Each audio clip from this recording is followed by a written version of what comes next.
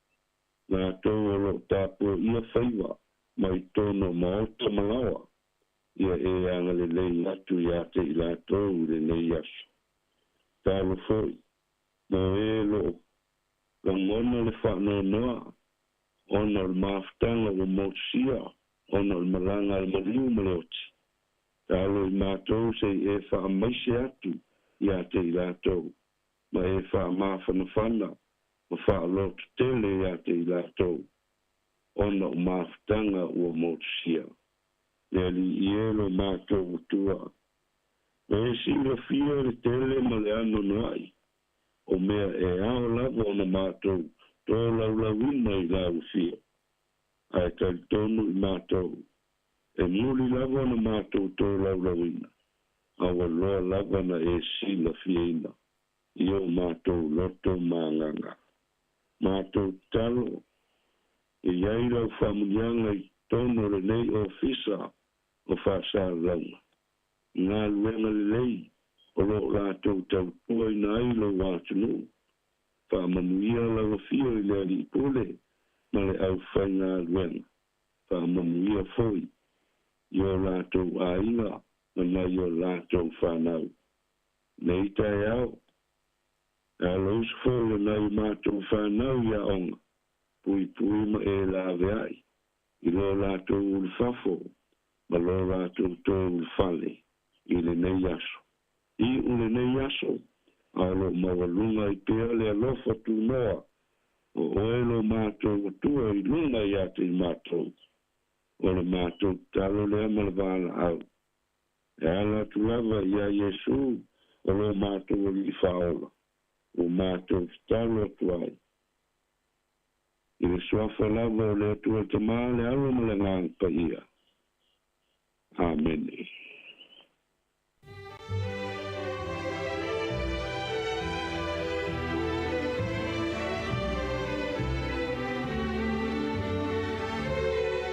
E mamori atu le nganga whaaftai tele i lausunga le whaafengainga, Reverend Eremia Allen o le kalesia e whaka a sai polirua, ia mo le tātou sauni ngā lotu o le nita e au, ia e maise ai o le tāpena ino le upu fola fola, ia ua foi le tō matau ina e foi i ma le taita ia e foi, ia ma whaamanatu pēr, ia fuafuanga o le awhenga i le tātou atinu, ia ua foi ia tiu te mawhaiva, e maise o ngā luenga o le awhenga i le nei aso, ia alu ma le mana le upu, ia i le nei aso, ia awhenga i foi le tātou atinu, ia i whaiva alo filima o le awhenga iai, ia matou whaamani atu foi le nei aso, ia i fuafuanga, ngā luenga ia o le a whenga iai le nei tae au ma le nei foi aso, whaamania le atua, ia i fuafuanga. Wa luas 5 minuti o te e nei le tu lai fitu o le si fonga lau mui Wellingtone, o le viingo le tua mo le kalesia e whaka asai porirua, o na whanga sola tua i leo mo le tātou Paul Kalame o le nei tae au. Good morning, tālo whalawa.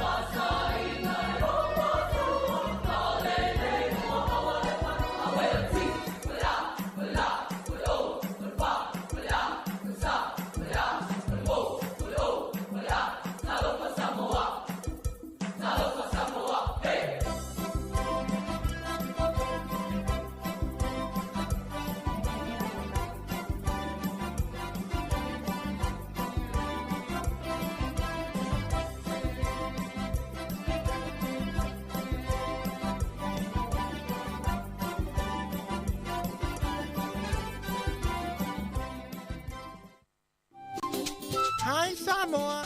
It's Auntie Tala here. Instead of Fifi Falo, ile atau le tayao. Laugh of the morning. Amat sa may apple feet to the babayao. Sufong alo mua. Atau le tayao.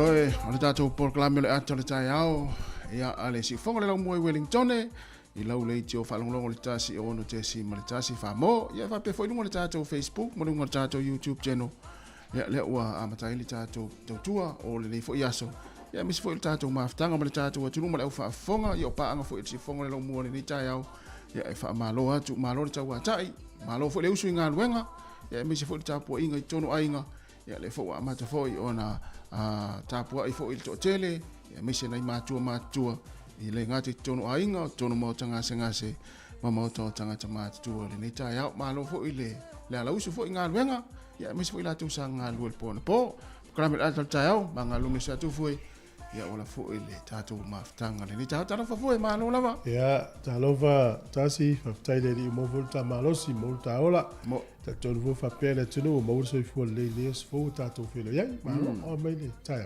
ya aftai ai le ele ia so ya sa le ya tai me fale tonu le tangata ya ai le tu la fo ina tatu le tai ma fa le tonu tatu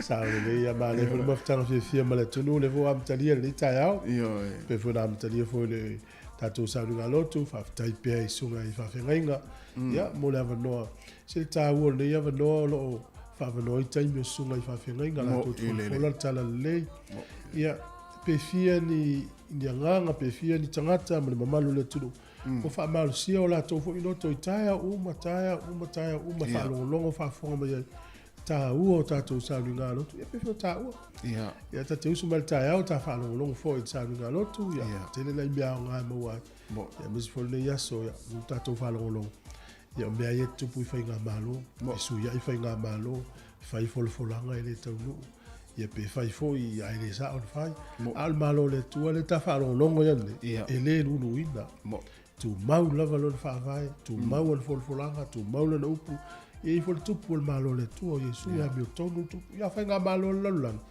ia fi su ya fu lava pe o pu fu ta malo na lo ele e se fa nga malo se la upu se le lo na to o le nei lo lan a me ja ta na tu fu fa su fa ina tu pu nei la pu la la ta ta tu Samoa tu pu al tanga tai ro nai pe la sua fa ngol to ai ngol yo el tupu e sa mo lunga tele tupu na Samoa le tunu e tupu ia le tangata ia lona inga e le te lo ai fila fo inga fo ia le langa me o fia so sonia to ta bule e i tangata ta o sa le la te ia wo mo lunga tele tupu e fo tangata ta o le fe le ai o fe la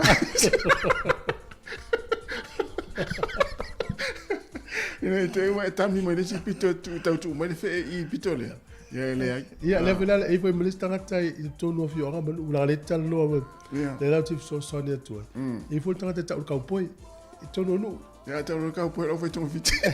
Yo vai lá na tino. Ya tangata sa ia John Wayne da sa.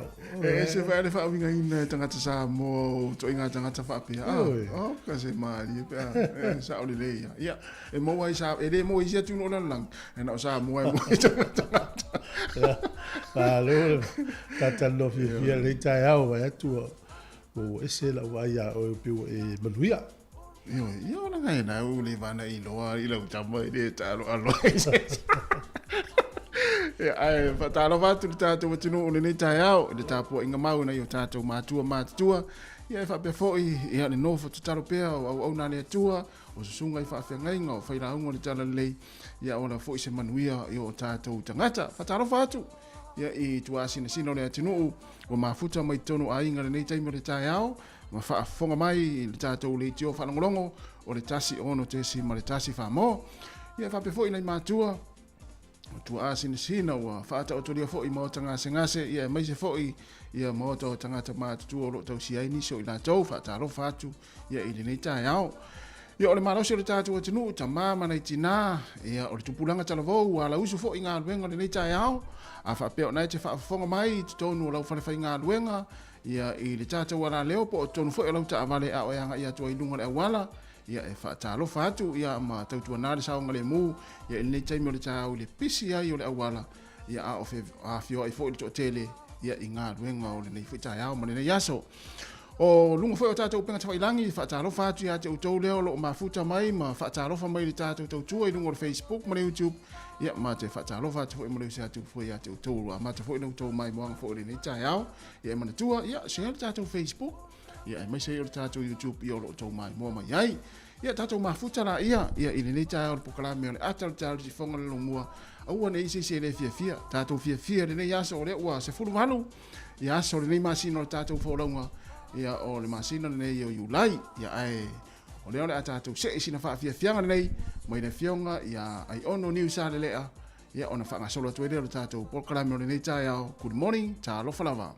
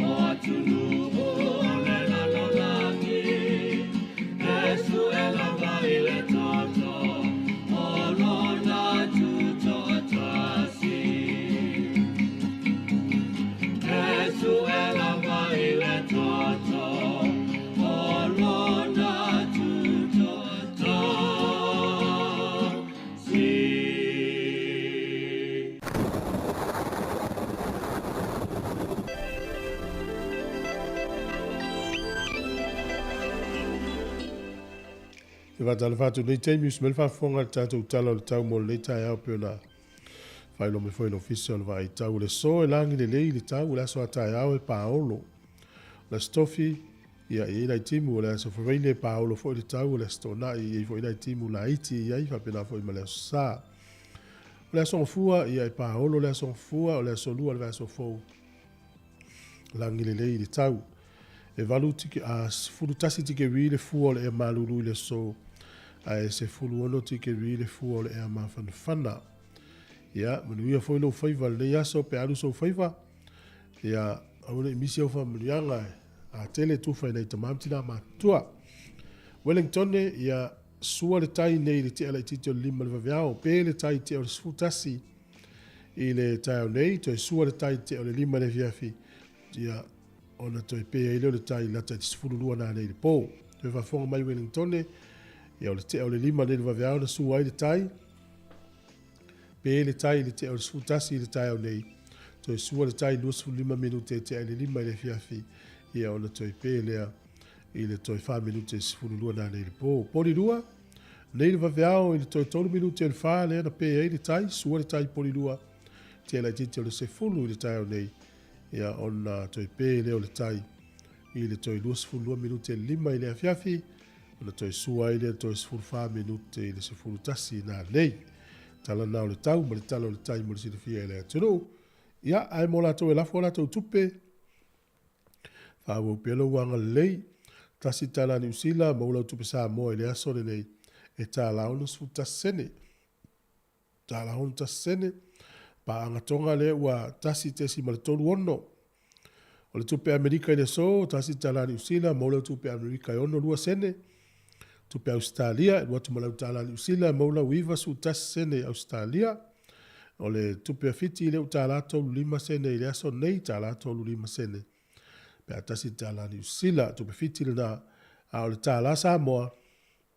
Tasi tala ni usila, maula tupe Samoa tala ono sfuta sene, tala ono ta sene.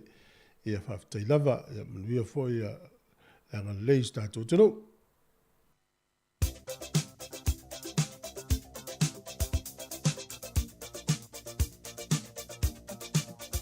O whaamurianga wa soifua, was whanau fo i le nei aso le aso sifuru malewalu le masino Julai. Whaamunia tele lava le atua i utou aso soifua, ma ia toe whaapopo ni si tau sanga stele mo utou.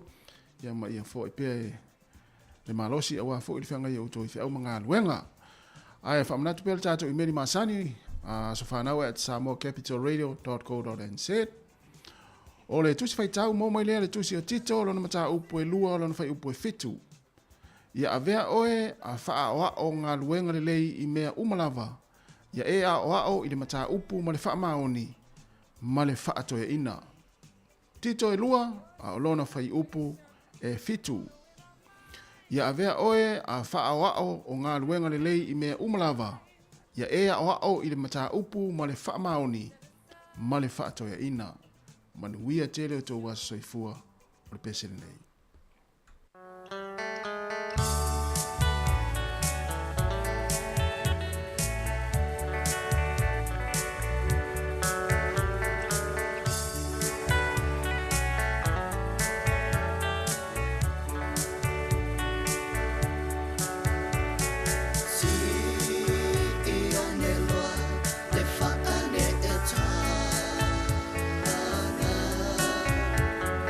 Far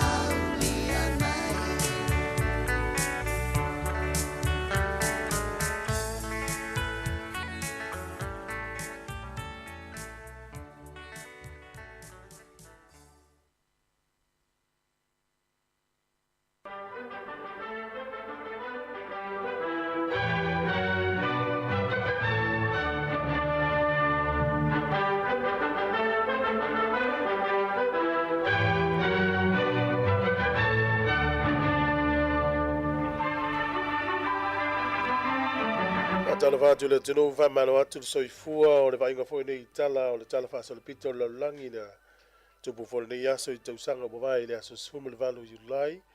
O le sol tausanga e tasi valu whaatasi na whaatautoa I le Emperor Brazil o tangata e swafa ya Pedro le lua. O le sol tausanga e tasi iwa lua lima na matatu sia ai I a tala anga o tangata ni o Adolf Hitler. Ia ma ana ia foi man ona ia foi manatu o le a tau mawhai e whaavai e se pāti. Lea tātou te iloa tala ango nei tangata nei ulawan ta ia le malo si amani. E pio le aso nei na amata fau mai ai ona manatu malona tal tonunga ia po le manifesto e ta ia ai I se taimi o iluma. Ia sana pāti ia le lava na pale mai a tau nuuna na miti. O le aso nei tausanga e tasi iwa lua lima e peo na whailo atu tausanga te si iwa ono.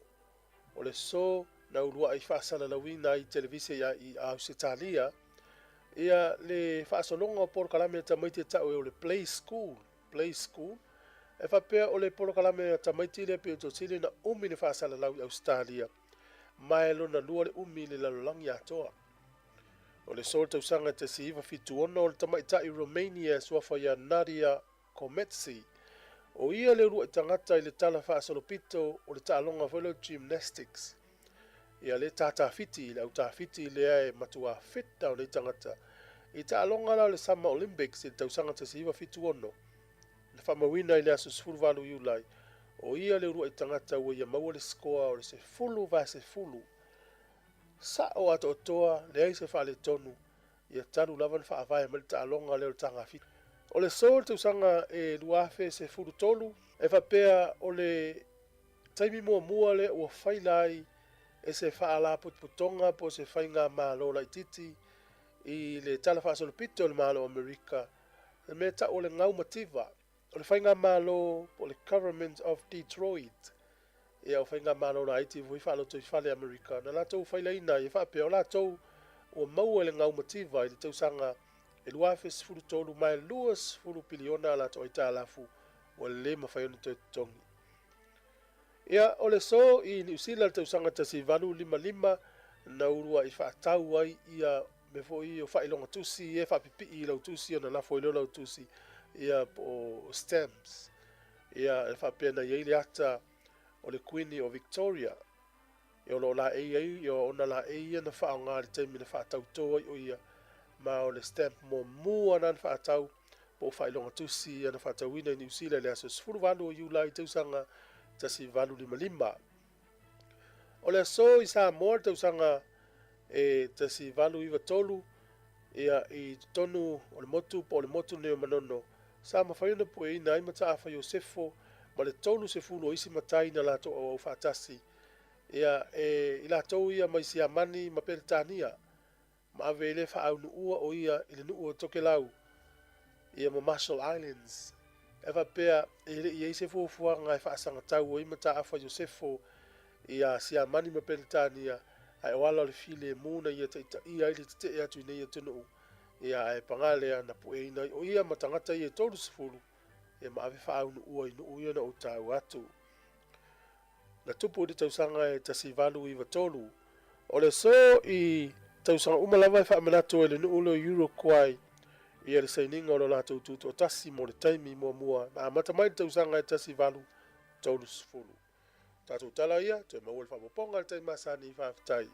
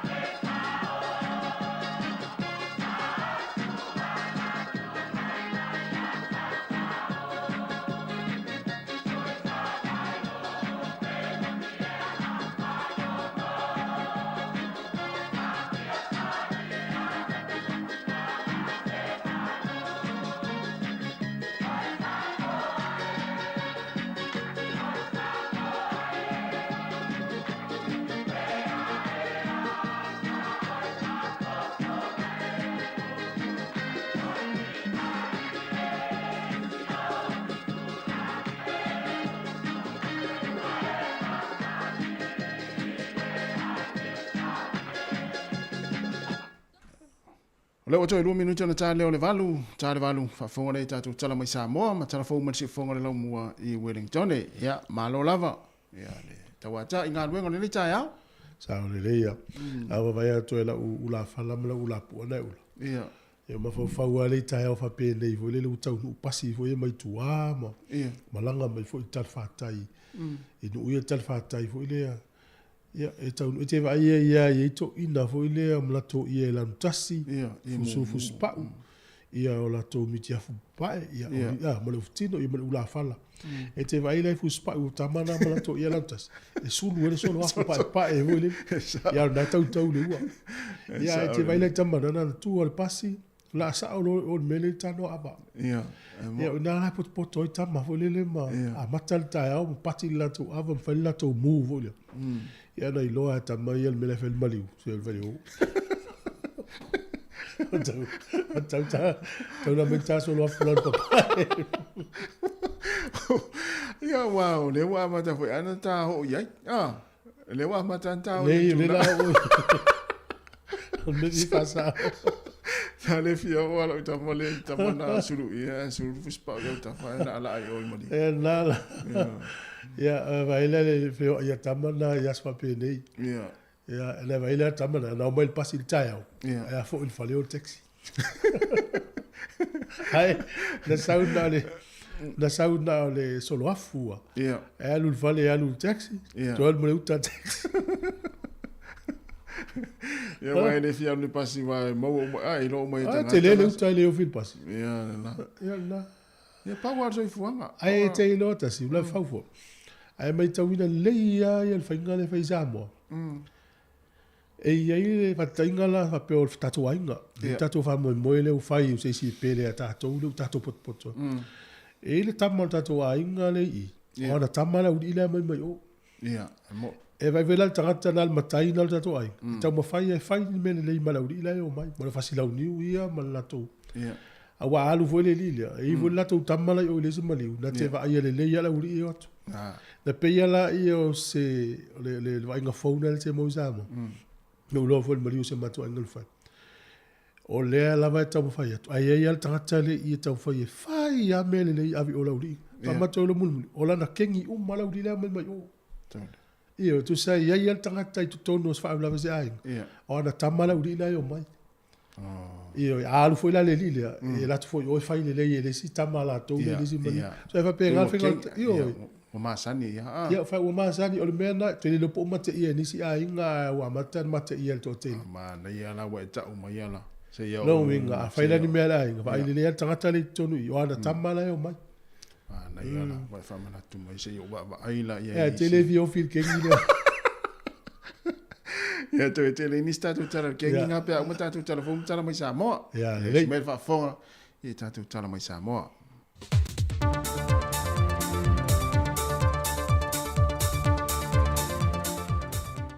Toi whawhelo i atu lo tātou tunu i se isi whaopoponga le nei, o tātou tala fau mai Samoa. E tomu atu e tātou tala i le so, o se pepo whamtananga o whasi sila whalau e te le mtanga ruenga o whātu angam whainga whaiva, e tu sai masue su engam whaamabonga whasai nisi mai lo fisa tu tonu i Amerika Samoa, wa whailo ai la tu tomu whainga i le pui pui na leo ni awala, e whai titi ai a whianga ma le solo le loi mumu lai titi e te tonu Amerika Samoa.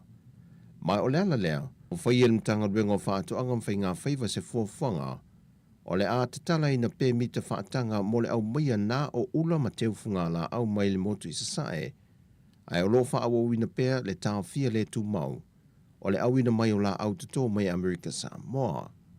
O lo wha awa wina fo ima tu mau le tāo fia o le au ina mai o ula, teufunga la au ma la au tato mai atunu. O lo wha amau inai le mauai fo o le loi lava le nei pei o Hawaii, mai si fo i atunu. O se whasesi langa mol mamalo le atunu e mai se lau whaipi sinisi, o lo o lātu whaoru whale ina mai ula ma teufunga la au.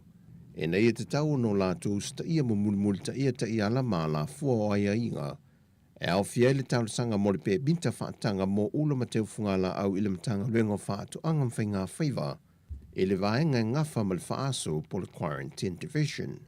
E te tau foi o na whangaina pe spray le vaila au whanga inseti, ia foi o loe au ina mai te tono lea tunu, ma ia pasi e ina le ofiso whaatoanga i Amerika Samoa, au lei whaau whale ina mai te tono lo tātou o tunu. Ma ua iei foi pusa whaapitoa te tau na whaonga ina i lanto e whipasia iei nei fungala au po o loa nei, e bei o nā iei e lalo le pe mita wa whaatanga atu, ma uta o ni ula mani teu fungala au. O le asia ki no mua vaenga whaasu i le teimi e tau nuu mai ei te tono le wafua le atu no. E lua au la pel tu la fono whaatatia mtanga ruenga o whaatu angam whainga whaiva, bea ono le mulmulta ia le atu no ia foita iala, a le to e whaafo ina ia o loa ngai Amerika Samoa, o le a whaatama ia uma. O le amtanga le vaiaso nein te talam whaalawi loa alua ia ai le toninga fau, a le ofisa whemalanga i ngā Samoa i se sauninga na whai le ofisa au tua mtanga ruenga le pālemia, ma le kāpeneta i e pia. O le toninga e au whiaila e o li matama i ta i ofisa o whemalanga inga, leo wa tai la tātu i fōlinga le toninga, a malua le malo e au whie mapu lou. E le saunonga le whionga le tamai tai pālemia o ia fōi o le minista o le mtanga ruenga, e whaafitai le ni ngā ruenga e meisi o le whainga pā anga le mtanga ruenga, ma le whaalapo tongo tūlanga tau whemalanga inga le Pasifika, o i lantou ia na whaatupeina lea whaamoe moe. O le whaamalosi le teitei o lea tunu i lana mtanga ruenga, o le toninga o lātou o futau, mai o se whaamanatu mo i lantou le whaonga ina, e le ngato le whaataua ma le maa e le ngā le pui pui o tua o i whaavā malo Samoa, ina ia malu lea tunu. O le whionga ngā whili tō mai mano shem leo, o ia leo le ofisa sidi o le foi pulenga, na ia whaamalosi mtau sisi atu pe le au whainga luenga ne ngā lulue whaatasi, ina ia mautinoa le saunga le mua tangata Samoa, ai meise le pui pui o le atunu o mai sori ngā tūla whono whaavao malo. Sau noa ngā whili, o le fisoasoani le nei tōninga fau mo le una ia leo le ngā luenga o le ofisa o whemalanga inga, ato ai mal tāpenanga le ofisa mo le taringa malo sa mo le whontanga te itai o atunu o le taupulenga, e le masina o ke topa o le tausanga fau. O le asfarile le whai unga le vaiaso n tēnei, o le aso muli lentu i nato le malo i lalo o ai inga le pisa si, mo li matama i tai fo mai si nia to se fulma le fitu, e le lātou la vai a te tau ma le whaitalia, lātou te seini e wha awawa ia inga ia watu i nato le mtanga ruenga ma pāsia le kāpeneta, pe whirwhir fo i wha see, e whātuina ni a lātou fo i whale mai tū ma oti, ai moa lava fo i le awa noe wala awa e whasoa swani le mtanga ruenga o soifua malo loina, e teimi mo mia e fo mai pe uti le au whainga ruenga. Pei tai, e toa se fulu i lātou o fo mai si nia, na o lātou seini a inga fo o whaatatia mai le pisa si, e a mata ngā lulua ai. E se pepa mai le sā vali na tā awai le pāsia le kāpeneta, o le fitu tesi ma le 3 miliona tā la, wa whaanganga le tutongi ei over teimi o li matamai ta i fo mai, ma fo mai tausi mai pasi. O leisi tu unga o whaatatia mai le kāpeneta, o le au lātou tō fia sao atuai fo mai, e whaululu iei nisi o whahenga o le matanga ruenga. O tu unga na tu inatu le kāpeneta mo fo mai si nia ne to se fulma le fitu, pe au lātou seini ia inga fauli nei, o le ale toi maua o lātou i tū la whainga ruenga o teimi sa iei le whaatūlanganga mua. Ai o le atutongi atu i lalo le ona se fulpasene o le responsibility allowance il tau sanga. Tusa lava pe whainga ruenga pe lea i foi. Pe ona whaatūlanga mai le newspaper le sa vali, e ono o atu le se lau iwa se furuafe tā la le tutongi le fo mai si nia to se fulma le fitu nei to tasi i le tausanga atoa. E leo mauti noe au telefou le isi to fito i lātou o fo mai na tu i ei le awa noe le kāpeneta.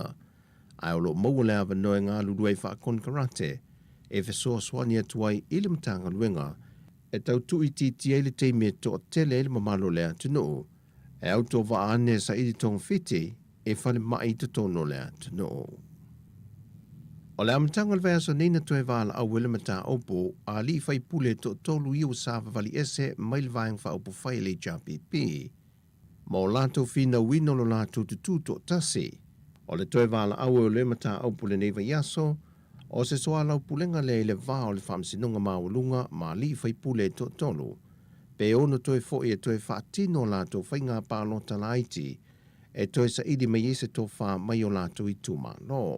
O le o atu le mata opule nei le whāmasinonga, ona o se tālo sanga mai le whionga le whonga fitalai o le maota, e whaonga ai nai le vaenga fast food malfitu le tūla whono whaavae. Lea olo o ai, pe a whai e whisiri ngiela ia te tau e se sui whai pulo le maota, e te tau loa na whaase e atu le whaamasinonga, mō sana whaamalam la manga.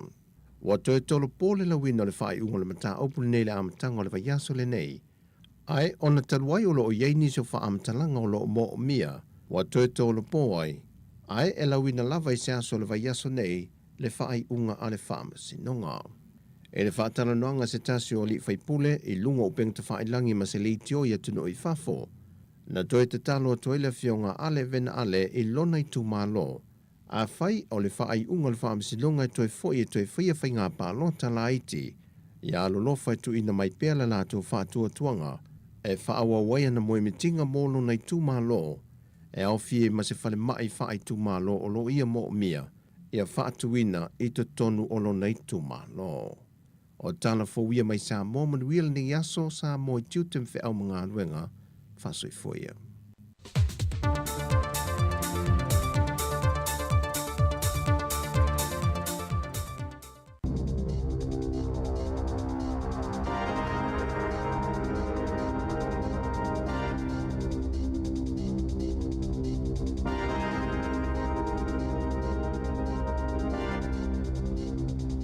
Talo falava o talo fau le si ufonga le mua mai I Wellington. O le talo mua I le toe ai o a onga I le nei vai aso ua whapea na tu ina mai ai se la bata inga ale wasenga o pule a onga e whapea e ai vaenga o le tunu u e le o lava ai whai a onga I le taimi nei mai o se whawhita uli tele mo a onga o loo a fia ai. O le lapta inga mai pule a onga na ta ua mai ai e iai a onga o le a lenga whatia e whai a onga o na tau ave I a wasenga e le o iai ni whai a onga. Mai o le mea o iai o le whautua ina leo mātua e tā ofi te maiti le whale aua leo atu I le a onga. O le nei tūlanga sa tupu fo I le kuata na te atu nei I nisi o a onga e maise I te tonu o au ki lani. Whaalia whapea o a onga o lo o pito silio nā whaina le nei whawhita auli e au fi aia onga I te tonu o au ki lani. Whapea le tū malo Northland ma le talawhatai C4 po le West Coast o le motu I saute. Whailo mai le pule a onga o le Ardmore School I au ki lani, Bridget Peterson, ua uma le leile kuata lona lua o tau mawhai e whaatumu se awa no e tasi I lana onga. Na ia tā ua e whaatolu le lei una whaasara laule na ia awa noa, ai pautangata na taro sanga mai ai o whai a onga mai whafo. Whailo mai le pelestene o le sosaiete o pule a onga laiti I te tonu au kilani o Kylie Brereton, e to tele whai a onga ua se ese mai ma au kilani, ai e le o lava ni whai a onga e sui a I la tau. E le ngata I a onga laiti po primary schools, a o le nei hui whaavita uli, o lo whapea fo I o nā fia ai ma kolisi. Whaaria le pelestene o le sosaiete o pule a onga o kolisi ma onga maurulunga au kilani o Craig Piers. O le temi nei e motua tele ni awa no whai a onga o loo iai I a onga maurunga. Na ia tā ua fōi, e to tele whai a onga ua malanga ese atu I whafo mō nisi ngā ruenga e le lei tutongi ai moise ai lava I le tonu o Australia. E tele ni swinga ua whai loa mai e le malo New Zealand I tau mo whai ngai fō iai le whaatupula ia pēa o sori ngā tu la whono e a whia ai tupula ngā tala vau I te tonu o New Zealand. O se vaenga o ia swinga e pei ona whaailoa e le palemia ia Chris Hipkins I le mai ai o le whono le kāpeneta I le asonga fua ana nafi. E au fia ai le avea ma mafo anga o ngaonga e le tau na fua ia ai e le whaasalanga o so o stangata matua e whaamaunia ia lona una ia lea po le whaaoso ina o se talavau e whaia se soli tu la whono. O le teuteu ina hoi o le tu la whono e a fia ai so te inga tele vavave e le social media o le alengata ina afiai tangata mātua ai whapea ai fo I matangata telavou mai o le amawaila vano whaau popo whaamasino e fua ina ai ni whaasarlanga tāla whea ngai mo I lātou e a awhia ai.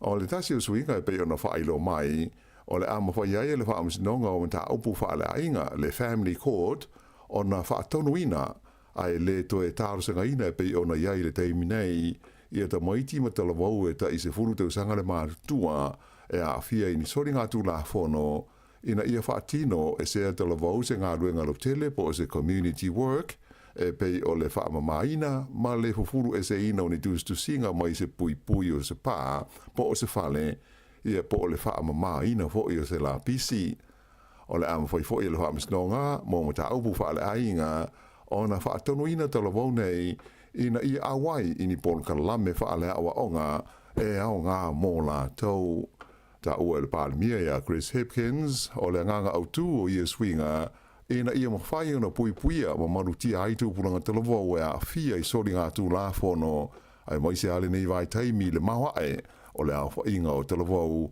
ua a fia i sori ngā tū la whono. Ua whaatalsanga ina e tangata ino nofo i le motu wai heke i le tala whaatai o kilani le malo mo se veso soani ona o le mawa e wo o iai le si tai o de tongi o pasese i waala o pasese o le kompania le Fullers i e whe malanga i le wao o kilani mo wai heke o le neisi tanga i se fulma le iwa pasene i le tau o pasese o waa o le kompani ua o atuai nei i le limas furu iwa ta la le pasese o le alu manesau mo le tangata matua i taimi pisi o le aso. O le fia o tangata o le motu i le neisi tanga na whai aise lātou te te sa whao ngā inaini waa o kayaks sa who launa wai le sami whaadi airo lātou le fia i le taungata o iai le tau o pasese o le waa. Whaadi mai e le sui te teifono o le local board o Waiheke o Bianca Ranson o le siso o le tau o pasese o waa nei wai longa o nā whaina i te ngātou le motu malatou a inga e whe mala ngā iai. Nei e tā ua e nā o le paule nei o le awala e wheo a iai te ngāta mai le motu a ngā i au kilani ma e whia se lau te ngāta e whao ngā ina le nei au nanga i aso te tasi. Sa i e tā ua la o le a whao o pēr la tau te te mo se teimi umi se ia wanga nā ua maua se tali o la tau mana o ina ia launga te sia i la tau i tū la whono mo o wala o whela ua inga e pei fo i o isi a ai mai tū malo o le atunu. E to tasi il tangata na maliu i le whaalawe lawe na wheto a iai se tāwale le titi ma se loli e le mamao ma le nuo Asperger ni le tai ao o le asonga fua na nafi. Whailo mai e leo o le tangata e to tasi na malanga i le tāwale le titi lea na maliu ai o le aveloli na manua miti. Sa umi se teimi o poloka ai le wheo inga masani o tāwale i lea vaenga o le awala o na o lea whaalawe lawe. I Wellington ua amatalia alo i ai i a suenga leo i le mafuanga o le maliu o se li i le pitonu o T-Time Bay i le amatanga o le masina nei. O le tangata na maliu i ngoi a Barry Hall fast food whātou sanga o le soifua na maua ua umalo nola i le tono o se fale i le wala i ngoi o le Ofiti Street i le asforeile le asofitu o Iulai. Whaalia mai ai e le li satini sinia o Peter Middlemas o le suenga ua whaanga soro nei o loo fia whaamautui na ile mafuanga o le maliu na nei tangata mai o loo mana o miai e leo le fisoso niatu o le mamaru le tunu ui le sa idi linga e mai se o nisi sa ono iai le vaanga na mawai le tino maliu le nei tangata i leo ouli po o le fiafi fo i o le sfreile le asofitu o Iulai. I le taimi nei ua wha i lo mai e leo le mōli o seisi tangata ona o le maliu o se ali i le masina tarua i le nuo whakatane le tu malo le Bay of Plenty. O le tolu aile nei o tangata o whaapeo na whai e iai mōrianga e leo ona o le whaalawe le nei na tupu i laso mua Juni na umai le ola le tangata i ngoi a Claude Takao fast full malifitu tau sanga le matua. O uma o na mōlia i a nisi e tolua tolus fultasi tau sanga o leisi a se fulfa tau sanga o le tasi i lea whaalawe lawe. Ai ua whaamauria mai nei e leo e tolus fulfa tau sanga le matua o leisi tau le lea o le atula i luma o le whaamisnonga i whaaitu malo i Rotorua i le so ona o lea lava mata upu. I mata upu tau upu whai o malo o le tauna unga o le suenga o pito la tamai manatu malangona o le au palota watangi ai e mawhai le National ma le Act ono la ua whaawaina le isi whai ngā mālo i se so i nei e New Zealand ai ua iai se tūlanga mā lata ia le māo pāti au tū e lua o le tū tau matau ma le tū tau anga male. E tai lua pasene na pa uai le tūlanga langolangoina o pāti au tū nei e lua i le taunu unga o le sa i linga le nei na whaafoina i le One News Variant Poll le sa ta mua o le Kenta Public Poll. O le National sa tūlai mai le tolus furu 5% ai o le Labour tolus furu 3% i le tūlanga langolangoina e le au pālota. Na si itia lai titi i le se furu 2% le tūlanga langolangoina o le pātia le Act ai o le Greens na whaaupopo le 3% wa o ai la tau i le se furu 2% ma le te pāti Māori na tūlai mai le 3%. O lona wingo ia fwai numela e mawai no fwai onus fultasi mo le National ma le Act i le tono o le Parlemene e mai ua lava lea e la tau te whaatui nai ia lei si whai ngā maa no. O le Labour ma le Greens wa pele te Pāti Māori a tu whaatasi e maua o la tau no fwai e 5 maliva e le a toa le onus fultasi o na fwa e ma whai ai o na whaavai na se whai ngā maa no. I le fasili po ai de tau na tūlai mai de tofi Palemia o Chris Hipkins, luas fulfa pasene, a Christopher Luxon e luas fulu pasene. E wha afe e tolu se lau tolu furulua la wha i o mai whau o le COVID-19 furuiva na wha mawina i le vai aso ua mawai atu nei de tono New Zealand, ai se furu ma le tolu la wha i o e na mali liwai. O mai whau e peo na lipo tia mai na au fi ai le lua afe ma le whaas furuwaru o te ngata na laveo mua i le COVID a o lea fo i watoe a fia ai.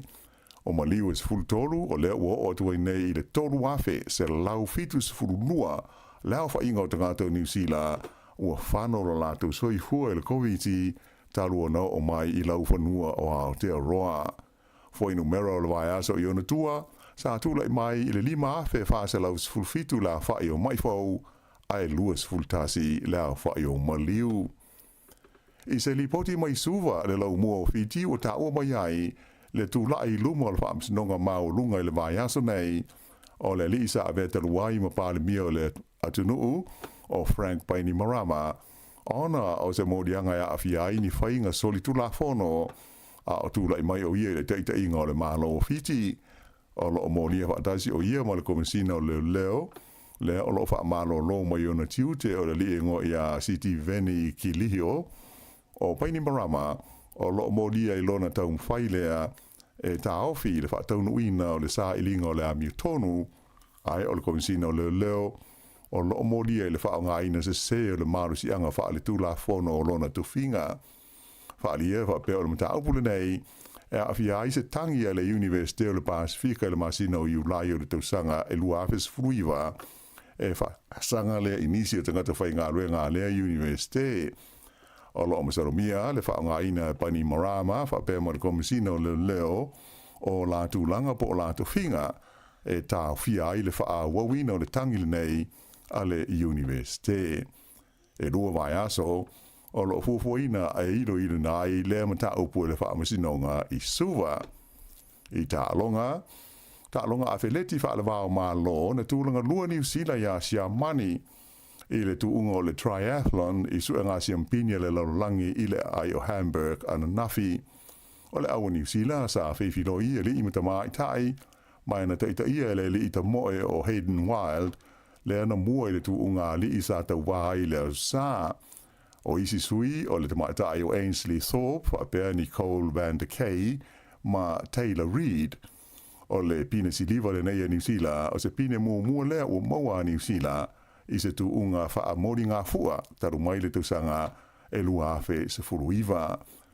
O isi pine a New Zealand na maua i sua ngā siampini nei si amani, toru aso sa wha ngā solo ai Hamburg, e au fia ile pine auro le li o Hayden Wild, wha bea le pine apa mea, le na maua le relay mo tangata i lalo le luas fultolu tausanga na mātua sa tauwa ai Dylan McCall, wha bea i a Bria Roderick o Saxon Morgan, ma Hannah Knighton i le aso sa.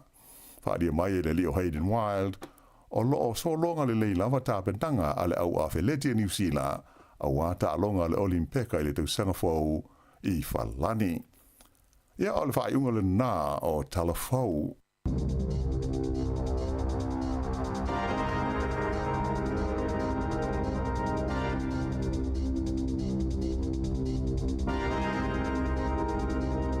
O le whaapaponga mōna o tātou talafau le nei tai ao, mani se whonga lau mua Wellington, tāpenia le whionga lau ano ati lawa, to e whaafonga i le tūlai vai le whaapaponga e lona lua. Ia, me se o tātou tala mai Samoa, o mea lo tupu le tātou atinu, ia e pe ona tu ina mai le sunga e tāse sa Lam Sam.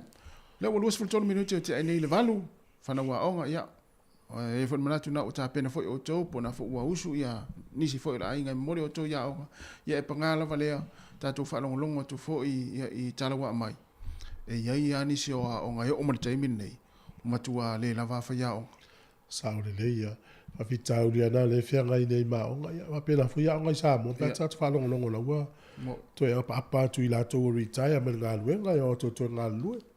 Ia, ona o le to maile le, mana o mia e laulangi nei taimi, a mai ala le tongi te le, mai se a tātou ni usila. Pio tātou ni usila le whanga tu Australia i, le to maile ia. Whai aonga, e o fo mai a nurses, fo mai a le tau tātou tēne tau se mai pasi, mari. Ia o le au ka muta, palama, tātou, mai la tau ia e to mai whapitoa. Ia e te le lo le tongi Australia lulo. Asoa foi manisi o le uso i le whaso le tēne. E nisi o tama ngā lulu e i vaai le ore la lo Wellington. E peo lato te tolu, e fo mai a nurse. Ia, ona o le leite lo tutongi me Australia. Ia, toi le lei ngā luenga e maua i Australia i va. E o wha ma vai a mai nei, ai ho. E lo winga nal tala voi le a le lei alme maua le se le ni. Peo talonga leo le lakpi le Uniman League. O le alo ta alo malo si le au le Warriors a ofo Tongi Bulldogs e sili atu. E alua e. Ia te alua no le ngā luenga le mea o le pisinisi. E sao, a. Ala whapea foi lau tātou sa mo wala le ta alo tonu o lolo tonu. Ia te ngā ngai loe whale tonu lau o tonu ai ta alo lolo tonu. Ai e winga e se alau ta alo le au le tamati umonu. Ala whapea la vai whaatau oe ia se manu e te alu le ta alo me nu le tu tua i polisi nu. Avla vele fina algo no lo tonu. Ole si me ala tu o le le tu la ta alo tamiti le o nu la do fa toi fo. No inga afa pelete fesi. Ye te la tu e huka o le au le pi ai lo le ei. Ole se sengala na tu za pe fa ta u tia pula pola le. Te le fita no tu e langa e le te le fita no ta vo e le ta alo se le pula. E whenga tāno Italia tu tanga te wole le tau fune. A o tāno mo le tau ngā funge. Le tongi mai ai lalo le ulu ia a le alo i lalo le ulu i whetu ai mai maupo ia. Ia po o tāno wene le le au i ve ele po. U te ele mwhainao na utala no atu a u sa mwhai ona tropinga polo i kou inga le pe awa pe o le tu sa ai. Ia pe u te aina fo le polo le sala muri muri o va malo e mato. E whenga tāna no utala no tangata fo i le i sa vea. Ia, tami mai ala i tono le whare o silo matua alai moe soli mai ala whale si ainga lai whainga. E whainga tāla no tala noi tangata rau i vea man au maenga whapena, lau tu ngā tanga. So rua whi e twa maula lo soli. Materian fo tuanga. Ia pēla o whaiaonga ni tātar noa. Ia whaiaonga. A taila ma moutou whaiaonga tō tēnei whai nei whaiaonga sa moe e whalongono mai. Alo tele atu ia fa taila vai tu te o lo a o ina foi fa na ai mai sa nai fa ya o foi le ele o vai le tongi ala va ile luma na i manuia o fa na nai fa o foi le lai tinga nai lo lai mo ia ile o le tongi ala fa mo ia fa na nai lo tongi ya o le si tu ta se sa o le ia o ai tango le e fa tu sa lo fia mal tu tongi e le fesili ana e tupua e pe tau te fesili foi le tun o feo me ye lua te fia whainga luenga se ngā luenga le leile tutongi ai le mau e so fia pe te fia whainga luenga le ngā luenga mau e lo fia e ui e le te le se tutongi nai vai lo le iei e anu lua e pe e mawhafau tangata o le ala o whapeo tala listanga o le ala o ngā le tutongi e le anga le whainga tangata whainga luenga Ia. Ai o le ngaluenga lea e mo i le te le tongi. A o le lei o le whengo tanga te whenga ngaluenga. O si o manga o le ngaluenga o se ngaluenga fia mal tai au uma. O ila la fia lu se mo te ngasi o manga le. Ia. Ia me se ia ta te riro i nei tangata fo ia laua wo isi ngaluenga ona o le maululunga tong. Ta te riro la i po ia se vai fo le o e ni tula fo no fa tula fo no ina i launga lue. Ia o le wa sau ngaluenga lea te le tongi. Ia ele taula ona e fa tamala le pito lea. Tau ele tauna e fa le tonu pito lea tauna se lau pasene launga lue o no le usilo tongi. Ia sa o le lei. Ai fa pena ia ta te le i A wale se foi tu le me te wina. Faya onga ia le pe faya o Samoa. O la na ia le me alo fal malo na le fol mai. Mo faya o fonga le na te onga le o ina le isi ngana ise me ngana fa pe tania. ia. E te lo la we lo faya onga le si tu. Ai vai no so sia onga ise faya onga Samoa. Pe o faya onga na te o ia tamati fa onga le pule le discipline. Ia. Pe o faya onga na tasi ala tala tamati fa lo longo mo tamati mo sta. Wa foi la sa wa mo no tu fa ta masa mo fa ti na sa mo Mo e tasi ala na wala automati no no fo wa ina onga no walu ai no walu e po e mai a va no sa mo tele fa ya onga pala a tasi ala le sa no to fa onga sa mo na file mo tamati tu se pe yo ia e o lona leo ma e tasi ya no fo tamati sa mi ngo ya ta wala to fa ya onga lo fa tu mo to ne ya so ya me fo ya onga le fa na ya le wa fa valu ma le tua fa le mulo sai vai vai kolosi nei tamati ya onga ma onga fa mole fa no e vai fa no to fo i fa i fa la ve lungo ta vale a ya sa o le ya ele misile aso ta misile aso ta lo fa ma nei soifua io e ya alela ta sin pesele vai fo nei taimi ya e fa ave velane ma fa yani sa kofi o le malu lu ta ya ma fan ai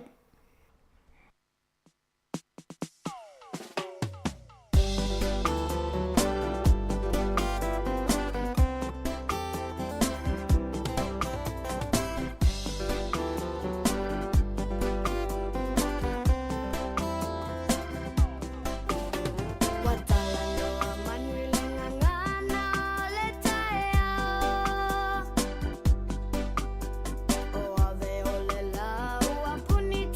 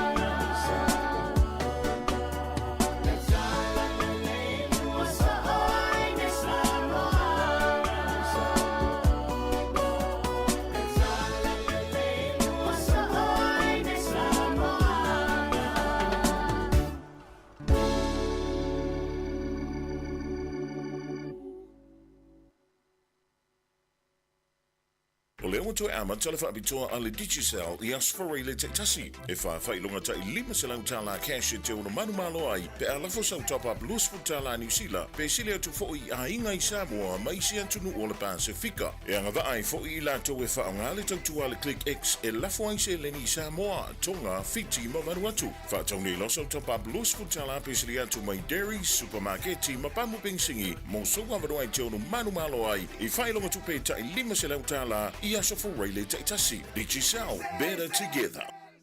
O le whaasisilanga tāua, e whaamana tuatu i le mamalo le tātou au whaafonga, e iaila wa ia te tau i lalo le tulafono o le Broadcasting Act tasiiwa valuiwa, e whai e sau whaasea po o se whai tionga i mata upu, tau i whaasalalanga i lunga le Samoa Capital Radio. O lo au ili lalo le upenga o sota inga le pūlenga o whaasalalanga, po le Broadcasting Standards Authority, bsa.gov.nz. A inga mo le whai o sau whaasea i se polkala me whaamanu alia i lau whaafonga anga. O lo au fia ai vaenga nei, o le ale te me mawhaiona whai se whaasea, o ai tu ainga polkala me mawhaiona o whaasea ai, o ai e whao o iai la o whaasea mō le taimi mō mua, whaftai. Mano whaftai whao pēr nisi o tātou whaasilisilanga, ia e 11 o whaia onga lea i lea onga mata la le e whakasa a onga mata i Newtown, ia o lo o fia mau se whaia onga tū mau, ngalua tū mau, ia le ngata ngalua tō mau. Ia o lewa no foi lea full time. O tangata e ngalue ia i taimi i tū la whātū la ngaina, whātū la whono. Ia o le tangata lea po leo lo o fia maua se tasi e iso na whailonga o le Bachelor Degree of Early Childhood. Ia pe la talata ne fo iai. Ia o lau amata o na saunu le stala mai a veo iam whaia o ngā mata. Ia e te tauna lele sau noa fo ilwha ngaina tātou ngana Samoa. Ia o tamaiti ia la whaia o ngai tolu sifuru lua tamaiti. Ia i lalo i fo lua tau sanga le mātua isi tamaiti. Ia o lalo i fo 5 tau sanga isi tamaiti. Ia tā pena lau tu isi tāu sanga whatasi ma lau CV. Ia a me se fo i oni iau tangata fo ini lau whali isi tō lua. Ia po tangata isi tō lua tu sia ni whtala anga e winga ia te oe. Ia na imeli lea i le e whakasa a onga amata at extra.co.nz. Ia o le tusi talusanga o le CV e whatasi ma reference e lua. Ia pe vili telefoni lea fsili mo seidi fiti o wha tolu valuiva lua o tolu fitu. O wha tolu valuiva lua o tolu fitu. Whangata umatu talusanga i le asforeile luas fuluvalu i ula i lua afe lua tolu. Whaftai sa inia seidi fiti i o le center manager. Whaftai lava. Ia o le sinata tau whaase le silanga mo le taimi. Ia e whaopea ia fuafuanga o le tae au. Tauri fo i tasi e. I le tausinga o tamaiti au la haiti. Taimi la nei e imatua e ave la tau whanau ia o ngā mata. Ia o nau e lo le whainga alwenga. E le o se me whaingo fie le. Fea ngai o nei mātua nei ma le tausinga o tamaiti latu tupu ae. Ia e toi whainga alwenga fo. Pea fua le soifuanga o tātou Samoa. Pe e tele ana tausi e le tina matua tamaiti. Ia o leo langa o nea tonu. O whainga tā lava. Lela i ia o ngā mata. O le talala fi whaifa i mātua talavou i na tō whanau. Fesili lea onga pe anga vaa o i whamanu yanga malo le tonge i tū la molo walo lea onga mata. Ia le mapeo mātua, mapeo o lua i lua alo la titi. Fesili lea onga pe anga vaa i o lua. Ia ona tongi lea malo isi i bua pe lua sifuru i tū la le vayaso. Fesili pe lea onga mata. Ai to tongi o lua isi i tū la. Wa o tamaiti le fa pe onga fua la fo i fa ya onga la fo i tongi fa ya. Ia ola na tapena tamaiti le malulu le la le le termine le langi le ta se ola na timu vo le malulu atapena ia le tangi le tamaiti e le ofia no fo lungo la le va la fia moe ia ale tu le matua le taimi ia le fenga venga portina yo la walu tama na usi va vea o tina le ta mo fa ia va pela tamaiti le dua ta usanga ia mai si foi tamaiti pe fa pe lima. O ko le ia o mele mo le tolo fanga mostina fa pe na fa lo mai o lo Ono sa I lava e tau sta mai ti e toi titi ia tau tu le la tau tono ta vale. Te le tau tinga ina tau fai o la tau ofu masui msau. Ya.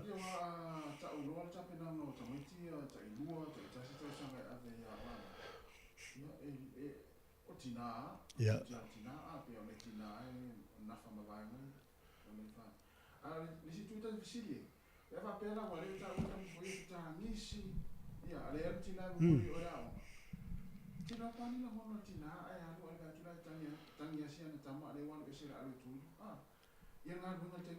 Ai te inola oi tina tangi. Tangi fo tina alu fa no mo msia la tangi milta matiti. Ia e pangalea. E se foi na tau ni tu sole o tamatiti le I dua tau sanga po sili malu tau sanga. O lona mana onga le fia mafuta si ona tina le lua su fai tu la raso. Pangale o mo motu la mafutanga. O no le alu tina fa ngalwe.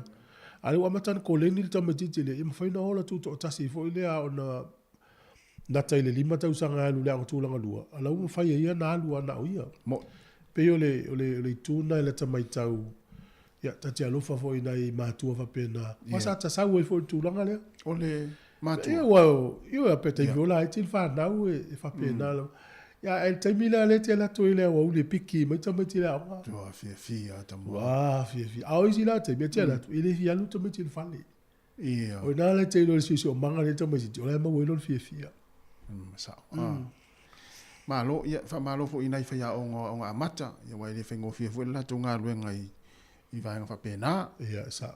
Ia mi se te mil ta sa o le ia. Na eu te lo fo sa tangi o le te mina e le morisio se fa na o te mi o la haiti awes a twenga luenga. A te no pe matango fia le tangi na o tiro mai fa ya o. Ma ta te ni tangi ata italiano. Isoli. Ia malo a. Yes. Le usa ni fenga pa lo tal tatu tu. Io e tau ina foi lewa whanga solo ia leo wang wha upu whai su ini latu tangata pālota ma wha lau loa latu manu lau tīma ia a peila nena watu foi le fionga la wano tatu alfo ia o le tūlanga leo lo ia le sa ini ngā whina ngalo le tunu ule na whai al wha ingole vai aso pene na sa ue anafi e pota latu anafi ia le laua māuai e tu sau le teminei a tu wha tasi le National Mali Act e mawaina fo e ono sfutasi fo e fina ngalo tangata ia na tali tu su ngala vanga ole tele au tau sanga uma talu no tano fo New Zealand ole Paul por su ngale e alua e la tal fa e tau sanga fa I taimi ol palot ai uma e tele ina sao le ta fa tu la utala e sao le lei ya so su ngana I taimi o fenga palot na fa pena fo tau sanga tene ia fenga palot tele uma luan fi do fu ai ma na tua la pena o se afe mo na tupu tangata le na fai su ia sa ia au te fai atu o le sao le leia wa na mai ana fa pe o le tei o ne te mine o le ofere finga pa lo tai muti no la va e le tula o le national male act ia fa pe o le te mine su engana sfulima no foi mo le act fa no le mo national tu fa tasi mo lo tas o le leipa fa su tolu le greenest fululua ia o le patia maori fa ale vai atu ona li mai vai le o no foale maua ele tolu le leipa ma na woia o le maori ma le green ia ai ono su tasi le mo national mal act pa fa penga lu fa tasi al su engala spalmia o le silia ia Chris Hopkins e ui tasi il pasene le upa u mai lalo alo tu mau lufu fa pasene o lo mau lunga lufu fa pasene o Christopher Laxton ia lo ia le lua su pasene e lua pasene le walu I lunga so dia la o ngol sfenga o si pole police e una walu I lunga o le toru masina ia wa ka topa sufa David C. Moore fitu pasene le wa yai ia Winston Peters ia le woto e saule ngol to ina lua pasene ia ma le tene le tono le green ia le la tele le e lua pasene ia wa vaila ia I le tūlanga lo ia I whata o tonga o tātou foi le whainga pa ia I to tonu ele o in latu no foi tonu al parliament o lo ia I le pāti le o le New Zealand First tonu pasene le teim nei ai mo mia la le 5% e le ise no foi tonu al parliament o le te pāti Māori ia e lua tesi mal 5% le i teim nei Ia o le opportunities party e 2%. Ia o isi no foa, o isi... A tole tele o isi pita mai pāti. Tele. Te vatu na... Ia e anu ai na ina isi pālota. Ia mo. Ia langa o lai taufutu foi la tau tau fai mo moli si o la tau fa moi moi. Ma meo tangata e polokiki a. Ia tai o sole. Ia o isi tangata o te ia le fatu alta i mua le o whailoa ia i tai o le national mo la. Vai tuana po. Te ia isi tangata fo le alta i mua le o whaatalo fai le tangata le. Ia, o te meane ia o se la tu palo. Ta fai pe fe o pule nga nu ia whainga malo laiti ia. E te ase ai vai lista ngata. Ia, e te iau vai tua o wai e te tonu, ala ngā e tonu ia e te tau ala na fesilia ule palota. Ia. O le ase nga lue le tangata i te tonu o le pule nga nu. Pe a wai ni fono, pe ini mea na te whaalia, pe ni ana fesili. A whapela ta te iloa. Ia, nu te whapela o le swenga palota. E le se mea te palota i fultangata, le ta te mauwha maunga. E le fono. Ia. E le ini ana fesili e whaia. E le ini ana manatu whaalia i fono. Ia. E le ina se mea la utoi palota i le isi whainga palota. Ia. So mea umana i fua i la te palota. Whapea. E leo momo lia e la usui lea me leo te nau i ai. Wa o ia whai mota leo i te fono i pe o pule ngā lula e te. Ringa lau lui tau fua la mo tātua tunu. Ia, pule o le pāti i te whiwhiri e. Pau wale mea ia whai lau palota. Nā, whai lau palota, ma palota le pāti e au ngā moe moro a inga. E sāre le, ia tau ana i tātou leo i whalanga mai ai ani usila. Aole, anganga leo whaanga nei po le slogan leo whaanga nei le Chris Hipkins malana vaina. Ia. O le in it for you. Te le lopo le sona mimi longa ia whawhingo fia ina malmalama tātou. In it for you. Ia, o isi tau sanga o umatu o le luafe lua fulu sa whaanga ai Jacinda Ardern le foi tau le slogan whapeta o le let's keep moving. Ia. Ia, o le luafe so fitu na whaanga ai le isi fo i slogan whapea. Let's do this. Ia o te mila nei, o le Queen le ua la tau whaanga ina le foi tau whapeta. The time is now. Ia. O le foi tau le whaanga e le Christopher Luxon malanga wahenga le teimi nei. Get New Zealand back on track. E se poto tangata e whai. E se poto tangata e whai ia la tau whaupunga na ma pista iala. Ia. Ta pena i la tau whainga palota. Wa ia si... Vai nea Donald Trump. O lona mau tau avi al te milo tau wa. Ia. Let's make America Great again. great again. Au luma atu nei a Obama. Ia. Le na ye le slogan whanga Obama le taimu muri au e pia. Yes we can. Yes we can. Yes we can. Ia e ngā hoi mō tātou hoi ia. Ia isau me whapewhia whaia. Vai se anganga e te whanga. Peo le anganga fau lea e te mine. Ia. Lea ngai mea.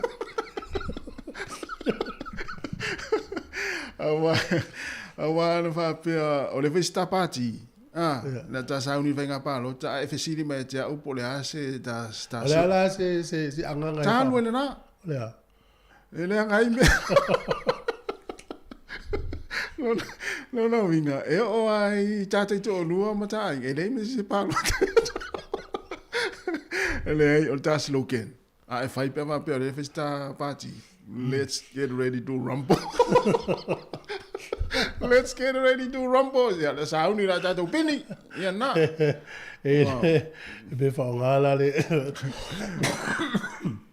O le tulou lava. O le sito inana sa whaile matongal venga. Ia, e nofo alto ina talo o le malolonga. Ui, pe... Ia, e whamatal... O to ina la, e nofo alto urum whailan tapo inga. Ia. O le malo, ia le la, ua le maale vevela o le la, ia mato koma mai lo le le ulu inu le vai. Ia. O to ina le fia mata ti whanga iaso ia. A te mai tala to ina, o le umwhalong me le matal no ia ta fōwia e iaso ia o mato sa mo. Mato i toli. E se o tau na mo, mai le atale na ma e mai vei te mio mato. O le aleta, me le uso na to lima. To lima le uso, na le ngoleta. Free errand pants.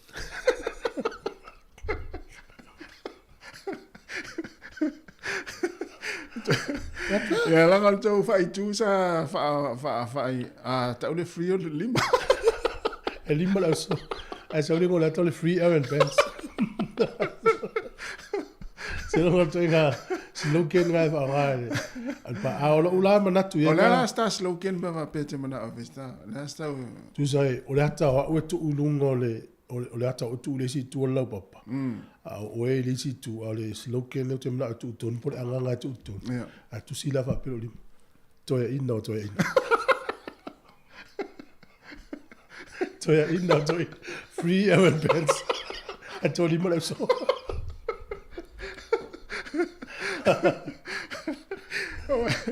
Al matu a tele o ta slogan tole pe a ta o se. Ya now ya no retreat no se reta. Ai, maroa. Ya na. Leo to iva minuti o na ta leo le iva. Si fonga lau mo i Wellingtone. Ya to i fa fiatu le malo le tunu fa pe atu. Manuia tele la matanga o le yaso. Ona alfa fie masanina e faise Ona se fa fie masanina e fie pusai. O i le mata ino no fo i wa lau le ai il mata o fale ia e tele ole ku ava la o le ku ava. Ole le yo tamana pa pusai ia wa tele ia mato. Ia au tele o la au ia nai. Ole ala o la le kava. Oh ia. Wa lu te fa fie pe mamao e feane ia le tala loa fo le mo o te alu e su e kava. Oh. Ia. Mala ia. Na. Ya sako umu la pusa pe. Ya la tatu te fesin tatu umu. Ya, le. Tene e ki su usen. Dole. Se sa ungi le umu le ver kai au. Ka penga lo le umu e mua lulu lango lango I ku e whae au a le pusa. Se ka amu e fisi fofo e mangi whahi valu mangi kalo valu ange mangi popo. Pei aingi ulu sa ungi e pusa le umu pe a umaro mai a unga ka penga. A wha a kali sa ungi le palu sa mi lau whae nai la langi nge inga se angi. Ai lau popo ia lava malololo vai le masi mangei o valo lima. Ai o kalange po ia iglesia sa e au loa male umu mafapulo. Ai ni lau iu na rangi ako se kolu a fai wai ai fu ele sua vai. Le fai fea e mua le makai malanga sua le ai na lau ke le koma e le pese mali e pule. Ka penga lo le umu e mua lulu lango e ku e whae au le pusa. Se ka amu e fisi fofo e mangi whae valu mangi kalo valu ange mangi topo. Pei angi ulu sa ui e pusa le umpe a umamai a honga ka penga. Au whakali sa ui e padu sa mi lau whae rai la rangi ne inga se angi. Lai lau popo ia lava malolono vai le masi mange I o valo lima. Vai au kalange po ia le se sahe au loa male umu mafapulo. Vai lau miu la langa ni se konu a fai wai ai fu ele sua vai. Se fai fea e mua le makai malanga so le ai nga lau ke le ko mai le pese mali e pule. Ka penga lo le umu e mua lulu lango ku e whae au le pusa. Se ka amu e fisi fo e mangi whai valu mangi kalo valu angi mangi popo. Pei angi ulu sa ungi e pusa le umpe a umamai a onga ka penga. Au whakali sa ungi le palu sa mi lau whai e la langi nge inga se angi. Vai lau popo ia lava malololo vai le masi mange I o valo lima. Vai au kalange po ia le se sae au loa male umu mafapulo. Vai lau miu la rangi e se konu a whai wai ai fu ele sua vai.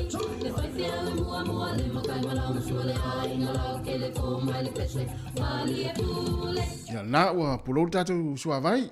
Ina ua toi ono minuti ana tale o le tula iwa. Ma lo lava fo ile mafuta mai tatu tinu ule nei taimo le tai au. Te loe. O le ale le o le umu ale le tau o le umu. Sole. E ma le tau vela. E o la tunga le mase no wal so izamo. Ia. E o ta ofo vo il fainga o so la tio le umu. Peo masani tātou, ka se mume o tau. Ia. Tau motu ili tau vela ilu. Sole. E whaingala o tamai.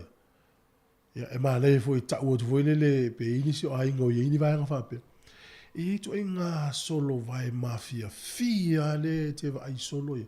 A wana tia ia le tama nā pe awa pe e whaiso o niu mo to wai. Ma ngā wha vai ia. Porting tanga fo. Ia, tama, ia, nā tau te loa. E le tele ni tau. Ia. To uroi mara tama nai. Le ai masa yasu o sa ufafu. Sa. E luas fulu a minute vela leu. Vave ina vela yo leu. Mia o le peo le. Nā wei loa la ufa yumu a e toi wham natu te umai mauna i. Mea nai. Io e ao ngai mo i whasusu e. Tu unu le umu e. Mea nai e vai atu role to ina volele lai va ai atu ai le taimi o lai tau fiel tātou. Vai atu role to ina o volele o sausina asu se pito. Mai le pito na o le umu nai o pu o vatu ai matu aso soli lalo le a. Na. E mo me o le poto le a. Poto nei o tātou mātu e aso lai tau taimi e.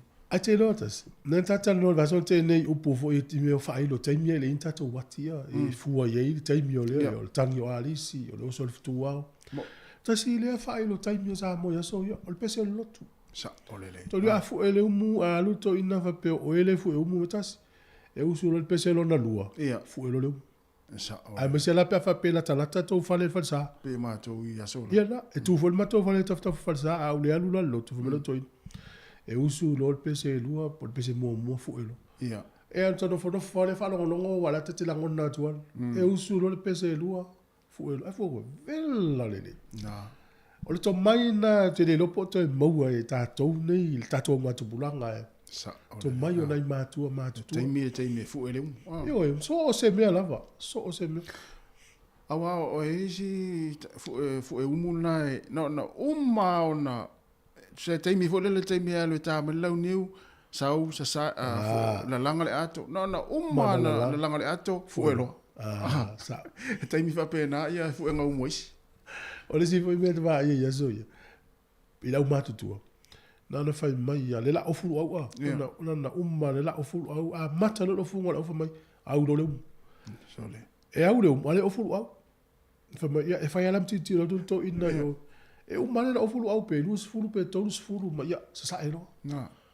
Ai vai la tatu feita fa pe fa tur fela lo fa il do ina le male mal famille ai le ai o la taimi al taimi taimi uma sto le vanve fo ila le o le offwal tama a to ina sa le na o le umu ia ja va tu amata ona pe to ta silu au lai off na lo fa te tu mo on le lei ele yo tato ni a onga ya o va ai ama mai tau nei matua ta si ni o wata pepe ya so ele titi ata pepe ile ai tu sa tau. Ia, fatu a moa tātai na o poli se fulu lua, se fulu tolu. Ia, o wela o tātai aso. Ma levo ia o matalafou tatou fa'asoa i me o ata pepe ia so yo la iti. Ia. Pe isi si iso na ata ia so la iti o ina puea. Po o se ata fu son tama, po. La fo le matua o se ata o se si o ye le temile nei. Ia. Ia, ili si eli ina ua matua la leli. Ai mata lato a inga i ata, ia soa i o ata o lato ai. Ia, ai lana maua ile ili au tafa o le ata. Au tafa, ia. La maua si o le ata, tangata leo le tu, fo ili le... Ele se ie? Ia tu lo, ia sa o le se. E fiu la le a inga fai le li le oi, a mai le ai. O matua la le. Ai merfina o la tama le ai. O le ata na po ia pia o na o le so. Ale fe atu itata matitua. Ola tu. O le taimi le na lua mai maluta mai pia le na maua ile atale. Ale fa fiti ale li. Ai ese fo ile mali o ata ya so la pe atu. Mata nei tangata le lo matu o le taimi nei. Sa. Ia peo a umala na vili mai le pe o le ale matua o se ata o e o iai. Ia po i fuina puea. Awa o le watu o papa langi ma lau piskoa Samoa. Na. O te mana tuana tali e le matou nuu lau piskoa ma Japani. Ia, ae, na watu e la tapu e le tele o matou ati. Nana mau i matou ata ia so yo matou la ati. Sa ole li, whapena fo ia. Wata fiu fo ia o nā tanto e na ua mpana langi la tau mea po e ata. Ia na iata nana po e sa. E o futi mana tua fo ia so la pe a ti nina i pala langi la tau wila fo ia o e tawha. Ia te tau muli atu i meta i te tati te ia le e mo le mea po e ata. Na. Ta fia maua tata ia so na so. Wale maua. Ia usimel va fonga ia tata tala mai Samoa. Ia wala fai ubatu tongi ngal te min.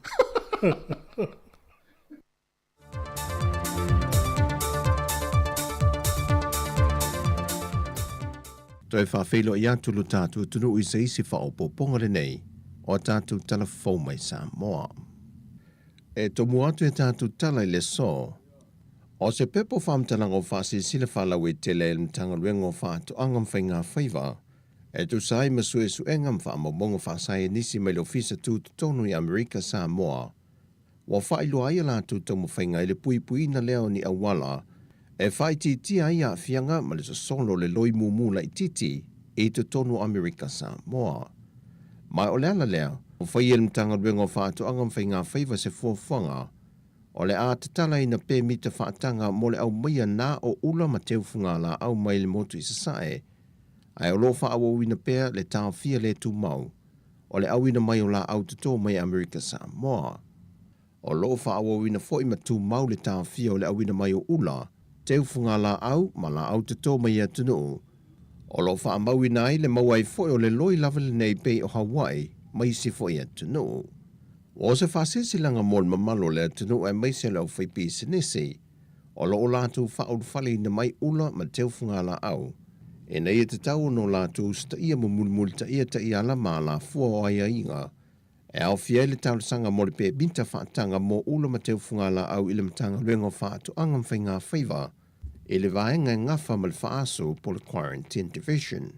E te tau foi o na whanga ina pe spray le vaila au whanga inseti, ia foi o loe au ina mai te tono le atunu, ma ia pasi e ina le ofiso whaatu anga i Amerika Samoa, au le whaau whale ina mai te tono lo tātou atunu.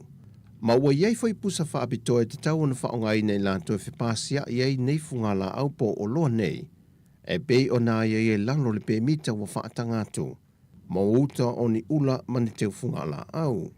O le asia ki no mua vaenga whaasu i le teimi e tau nuu mai ei te tono le wafua le atunu. E lua au la pel tu la fono whaatatia mtanga ruenga o whaatu angam whainga whaiva, bea ono le mulmulta ia le atunu ia foi ta iala, a le toe whaafoina ia o loanga i Amerika Samoa, o le a whaatama ia uma. O le amtanga le vai aso nein te talam whaalawi loa alua ia ai le toninga fau, a le ofisa whemalanga i ngā Samoa se sauninga na whai le ofisa au tua matanga luenga le pālemia, ma le kāpeneta i e pia. O le toninga e au whiaila e o li matamaita i ofisa whemalanga inga, leo wa tai la tātu i fōlinga le toninga, a malua le malo e au whie mapulou. E le saunonga le whionga le tamaita i pālemia o ia fōi o le minista o le matanga luenga, e whaafitai le ninga luenga e maisi o le whainga pā anga le matanga luenga, ma le whalapo tongo tūlanga tau whemalanga inga le Pasifika, o i lantau ia na whaatupeina lea whaamoe moe. O le whaamalosi le teitei o lea tunu i lana matanga ruenga, o le tōninga o lātou o futau, mai o se whaamanatu mo i lātou le whaonga ina, e le ngata o le whaataua ma le maa e le ngā le pui o tua o i whaavao malo Samoa, ina ia malu lea tunu. O le whionga ngā whili tō mai mano shem leo, o ia leo le ofisa sili o le foi pulenga, na ia whaamalosi mtau sisi atu pē le au whainga luenga ne ngā lulue whaatasi, ina ia mautinoa le saunga le mua tangata Samoa, ai maise le pui o le atunu o mai sori ngā tūla whono whaavao mano. Sau noa ngā whili, o le fisoasoani le neito ninga fau mo le una ia leo ngā luenga o le ofisa o whemalanga inga, a to ai mal tāpena ngā le ofisa mo le taringa maloa sa mo le whontanga te itai o atunu o le taupulenga, e le masina o ke topa o le tausanga fau.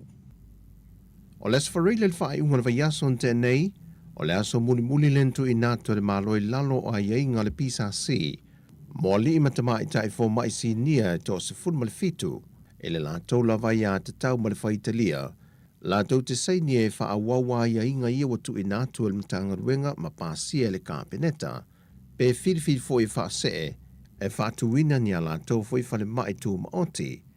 Ai mōla wa fwoi le hawa noe wala a wai e whasoa swani le matanga ruenga soifua malo loina, e teimi mo mi e fo mai pe a uti le au whainga ruenga.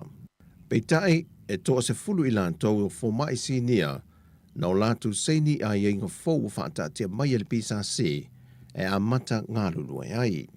E se pepa mai le sāvali na tā wai le pāsia le kāpeneta, o le fitu tesi ma le 3 miliona tā la, wa whaanganga le tutongi ei over teimi o li matamai tai fō mai, ma fō mai tausi mai pasi. O le isi tu unga o whaatatia mai le kāpeneta, o le au lātou tō fia sao atuai fō mai, e whaululu iei nisi o whahenga o le matanga ruenga. O tu unga na tu inatu le kāpeneta mō fō mai si nia ne to se funma le fitu, pe au lātou seini ia ieinga fōle nei, o le ale toi mau o lātou i tū la whainga ruenga o teimi sa iei le whaatulanganga mua. Ai o le atutongi atu i lalo le ona se fulpasene o le responsibility allowance il tau sanga. Tu sa lava pe whainga ruenga pe lea i foi. Pe ona whaatulanga mai o le newspaper le sa vale, e ono o atu le se lau iwa se furuafe tā la le tutongi le fō mai si nia to se furma le fitu nei to tasi i le tausanga atoa. E leo mauti noe au telefou le isi to fito i la antoa fō mai na tu i eile ava noe le kāpeneta. Ai o lo mau le ava noe ngā luruai wha konkarate e fesoa swani atuai i le matanga luenga e tau tu i titi eile teime to tele eile mamalo le atunu e au to wa ane sa ili tong fiti e whane mai te tono le atunu. O le amtangal vea so nina toe wala au wile mata opo a li fai pule to tolu iu sawa vali ese mail vaeng fa opo fai le JPP. Ma o lato fina wino lo lato tutu to tasi. O le toe wala au o le mata opo le neva yaso, o se soa lau pulenga le vao le whamsinunga maulunga ma li fai pule to tolu. Pe ono toe fo e toe whaatino lato fai ngā palo talaiti e toe sa idi mai ese to wha mai o lato i tuma no. O le o atu le mata opule nei le whaama sinonga, ona o se tālo sanga mai le whionga le whonga whitalai o le maota, e whaonga ai nai le vaenga fast food mal fitu o tūla whono whaavae, le o lo ai, pe a whai e whisiri ngia le ia te tau se sui whai pulo le maota, e te tau loa na whaase e atu le whaama sinonga, mō sana whaamalam la manga. Wa toi tolo pōle la wina le whai unga le mata opule nei le amatanga o le vaiaso le nei, ai ona taluai o loo iei nisi o whaamatalanga o loo mo o mia, wa toe tōlo pō ai e lawina lava i se aso le vaiaso nei le whaai unga a le whaama sinonga. E le whaatala noanga se tasi o li whaipule i lunga o pengta whaailangi ma se li tio i atunu i whafo, na toe te talo toe le whionga ale vena ale i lona i tu malo, a whai o le whaai unga le whaama sinonga toe foi e toe whaia whainga pālo tala iti, i alolofa tu ina mai pēr la lātou whātua tuanga, e whaawa waia na moe mitinga mōlo nei tūmālo, e au fie ma se whale mai whaai tūmālo o lo ia mo mia, ia whaatuina i te tonu o lo nei tūmālo. O tala fōwia mai sa mō manuia ni aso sa mō i tiutem whi au mga ruenga, whasoi fōia.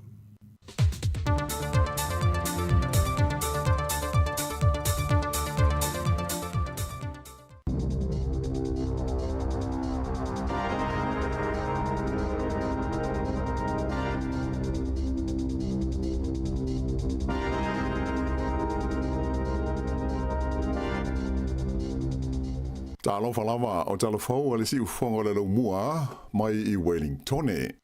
O le talo mua, ua whaelo mai le pati le Greens le lātou whainga wha mai e te tau ai o na toe wha foi ia ele o tangata Maori ia e wha pēr na se o na whaoa mai ia i lātou i aso ua mawai.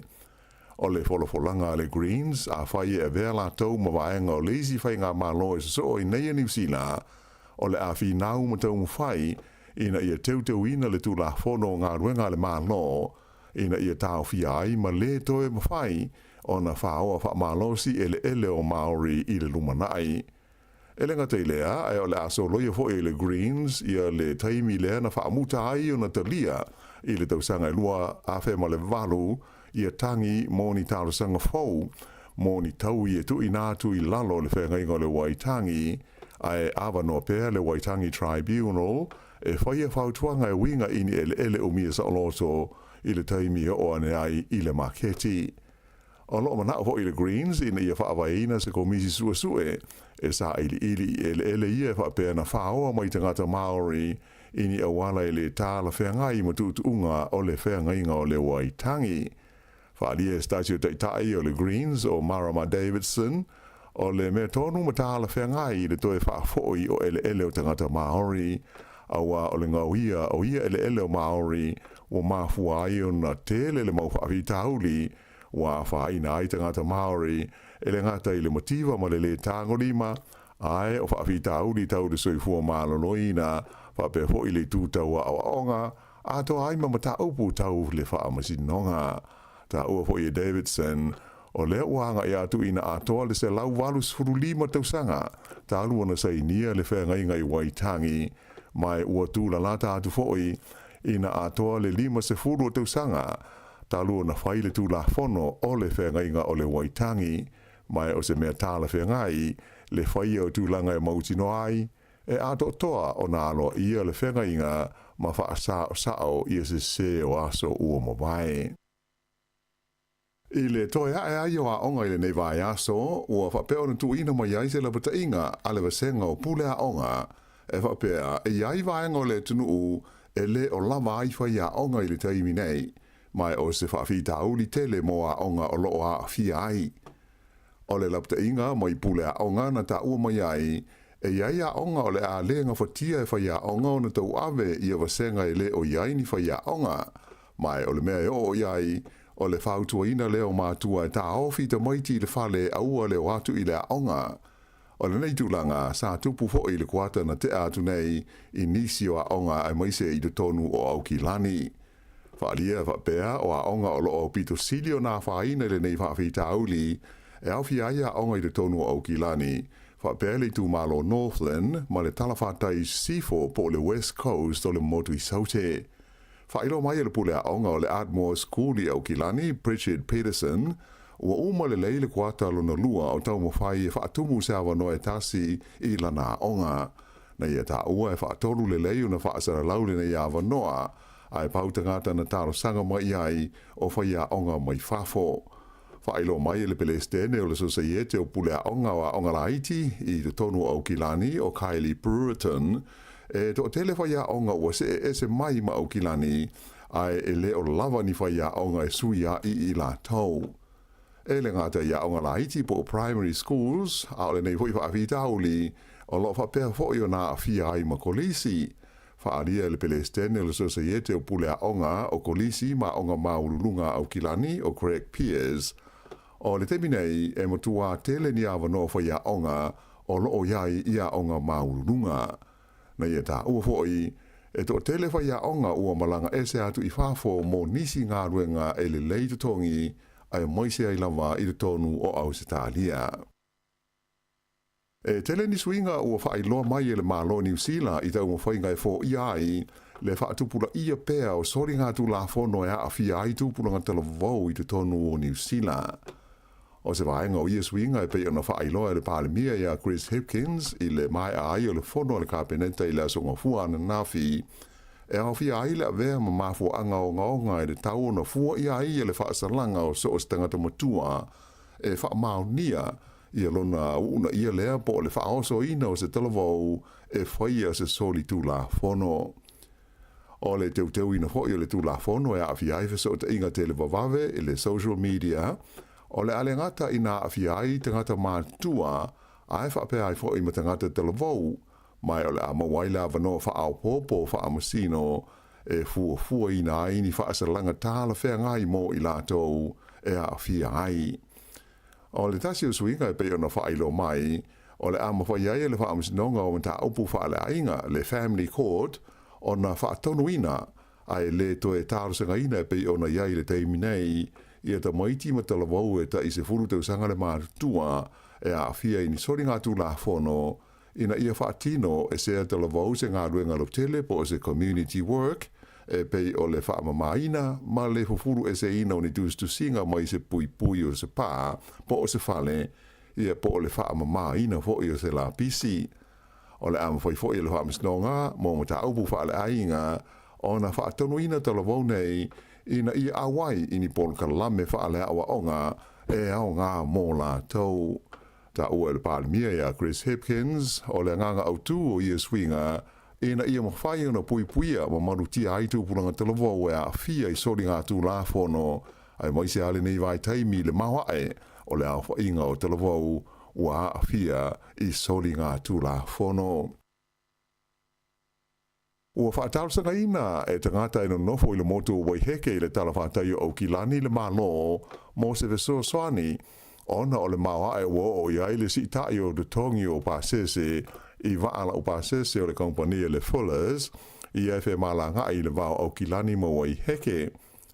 O le neisi tanga I se fulma le iwa pasene I le tau o pasese o waa o le kompani ua o atui nei I le limas furu iwa ta la le pasese o le alu manisau mo le tangata matua I taimi pisi o le aso. O le fie o tangata o le motu I le neisi tanga na whaiaise lātou te te sa whao ngā inaini waa o kayaks sa wholauna wai le sami whaadi airo lātou le fie I le taungata o iai le tau o pasese o le waa. Whaali mai e le sui te teifono o le local board o Waiheke o Bianca Ranson o le siso o le tau o pasese o waa nei wailongo nā whaina I te ngāta o le motu malatou a inga e whe malanga iai.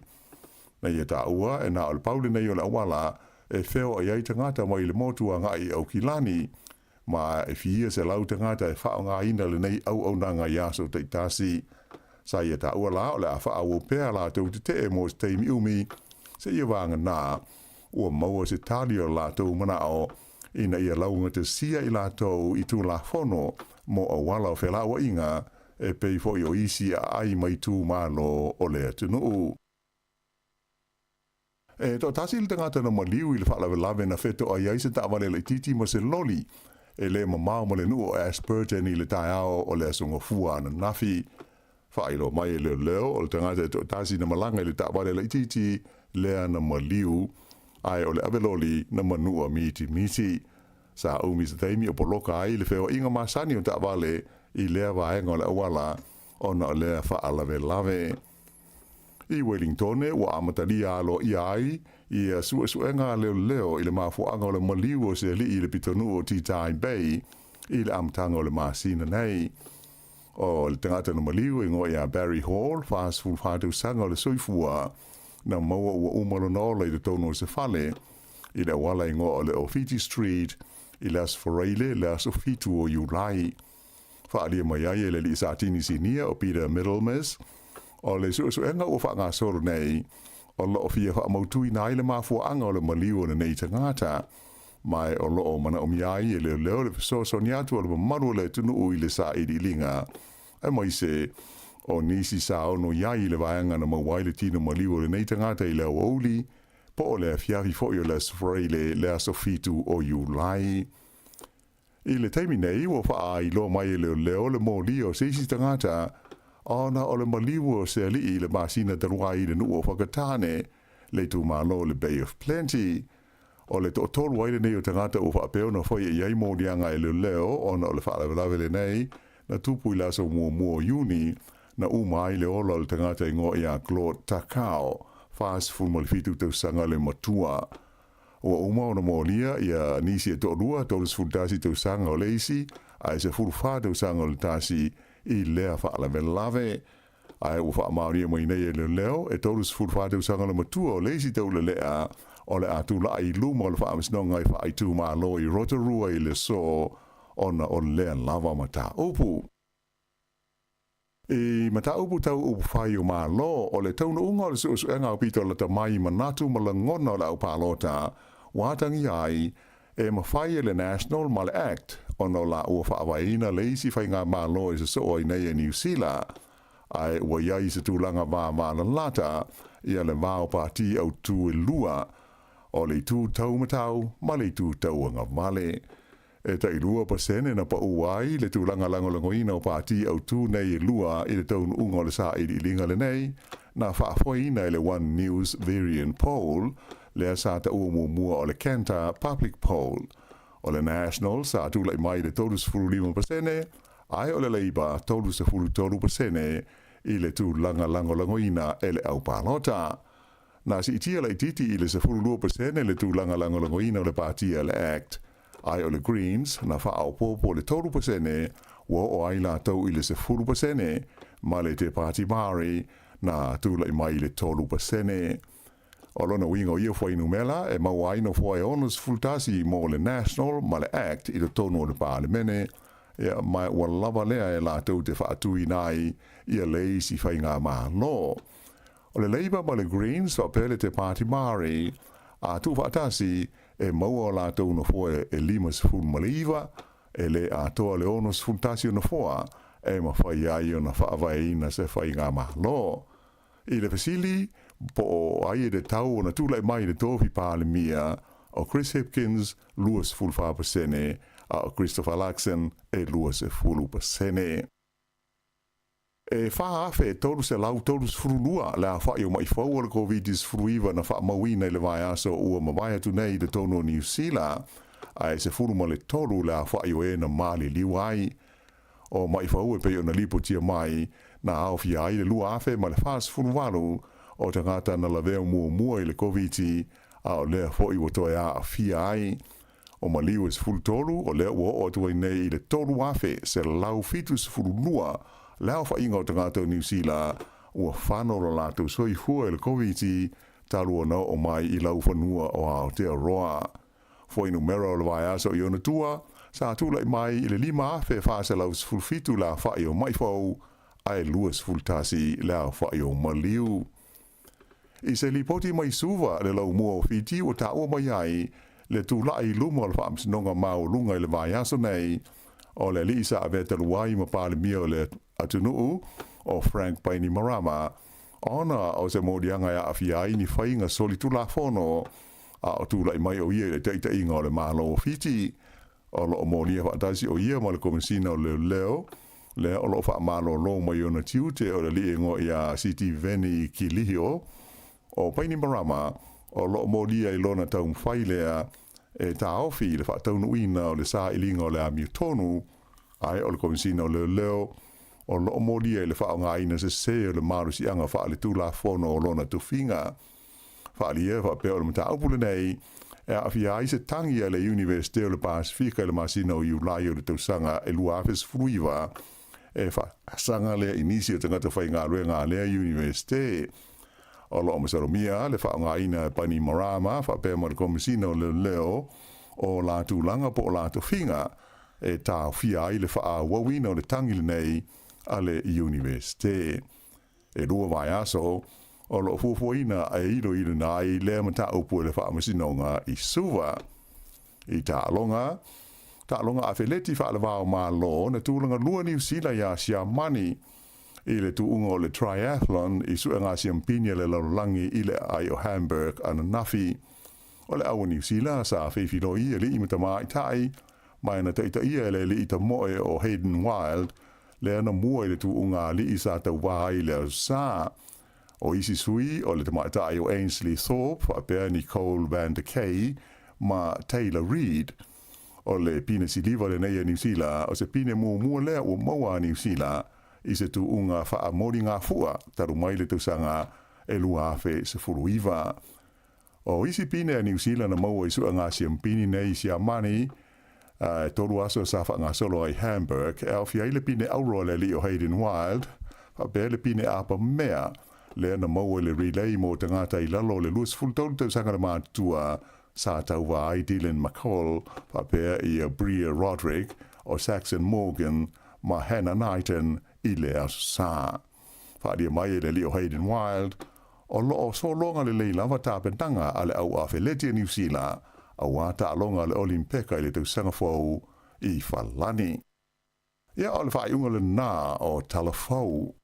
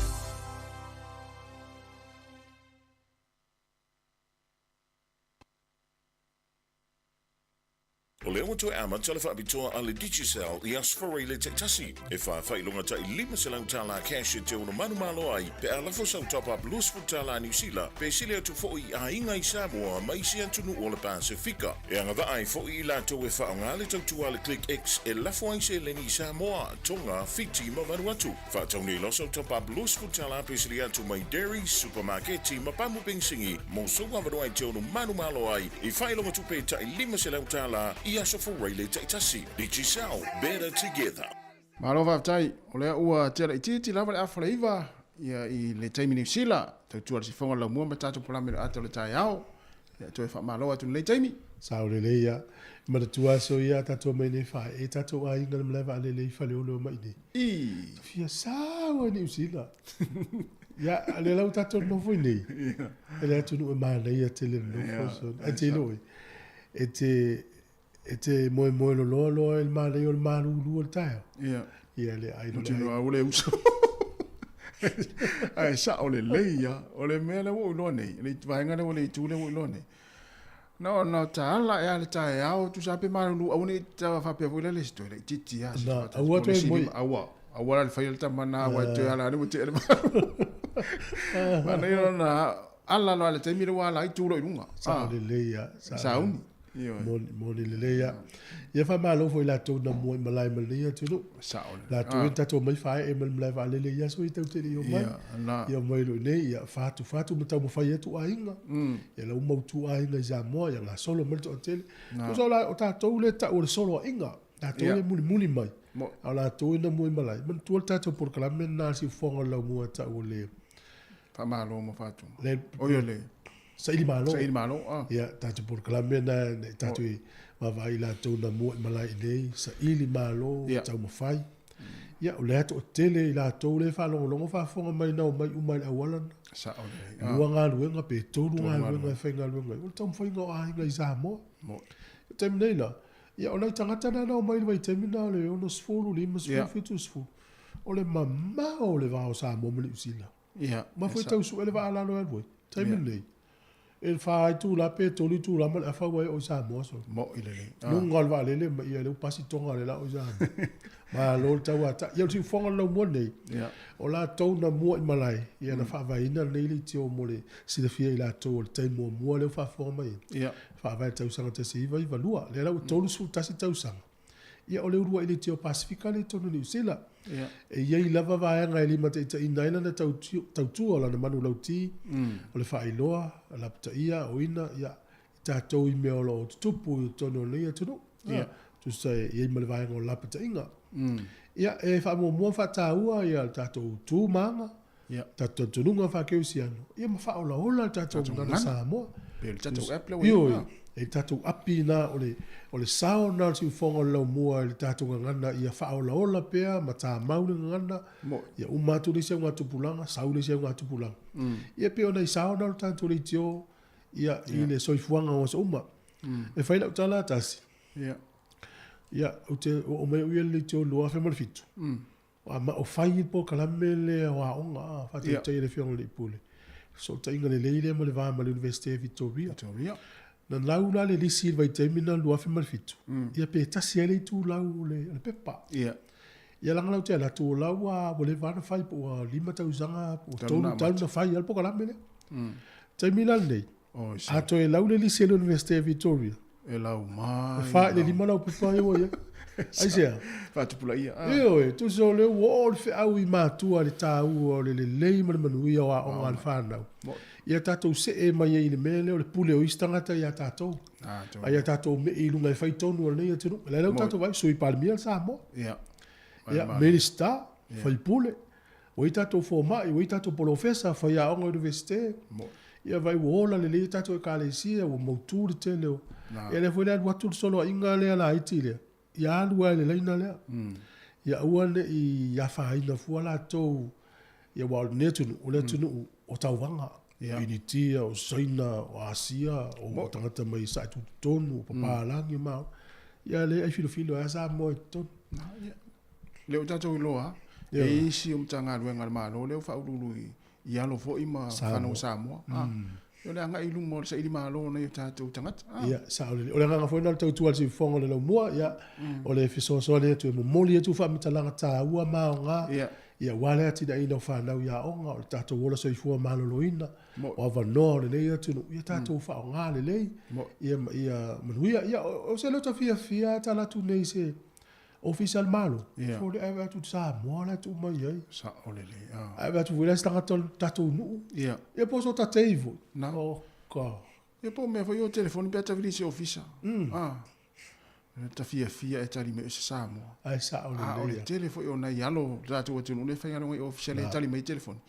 Se ta te loa le ta mai titi la o ina le lei o lunai. Poto e tala no i lungo le telefone. Sa ole le ia. Ya, ole auto mol na ta to li tiofo. Yo nei la le se fulu. O le kalame le soifua maloloina. E whainga pa anga ta to li tio mo le mtanga luenga le soifua maloloina ni usila. U faisi leva te le whenga le atato. Le lei por kalame le fatau tai le to fine foi asa vedina kasiano. Nei la le se fulu por kalame. Ai o le uta toilo. E ui al por kalame faini usila. Ai o ngā mo so sei si so se whainga lala. O le suka, o le mai fatu. Tua toto mo wa o ma to ngase ngase. E mo o tu sa le le ya la ptainga. Na. A tato e fo ia tu lai. Ai se se iso na ata ia so na titi o le matua o le ata na o ina puea. O le mana tua fo i ni tala anga o le na ata. Awa te ilo pisi koa ma para langia sa watu sa mo yaso la. Le te le ia tau isi ai. Sa. O te vai ni te mi le tele o le telefoni fia. Ai ala oi. Se fia tuana tala no tele tu ele tasia. Ta te vai ni te mi le. Wa alo tangata i le poina wata. Wale lava vapo e ata. Sa olele. Awa so ia le tasi toa matanga o le TV a sa mo le tasi iwa iwa tonu na mata. Se tau va o mapo e sa u le ata i lungo le TV. Mo i lau tala le fatu. Wal te mina le wa inei pea. Tasi iwa. Iwa tonu. Le ai. Le te sa mo. Ia. Le te sa mo. Ia, e te vai o so po ai e sa u le ata i lungo le TV. Oh, iso. Te mana tua la. E ile aso no i ai i le vaenga le fatau i whanua fau i vai tele. A watu la TV tasi. E pui, o le au tu o la tautala, o le suawa i tau mawhai le fo i tu o le tu. Ai mau atu a unu mo le awala. Fa interview, fa tala noa lo ma. Pui mana wat? Fa tala noa unu o le TV. So, te va ai leo le so se meo tu so tu nungo le pasi. Tala noa ta katu. Le, Ala e sulu lo i e la so na sa fa interview. E po la este... E le au tu lai le i e au tu i. A le taimi lani nei. So le a to la tu me pu ata na la fitanga tai le mana o. Ona wa tele na wa me pu ata. So telefoni. A pu ala wa ta me o te pu ala wa. Tu sa wa ile wa pasi ya me pu nga ata le mai. Ona tau sanga na fa interview le TV, television. To mo la tua po se vai me o le lua fe po lua fa ma le lua. O te isa wa nei. O la e mo le TV na lo wata ya i lato wata ya tapu. Tata nola ya tapu. Wa fa e to fa sala lau nei e TV to yo tu to mata mata. Ava pela o le mai mo to tele fa pe. Sole, isto ina na le u. E sa ta to fa interview la le wa fa ga. Ese no vai mal na no ni ta ta matuan. Wala mai pe fa pe iso wata la titi ya so la e pepe. Ya lima. Abu ia le watu pulanga le nei. Sa. Tele la tu wata mai le aso fa na wo i o ma terminal matu tu au tato. O a misi a to so. E sa o le ya la ta la fa na se tu no fa fo me. A to va ai nei tamai la tu wata ya so ta i lima ta so. So le te wha longo atu i tala no hanga na le tali ye. Whai e resi tala. Whai e resi tali e ula wale mare. Whai le au fole le au suru whai. E lau e resi o suru whai aso la. A resi whai me maari o mei o ata no. O skaiti ni whai sifuru po losu tau sanga tau wai whai ngolo hulu. Ia. Ai toi mata le teimi ni pua e mai vai e. Ai sa o le leia au nā taimi. O fa pia sole tu ana pa wana na le luas fulu le se fulu lima tau sanga ai sa on le ia so a te toi vai nel temine te fia di ulo ya malo wala mai pe va pe te o tamara ainga ni wata po tinara ainga foi ni wata ya so lima tau sanga ya te luas fu minuto de tale o le se fulu por kala me atta le tai au ya o le lava fa o mai lava fa tai to telefoni ia ole au tua le po kala mel fa fi atu ia ne ave mo mafa men me fi ta le ola ia ta sia wa ngale po kala me lu ta wo e fa malo si au ia te oi ia so umma le ola ia wa le manu pelta Yo e sa ole le. Ia ai whanonga tu e ni tu fu e le tatu tara fo. Le la tu ulta malo pa ni marama tu le famasino ngā fiti. Ia fo. Yo tu langa vai alele. Ma le komisino leo sa i mo. Komisino leo sa i mo. Sa ole le ia. E le utato ilo il famau ni ngai le ase si lalo mai ole. Le ia se si lalo tu la fo. Lunga tu la fo. I lalo umatanga tal tu la fo. Ia to Italia. Ia e fua nei fo i le tele o ta i longa na la tau whaia malo i nui fafu. E umana ato e o mai ato e whai whamsi no. E ole te mine sa wai nei tangata i utai al te mihi la. E to i na sa la tau ua pawa na te mi lalo te i ngai ti la. O la tau e whaaton tonua tangata e ave tono o ngā mule tu lo fasi o te tangata i utai. E la tau e whai lata mai fo i whamsi no ngā na uri ia. Sa lau, sa lai le whai pui solo atoa. E pe e to e... E tuli loa ina. E tuli loa ina me se a. O ia se si o la ia le pawa. O le pule. Ia ilo e le tangata. E mo i olo na pule. Al pule na tō mai tu la fono. E ia i al tu la fono li ma teita ina le pule lea ma le pule lea. Ia no e lunga o ma tu la fono ia tātou. E vena e pari marama ia. E le whapea na avelo na ia i le pawa na taimi ma meu tāwhi. E le anu whamsino. Pe ava ia tu la fono. E ia i mea sa le le. Sa o le ia. E na watu ni tātou al fo. Moi. Ia, walau mai. A whai o inia wata yaso lau e lai titi, a walau mai pe o ina pu ea. A po i fo se atal tina le ainga. Ia po i fo se atal tina le ainga. Yaso lau e tue, yaso lau. Ia walau mai tātu tal no, tātu tali e ai. Se online to wata yaso lau, mana watu mata.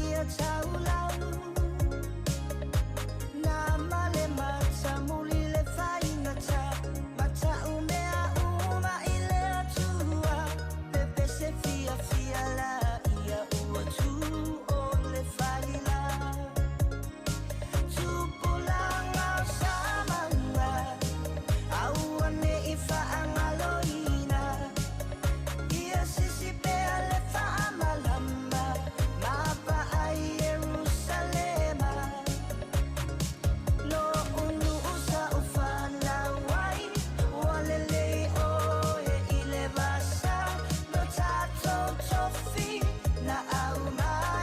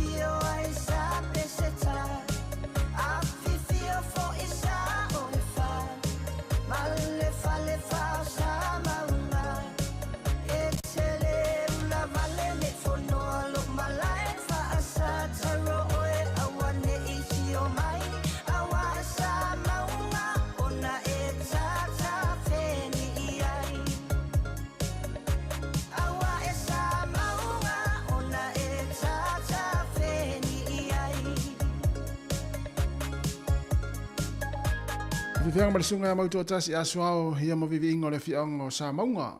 Ayo Samoa le tu fai tu foi. Ia sa le ia. Ma eu foi le ma le pesel fa longo le tau amatalio nga luenga foi e kalesia. Ia fika la ile o Samoa tu iso vai. Ia. A leo mai le au fangota ia pia ma ave tau ia fa tau. Pe u pol pese. Ia. E a amatalio nga luenga foi tonu le fio. Ma le te. O no foi le pi la poto poto. Nei, tu so le tala anga o le mato voi tu. Pe e tasi le nu, e awhi e isa maunga pa ia ma le whanga o li. O na vai lo le inu e tolu le la maua le nu, e tasi le nu ua e tolu o na pito nu. Melana e pe e na iei wha lupenga na e sa ue tolu. Pa ia sa oi whama la inga sa pe stama le whale whao sa maunga. Ai tasi i o la tau e fie o malanga ia tunu mamau. Ia. O le nuu leo Indonesia. Ia wale i le nuu leo Indonesia i pali te tonu a. O le la te tongi lau a mata tau sanga fau. So se turisi e alu atu. E te tongi la na sifuru lima ta la ni usila. O le tax. O le hoi tau whai haua i whai la tau tax. O le autu e te tongi e fisosoani e wha le lei ai ia. Le ngata o si o manga o tu manga nuu a Indonesia. Ai te lola sifuru lima ta la ni usila leo. Ali liu le tupe a le tunu o Indonesia. E se lau lima sifuru wafe tala. O le Rubia. Pe a sifuru lima tala? Ioi. Le ti o au whalongo i tangata i o Indonesia. Pali. Whamele tau ngō fia i o lato mea ai o i e kuka. So si whale ainga. Ona le ai fuona e lato sifuru lima tala tau le mea ai. Ia. Ia le sifuru e afe lima se lau lima sifuru wafe ta la na tunu. Tole. Iyo, ia le la amata tau sang fauna tongi tax. Ai, o le tunu foi lia. Ia. Wa le fia tatou whanau mtu bulang talva o ta whaue. O le tele i o la tau no fuanga pa ia. Ia. Holy places. Ai alu la ai se lau ngā yoinga whai e. E matua whaasala la oe. Whaasala. Ia fai tono iyo i la tono fuanga ia i la to maunga pa ia ta o la to maunga pa ia o vai pa ia ma me fa pena e te taula tangata ta fao me sta to fana ona mala malama le ia Indonesia ia uni la to fa yo ni winga wale tele to risi no fa sala yo iyo sao fa sala mafa fa pui nisi fa sala to yo atu tono Indonesia ia le tatou mai mata foi ai le tele tau sanga o tona ia isi o lina fasa mo wai pautama fala fasa ina lena o il fasa langa ile maliwa e nga foi mo matauria tatou matua sa mo tasia ia tatou wola isa mo maneola a o ele tu ua lava le ainga pe te alu ifia ia e fai male tala al tamama tina ia oe e mai fautuanga ma la pitainga ma la oe e te tau foi lan wha awa e tātou au le isa auni whanau e o tā whao po Hawaii, Indonesia. Wha ano nofo i lalo, wha i eile tala. Le lau wha along mai matua i whamtalanga wha tau ia pali Indonesia. Matua lau i tamiti whamtalanga i o lau tā oso la tau i le anga pūlea i nuu ia te ua.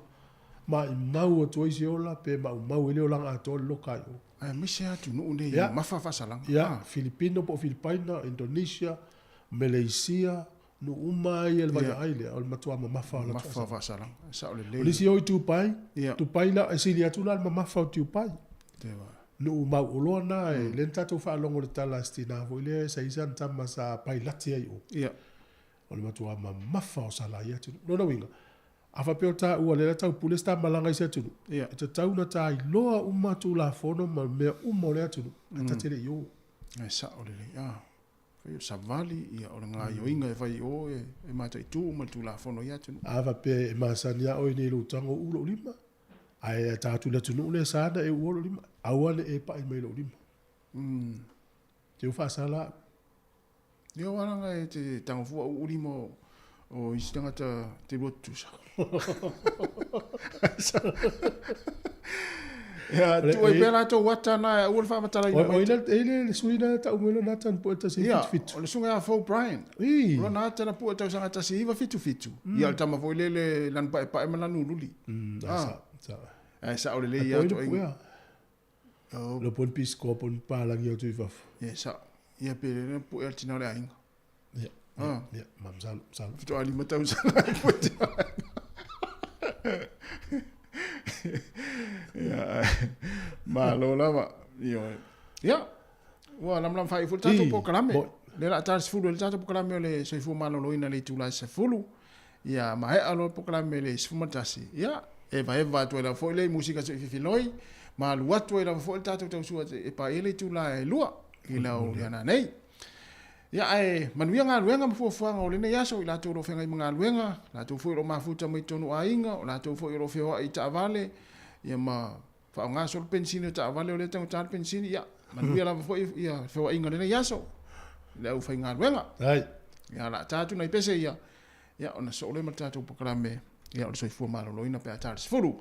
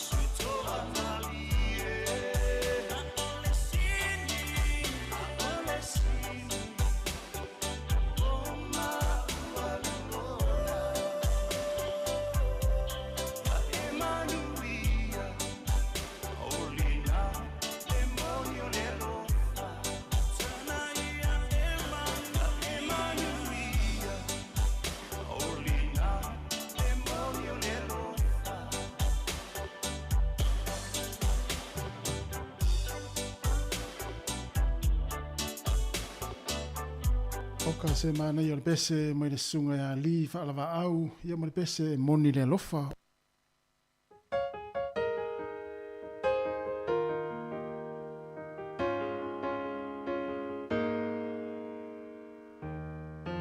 Only time ili mamu Only asrupi yungal Fafati mai Wamu mali atu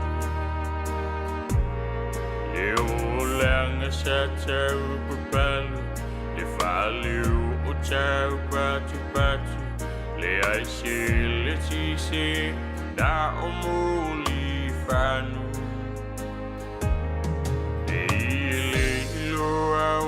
Mata bala bala ia suru malava si o tamba ngalu na o ilava le pa upang utamali mata si tau I amu sisili apa mo so upili ne iyo ufa ashala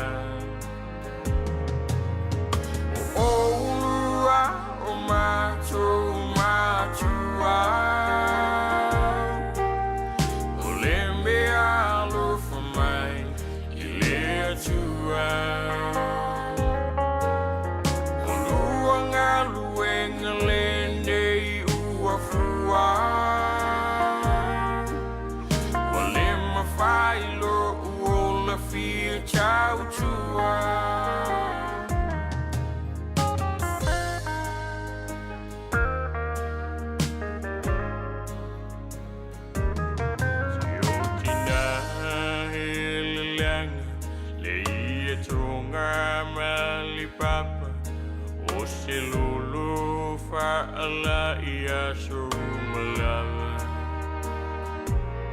Di fang siau ni tawanga Faing ta uli ulanga Di fanau Ya toma lama lama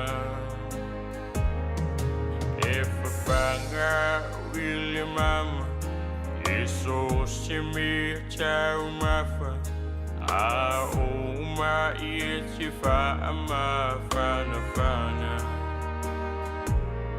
Ayafa iai ulianga Olo utu amali lapa lapa Elua upu Yawani iu ushafa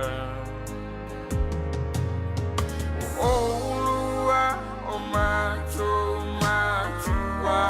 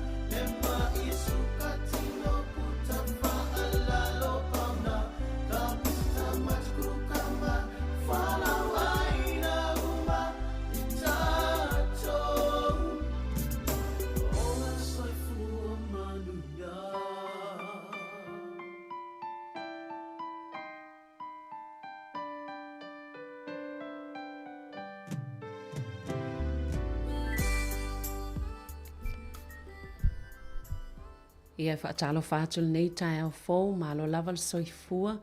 Ia te umalava o loo mawhai o na whaafonga ia pe mai mo mai fo ilunga o upenga ta whailangi ale tautua le si ufonga le laumua ia po le Samoa Capital Radio. Ile nei fo iwaenga le tai au. O le polkala me masani o le soifua maloloina e whaatal noa i lātou. O loo ngā lulue i totono au nanga e maise lava i lalo pulenga whaafale mai. Pe o le CCDHP, ia whaapea i fo i Malhart Valley, ia po inei Wellingtone, Porirua, ia ma whaasolo atua i leito malo, ia po o le pitonu o i le Hart Valley. Ma o nei fo i polkalame, ia o loo whaanga solo ai ona whaataltan noa i lātou mai au nanga ese ne o le soifua maloloina, i lalo lava nei whai ngā paanga, ina ia mawhai ona whaamatala, mawhaalawi loa vaenga ese, e mawhai ona whasosani o tātou tangata Pasifika, le pe ona ngā lulu ai whaila tātou le teo Pasifika whaalau i loa mata upul soifua maloloina ina ia ola maloloina o tātou tangata o iei te tono le nei atunu. O le pokalame le tai o nei, ia o le ua whaatasi mai fo ilunga o penga ta whailangi le sunga ia pēni na hiti o se tasi o loo i te tono le University o Massey e ila lātou saililinga ia po le suenga fo i o loo ngā lue ai mai se fo i o i o se tasi o loo sa ili whailonga ia o le Masters i le Public Health i te tono le fo University i te tono o New Zealand ia i whailoa fo ilana ia sa ili linga i vaenga o loo ia i te tono o le au nanga o le soifua maloloina. Ia o le a tino fo ila tātou talnoanga i ngangana i lua ia ona o le tūlanga i le ngangana o loo ia le tātou malo ile nei fo i tai au. Ia e whaatalo whātu nei tai au i lau sunga pēnina tālofa lava. Alofa. Thank you for having me. Yeah, malol soifua. Penina, can you tell us about yourself? Yes, so my name's Penina Hiti. My mother's from Ngautawai in Savai'i, and my dad is a European who was born and raised in Whangarei, New Zealand. I was born in Porirua, and my parents moved us to Papua New Guinea when I was very young, so I spent all of my childhood and youth years there. I'm married to Matt Hiti. We have 4 children, and I'm currently living in Kapiti, New Zealand. Whaftai. Can you tell us about your professional background? Yes, so I started out my education in primary and secondary education. I did a degree in that, and also one in information systems.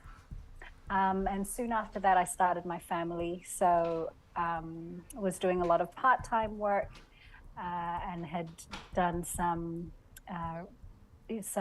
research work during that, and started a business. And then now, in the last few years, I've gone into project management on some Pacific projects at Massey University. And while working, I was encouraged by my mentor, Dr. Riz Firestone, who is an associate professor at Massey, and she's my supervisor now for my master's in public health degree. And I'm sort of focused in the area of Pacific health, and I'm about 6 months from finishing this degree, all going well. Okay, Whaftai. I need to translate this for the sake of our listeners. Yeah. Thank you. Mo i lātou fo i lo mwhai na whaafonga mai, ia i lātou le mwhai na māua fo i le ngana pe ona sauno i eile sunga ia penina. Ia penina o lena ia tāua, ia o siona tinae mai i Ngautawai Savai'i, ia o siona tama, ia o le ali i papalangi. O ia na whanau lava i te tonu i nei Porirua, ia e pesa tupua e i te tonu Whangarei. Ia na malanga fo ile mana i ona mātua sa tele olo na olanga sa o lai Papua New Guinea. Ia e toa whā, ia pe o le tele olo na soifuanga le sa soifua i te tonu Papua New Guinea. Ia o le taimi nei o ia le ua whaipoipo, ia ua toa whā fo i nei o na alo. Ia e peolo na soifua a oa oina ma le tūlanga i le ngā luenga. Ia o le tūlanga e fo iona tō mai mata upne tau wha te konolosi po o masini wha te konolosi i te le lava taimi o lo ngalue wha vai taimi ia ma whai ana saililinga ma suenga ia pe whalaona ia i lea onga po le universite le masi sa ili le monisi wha ilonga me tau pisinisi ia pe sa whai fo ila wha atuina fo ila na ia pisinisi tūlanga wha pēnā ia ma a o ina i le universite o masi sa ili a tili ni so wha ilonga lea fo ila ia le taimi nei wha ilonga ia tau tau i le soifua maloloina ia po le soifua maloloina ilona wa inga lau tele Leolo le taimi. Can you start by giving us an overview of your research on Pacific people's perspective on spiritual health and what inspired you to delve into this particular topic? Yes, I think religion and spirituality has an important role to play in Pacific people's lives. And we live, at least in the context of New Zealand, we live in the health perspective, sort of looking at it more from a Western biomedical perspective. And sometimes this can overlook some important cultural beliefs. And this can, I think, negatively impact health if we're looking at it in a holistic way. So this, I think, trying to find better outcomes for our Pacific people and looking more broadly is why I wanted to look at Pacific health. Over time in New Zealand, there is greater awareness of this idea of the different pillars of health, and Māori are really moving this forward. And I think it's no different for Pacific people to have spiritual health as a big, important part of their lives. Thank you. In the context of this study, can I ask, how would you define spiritual health and how does it differ from physical and mental well-being? I think this is part of the conversation that an inspiration for starting this is that I don't think we'll ever come to a unified understanding of what spiritual health means. And I think once again, from this Western view, we can see we try to analyze things by separating the different components of what makes a human being a human, especially when we start, sort of say, oh, physical health is this and mental health is this and spiritual health is this. And I think sometimes we can start confusing ourselves because we are really all one unified body. And I think the more that we can think about health holistically will allow us to make better advances and I think the outcome will be better. So I think part of the conversation that I'm trying to have is, where does spiritual health fit? Is it just one of the equal components of health, or is it actually one of the underlying foundations of our well-being? And I think trying to think of it in a way, sometimes we can think of health.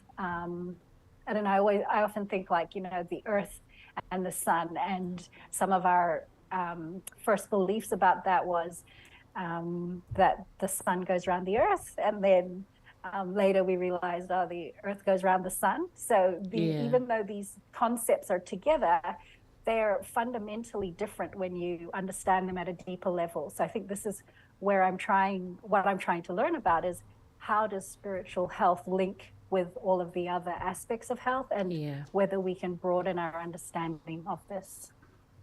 Whaftai. Okay, let me translate this for our listeners. Ia o le vaenga leo le sa whaafsilingi al tato malo le sunga e penina se i tau au mai se au te lenga ma le wawa ai mamao ilana saili linga le whai o na pe o na ta ua le amatanga. O le e sa ili nei lo na whailonga o le matua o whaiva ia po le masters o le tūlanga leo le public health, tūlanga o le soifua maloloina i le vaenga lau tele mō tangata, a me se mō tangata Pasifika. O lea sa whisiringi ai, se au mai lava se whaamatalaanga po se au te lenga ilana saililinga le whaia. E wha te taulai le wawa ai le soifua maloloina lea po o le tūlanga whaaleanganga, i le wa ai le tūlanga whaaleanganga i le soifua maloloina whaaleanganga o tangata ina ia mawhai po o whaatasi ono lātou wawai e te tauna wai lona o te lenga ai mesal wawai i le talitonunga ma malamanga tele mai fafo ia pe ele o tele i le tu o le soifua maloloina o le anganga ia ai pe o lea e tele lava anga i le tino wawai tu langa whapena i le soifua maloloina ia pe la o lea i eilana saililinga lea ilana whailonga lea ia o loo wawai o le tūlanga nā le fia mau mai ai o tātou tangata o loo anga i pe ia i le saililinga ina ia mawhaina whaatalital noa ia ma tu ina atu i tangata ina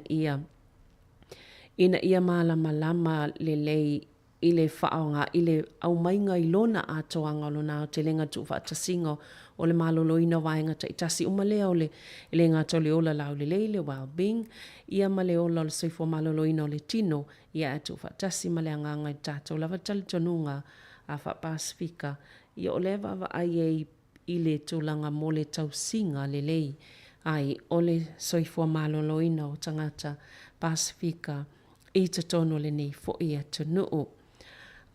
Have there been any challenges or barriers in understanding and researching spiritual health within Pacific communities? And how did you address or overcome these challenges?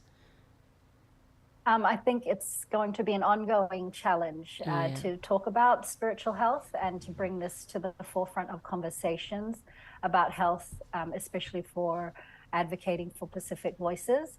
I think that, you know, if you look at the New Zealand context, for example, in the state school system, it's a very secular setting, and sometimes this can send subtle negative messages to young Pacific people who sort of go to school and they kind of try to lessen or, you know, don't talk about spirituality as much or their religion or Christianity or these topics, because a lot of times, you know, it is a little bit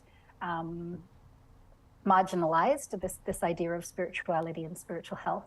And I think sometimes, at least for some Pacific people in New Zealand schools, this can cause issues in their private lives and in lives to their communities, in their families.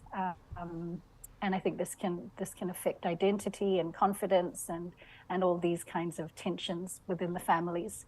So I think it is going to be an ongoing barrier to you know, research this topic and to try to bring a greater importance to it, at least in New Zealand. Thank you, Benina. Ia o le isi tūlanga lea pe o na whesili ngi ai foi. Pe iei ni lu i tau po ni vaenga o lo o vai tu i ai le malamalanga i saililinga ni le tūlanga o le soifua maloloina o le anganga i tutono whaalapitonga po maafutanga Pasifika. Ai po le a fo ilana fuafuanga po ana me totia o loo tau mawhai e whaatino ina ia tali atu ai ia fo ito ai ngalo i tau o whaialan saililinga. Pela wana ia tā ua o le totono le malmanga le whai New Zealand i nei fo i vaenga o soifua maloloina ia ele e pe i wha tele le wha salmau sau ele oanga i tele lona ia talutonu ngai vaenga i o le soifuanga whaaleanganga. Tātou Pasifika e soifua mai i tūlanga o tangata i lolotu. E silenu whaafai ngofia whapena le whainga o le whaupunga.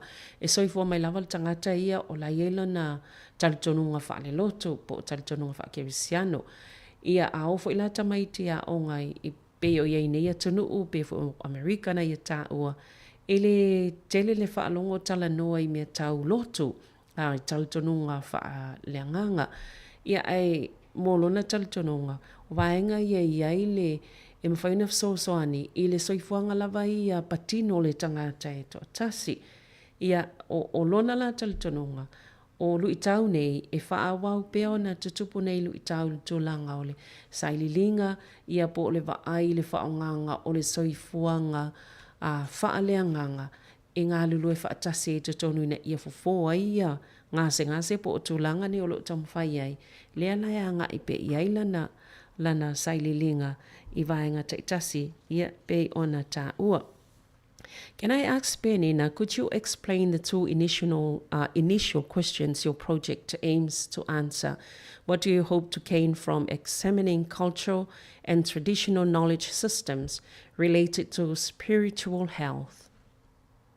Yes, so the two initial questions are looking at one, what is some of the cultural and traditional knowledge systems that talk about spiritual health and mention this, and a lot of that is looking at archival and historical information on some of those traditional beliefs. Accessing some archival information from the library, and also looking at some of the interviews over time that have happened with some taulasea in Samoa, and so looking at that perspective. And then the second is, the second purpose is what insights of spiritual health can be gathered to better understand holistically Pacific health and well-being. And that's also looking at more utilizing focus groups with Pacific people who are in the health fields in New Zealand. Some of them are, health nurses or doctors, but some are also community health advocates who already, work in communities or in churches and follow spiritual health. Alright, whaftai Penina. E ele vaenga le sa whapsilinge fo ia Penina le tai o nei. O nei vaenga o ana fesili ta ua ia le auto i ele na saililinga. Lela e tau mawhai e tali e lua la fesili ia o au mai tono la na polo keti lea pola na saililinga. O le fia tali i le saililinga le nei.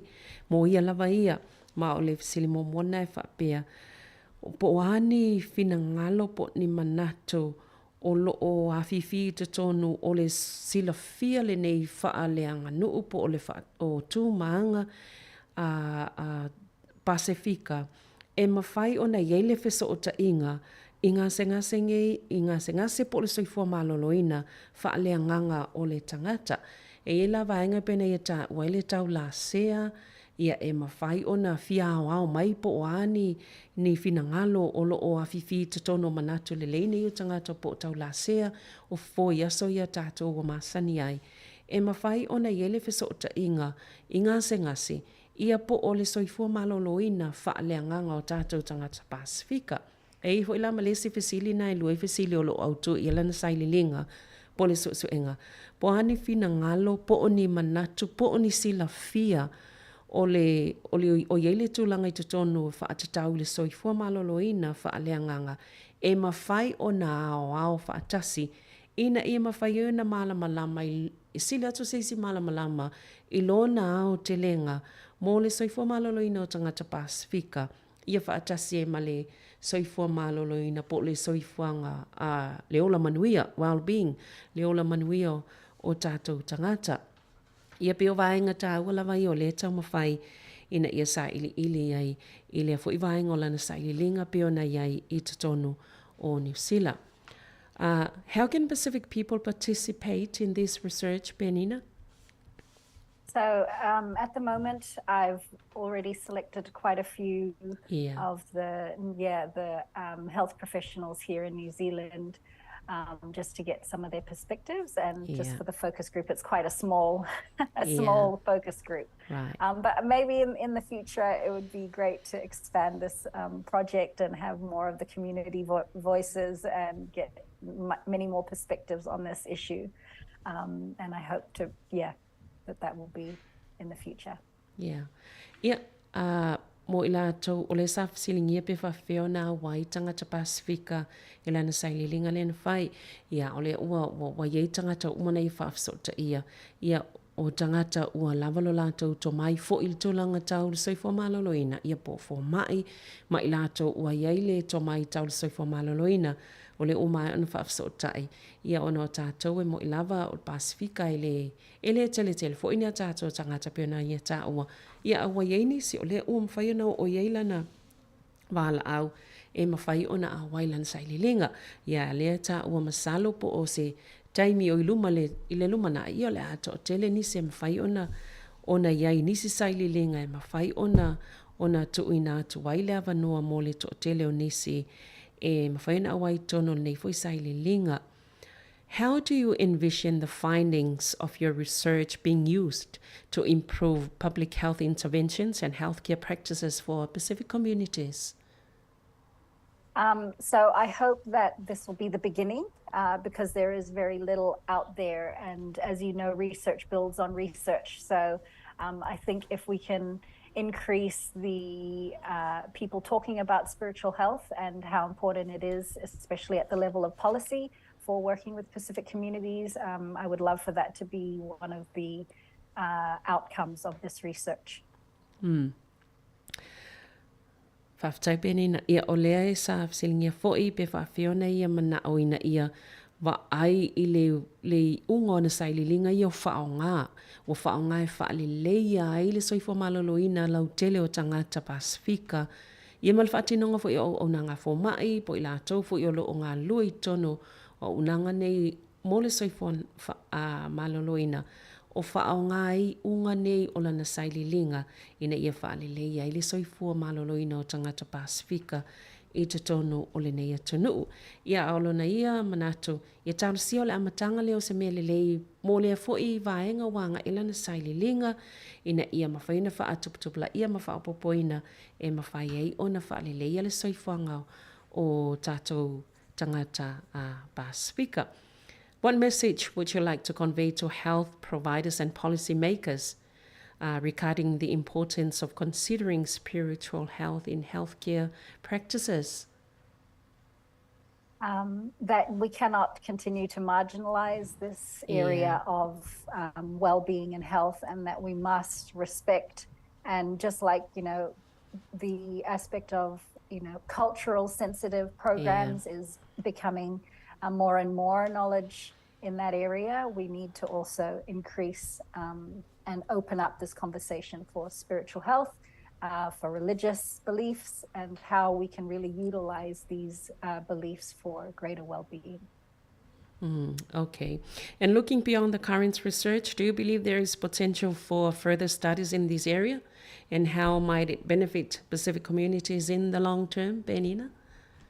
Yes, I think this will be an ongoing area. I'll be following this for the rest of my life, probably trying to continue to raise awareness of this and also trying to find ways in which the communities can speak on their behalf on this topic, because I think that is, you know, always an area for research to develop is how do we get more voices in part of the conversation, and that'll be part of this ongoing is how are more Pacifica voices being heard in the area of spiritual well-being. Thank you. O le isi vanga tau le sapsilingia fo ile tolanga leo le saililinga sunga ya penina. Ia po le ale fe au tau le mana o e whailoa atu I tangata nei o lo o lātou whaatinoina au nangol soifua maloloina o I lātou fo I o le whaia tonu pe whaia ia to la fono. E whaatitaula le tāua o le ilo le leima wa aile to langol soifua maloloina o le anganga. E whaatino na ia wha awai to tono le whaatinonga o tonga fitinga po o au nanga mo soifua maloloina. Ia len sauno penina. E le mawhaiana tātou wha awa wai pea I te tono ni atunu ona pe e wha esea pe wha e tū mamau e se mai I ole tūlanga o le ola maloloina o le anganga. E tā ua lava le wawa ai ei ma ia au mai I te tonu. Ina ia atoa I lona atoanga po lona o te lenga. Le vaenga lo soifua maloloina o mo le tino o le anganga. Ia ma vaenga uma le ola lau le leo le tangata. E eilon tali tononga. E le tatauna whaawau le vaenga lana pe o le tu e se o le tato wola wha le anganga. Ia ono o tato o tangata Pasifika o tangata ilo loto e tā ua I o le ola wha le anganga lea e awai. Ia mai fui lua I so se mea tātou te whaia. O le isi vaenga safsilingia. Ia polala na tangtanga I le saililinga nei, umalan saililinga peson talitanunga, e ini se saililinga I le vaenga lava lea le mtaupu lava lea le whaatawanga o le ola whaaleanganga o le tangata. I le foi vaenga ni saililinga I luma e pewhia foi na manuia I whalapatonga mtangata Pasifika I le luma nai ia sa ia tā ua o le iai lava lona whaamoe ma lona whaanau ta inga, ia whaawau fo ini saililinga whaapepe o le vaenga leanga ilan saililinga, ia tupu ma whaalau I loa pea le tūlanga nei e loa tangata, le tāua tele o le tātou wola whaaleanga ngai tauona, ona a whiwhi whaatasi ma tāo whai te tonu o le ātoanga o le soifua maloloina o le tangata, e mauna o fo ia tautala lava ia pe sau noa fo ia whai masui o tangata nei, o lea e tau ma whai e whinau lea fo I tūlanga, o le whaatawanga o le ola, po le soifua maloloina whaaleanganga, po le tātou o le whaaleanganga leo masani tātou le whaakirisiano, ina ia au mai te tono tonga whitinga nei, ia ai pe whapewhia fo ina whataua si ufonga o tangata, I te tono nei fo I vaenga tāua, ina ia atoa I le soifua maloloina o tangata. Benina, is there anything else you'd like to add or share about your research and its significance in promoting the health and well-being of Pacific peoples? No, there's nothing else to add. Thank you for having me. All right, whaaftaitele ia manuia fo ile saililinga. Thank you, Benina, for joining us. Thank you. Ia, whaaftai. Ia, ai pe o le isi la vaenga tāua le nā, ia o lea e mana ia fo ile saililinga sia tamaitai, ia ai atonu e fo isa taimi, ia toi mausa isia vanua e toi whaatalanoai. Have a good day, Benina. Whaaftai tele lava for your time. Whaaftai. Ia, Bye-bye. soifua. Ia o le tātou mā lol nā mol nei tae au, pe o nou tau silsila mai fo ia ile sunga ia Benina. Ia, o le tōlanga nā i le tātou Paul Kalamil nei fo I tae au, ia e tā ua tele le vaenga lea, o le vaenga o saililinga nei I la tau, ia o lo o ia I fo I to mai I le vaenga o le soifua maloloina, ia o pe ona o tau sila fia mwhaafonga mai le sunga ia Benina hiti, ia o lo o whaiana saililinga I le whailonga o le Masters of Public Health I le Universite Leo Massey, ia sa ili atili le tūlanga o le whaatawanga le o le soifua maloloina o le anganga ia po le ola wha le anganga o le ola wha kirisiano ia e mawhai fo I ona po le olanga le ola soifua wha le anganga o le tangata e mawhai ona tu whaatasi te tonu ma whaataua I tonga whitinga ai le ngata I lea I o vaenga fo I o le au nanga soifua maloloina I tono nei atunu mō tangata Pasifika ia ona o tātou tangata Pasifika e tāua tele I tātou leo la whaaleanganga, leo la whaakirisiano. O lo o mawhai ona tu whaatasima o tātou wola I nai fo ili nei fo I soifuanga. Ia o le ala e ala iau nanga I eila na ia fo I tautua ia malana saililinga ia ina ia mawhai ona whaatawaina ma whaongai te tono saililinga nei, ia matonga whitinga I tono nei fo ia tunu. Ia o talitonu e tā ua fo il tātou te talo malangolango I tamwhainga ia fo I whanau, ina ia manuia lo lātou tamwhai, I le lumanai, ia a manuia e manuia I fo I tātou umalava wa vaenga o soifua maloloina I tonu. O le nei tunu, tātou pakalame nā mo soifua maloloina nei tae au, ia le wha moe, ia toi mau fo I le wha opoponga o tātou pakalame soifua maloloina, ia mo lea fo I vai aso a sau ai o le taimile nei, wha awhetai tele lava, ia le wha fonga mai.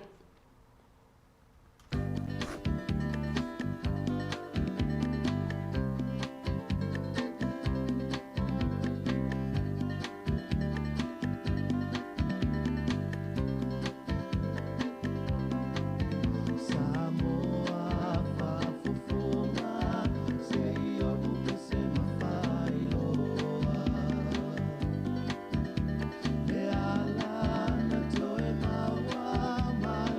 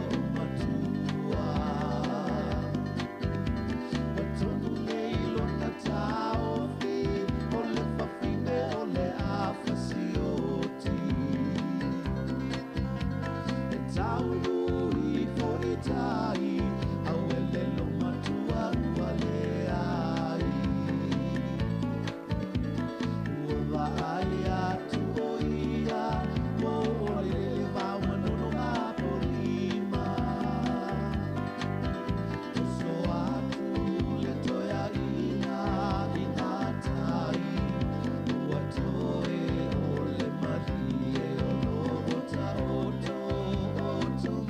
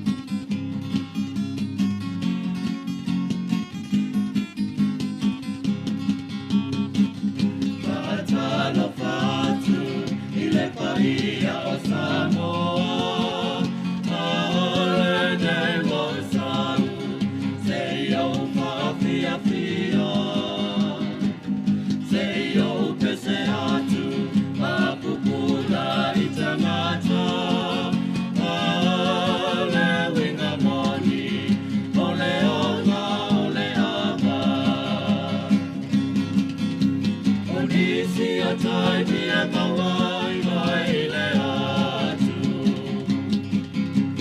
Ona senga se ole tino pole mai fatu. Se I palo moia, isi ana tangi tangi atu. Se pa mole mole se wisiki ala matu.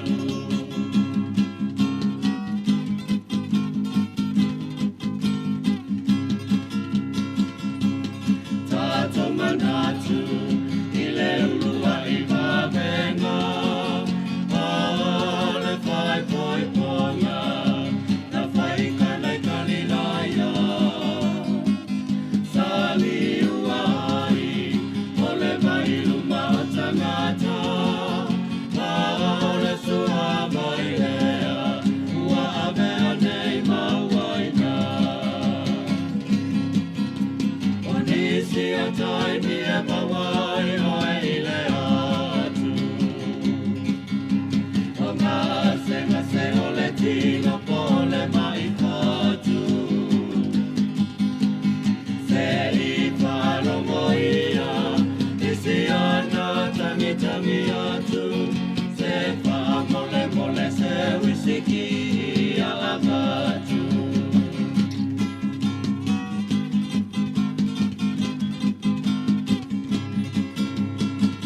E toa tele o tangata, tenei ua alana.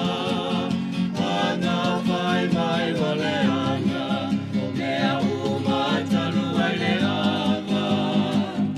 Ai o te manatu, ua le anga talu ai le tanga. Ata uai a toi lalo, ai pule ai o le ava.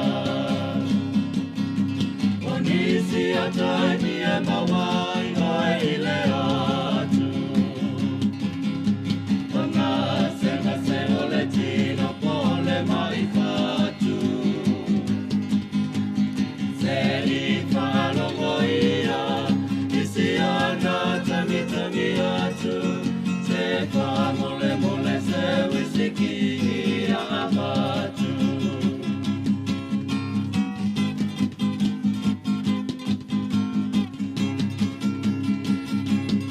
Ia e inu, e la male fua fu. Ua e whai, nau whanau maloto alua. Ia e inu, e male whaau tau. Uta o te whai atu, ua sena pasene o mea uma. Onisi a tai mia mawai oi le atu. O ngā senga se ole tino pole mai fatu. Se I whalongo ia, isi ana tangi tangi atu. Se wha mole mole se wisiki a batu. Se wha mole mole se wisiki a batu.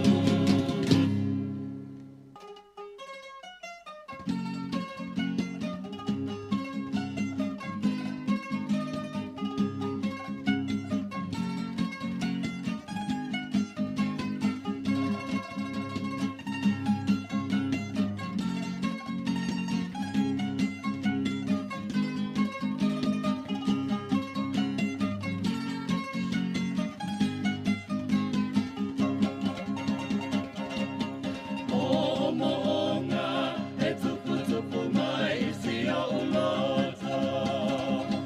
Pea o ngā whau ua pea se ata wha solo. I mea na whaia, e o tātou lava lima. A o tātou iai, I Samoa i o tāinga. Usue, e alu atu e vai. I tau mawhaia, sa tātou masani ai. O te tali tonu la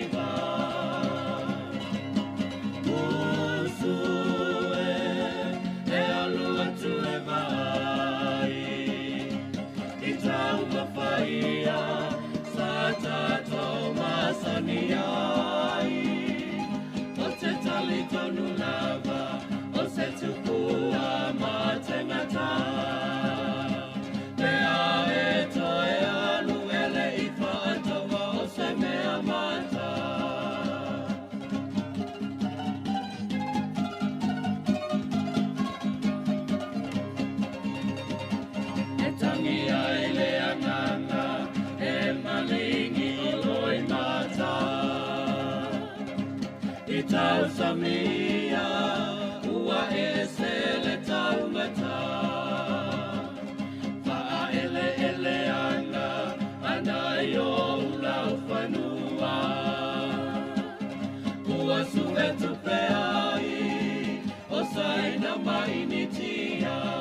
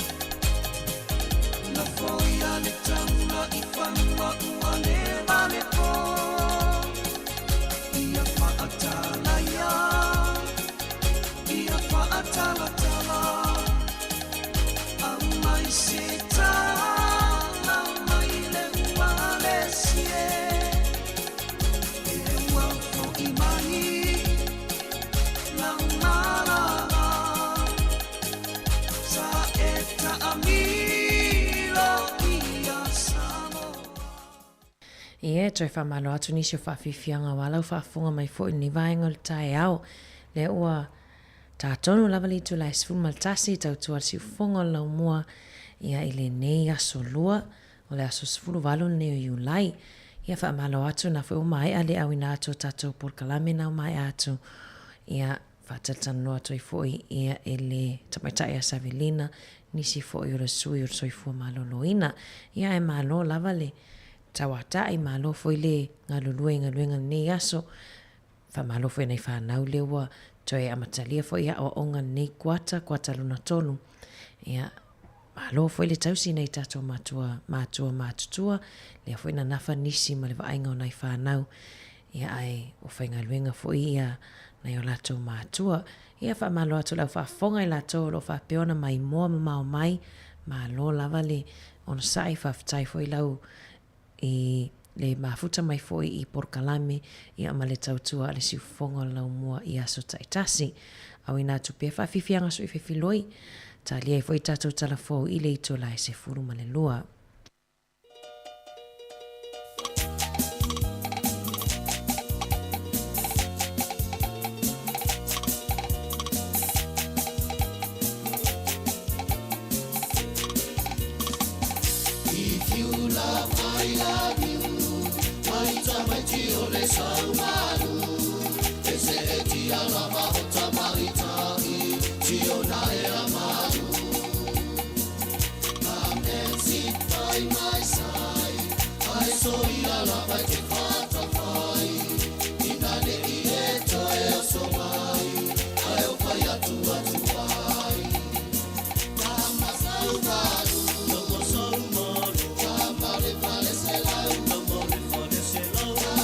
Toma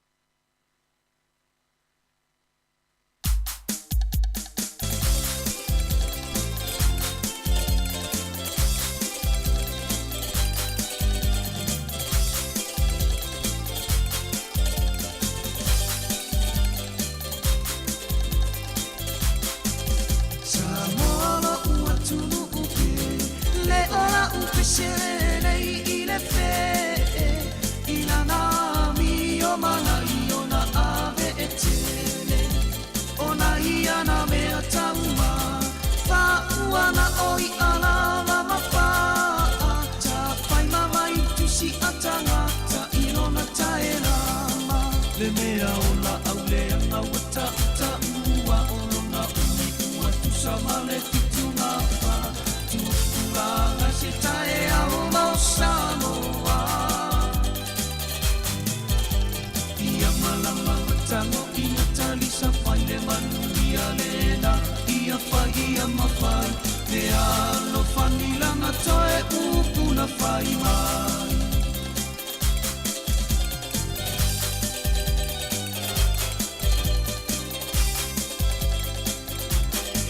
E ua ona ni fo malu ona a Me wha ata tau mau wha ala velave A pu e sona kilina ona ta ai wha alave Olo na uru ua wha api O ave wata ai I le tino E ahiro na te masola I le fefe le sunale E mea ola au lea nga wata uta ua Ona uni ua tusama le fituna wha Tupulanga se tae au mau Samoa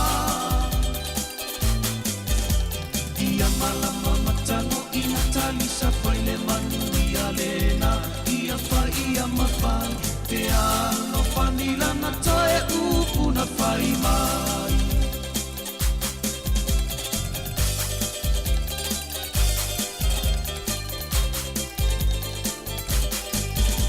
Tanga ila ia na miuna Mana ia na whainga ua oba E mata ata ae whaane ai se alofa E lelei I le tauma Pape a palo na tae lama I le whaawhai ai te Iwa popo e noloi ai Le mea ola au leanga wata uta ua Olona umi ua tusama le fitunga wha Tupulanga se tae au mau Samoa Ia malama matango ina talisa pai le manuia lena Ia whai ia mawhai E alo whanila na toe upuna whai mai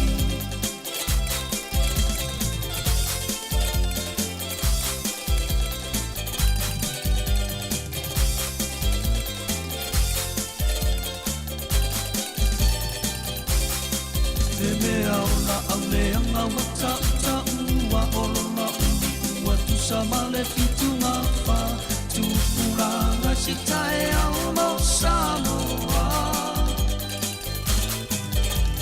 Ia malama matango ina talisa pai le manuia lena Ia whai ia mawhai Pe alo whanila na toe upuna whai mai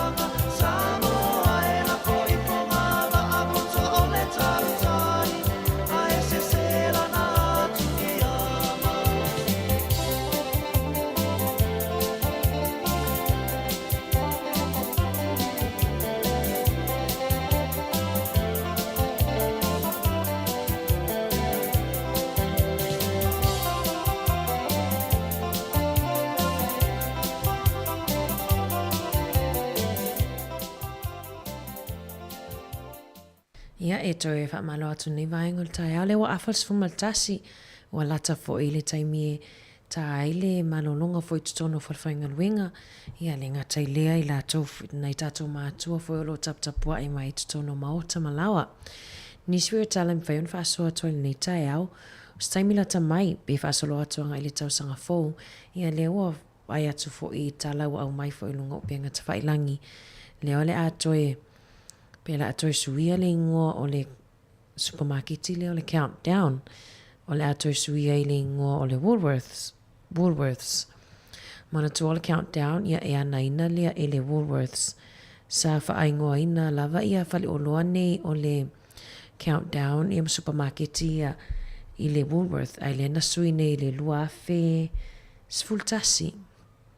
Le na tu suia i lona ingoa i le countdown ai le vavai atu pe ia o leo o ua whaatala noa ina ma o maali lie ia pōlenga fo ia ale kamupani te lelea o le Woolworth i o la toi sui alo na ingoa ia uno vaenga lava fo i lea tau pisinisi i le makiti ina fo ia i le whewhaatawa inga fo i nei atunu ia te leilo i la tau fo i lo whapeona mafuta mai le fia lava fo i o le countdown o i ele fale o loa po supermarket el countdown i la lo i Richmond i Tasman i Richmond le wasuia se tasi o lato fale o loa e vai atu matamata te tele mai o le whailonga ia po le upu Woolworth i lunga ia e wawe e sele ingo le countdown ia nisi o talafofo i mwhaiona breaking news ia po wa mwhaiona au mai lunga o tatou penga tawhailangi longo pui le fo le tatou atuno ia mea fo ero tutupu i nei atuno o tatou te nofo matau au mawai ia ai le whangaloina lava si o tatou atuno o Samoa misia lava Samoa i tau whapenei Iulai whasolo atu ia au koso se tema e o atu i lava le lotu tamaiti ia o ke topa ia wa uma fo tau sanga ai alofa tele atu mo o to uma lo maua mai tatou porkalame i le nei vaenga o le tae au.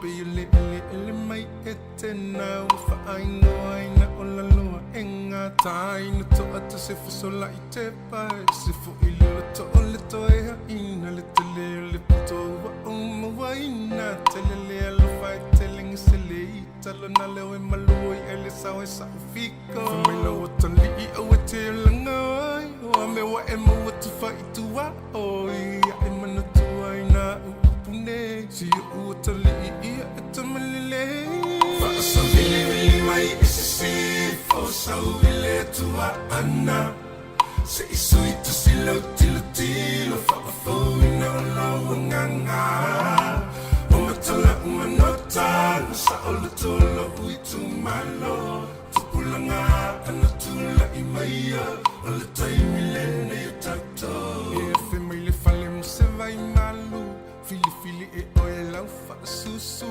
ma wale vai follow ma le vai tipolo ma wale best you fresh malulu te fai o le sai to si o me fanga ma le su e so oni ta sai tu so o se me la voi tu fito ma fai e mo ma la voi fale asi fa sa vili mai se fo sa le tua ana se isui tu silo tilo fa fo no nganga o matala umanota sa o tolo ui tu malo pulanga ana tula imaya ala taimi lene tato fa sa vili mai se fo sa le tua ana se isui tu silo tilo fa fo no nganga o matala umanota sa o tolo ui tu malo pulanga ana tula imaya ala taimi lene tato ali ima fai pule amata mai mga manuia ya mawale to fa ale tu feel fanile no uma fia ya to aloto tu maule tatalo manuia uma faiva I ola pule to no fai so osetonu mo time ma ainga fa so mai se fo so ile tu ana se isui tu silo tilo fo no lo nganga o matala umanota sa o tolo ui tu malo pulanga tula imaya ala taimi lene tato fa sa vili mai se so ile tu ana se isui tu silo tilo fo no lo nganga matala umanota sa olo tolo ui tu malo pulanga ana tula imaya ala taimi lene tato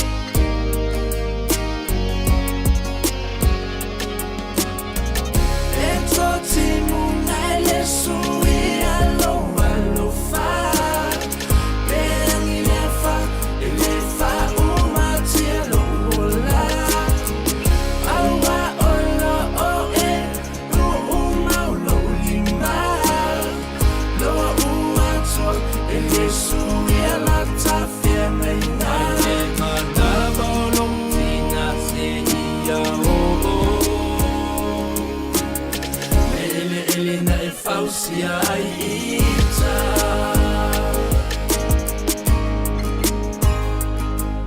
a oto manatu ile tele o solo uolanga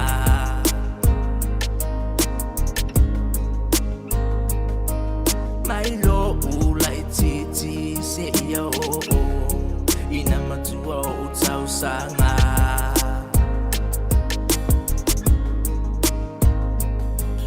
sa o savali ai ile ala o lelele malele anga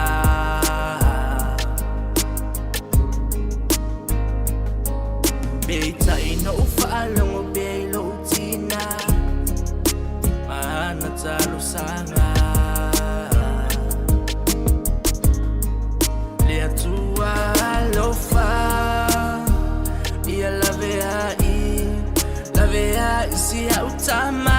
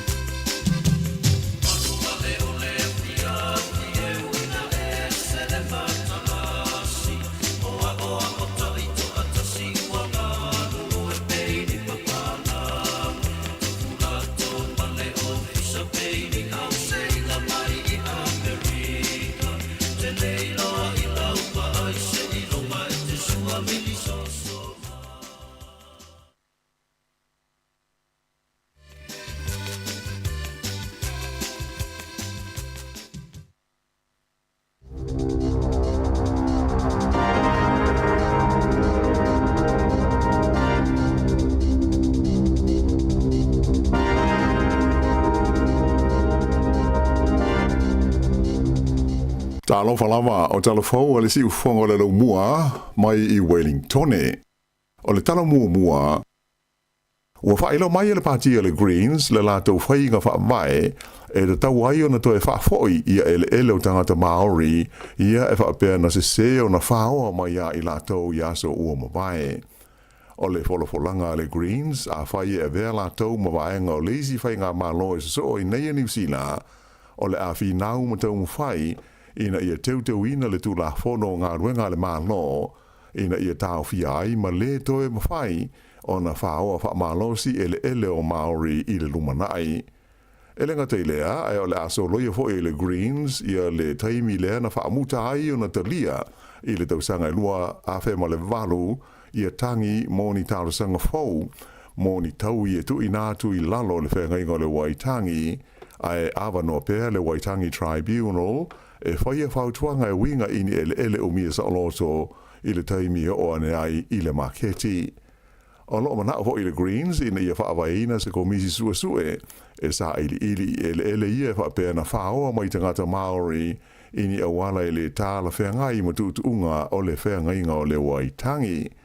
Whaalia e statio taitai o le Greens o Marama Davidson o le mea tonu matala whengai le toe whaafoi o ele o tangata Maori awa o le ngauia o ia ele o Maori o mafua ai o na tele le mau whaavitauli wa whaina ai tangata Maori ele ngata I le motiva ma le tangolima ai o whaavitauli tau le soifua maloloina whape ho I le tūtaua awaonga a to ai mamata upu tau le whaamasinonga ta ua ho I Davidson o le uanga I atu ina atoa le se lau walu sfurulima tausanga ta alua na sainia le whengainga I Waitangi mai ua tūla lata atu fo'i ina atoa le 5 o tausanga talua na whai le tūla whono o le whengainga o le Waitangi mai o se mea tāla whengai le whai o tūlanga e mautino ai e ato toa o nā aloa ia le whengainga ma wha sao ia se o aso ua mawai. I le toi ae ai o a onga I le nei vai aso ua whapeo na tuina mai ai se la batainga a le wasenga o pule a onga e whapea e iai vaenga o le tunu e le o lava ai whai a onga I le taimi nei mai o se whawhita uli tele mo a onga o loo a fia ai. O le laptainga mai pule a onga na ta ua mai ai e iai a onga o le a lenga whatia e whai a onga o na tau ave I a wasenga e le o iai ni whai a onga mai o le mea e o iai o le whautua ina leo mātua e tā ofi te maiti I le whale aua leo atu I le a onga. O le nei tūlanga, sa tupu fo I le kuata na te atu nei I nisi o a onga ai maise I le tonu o au ki lani.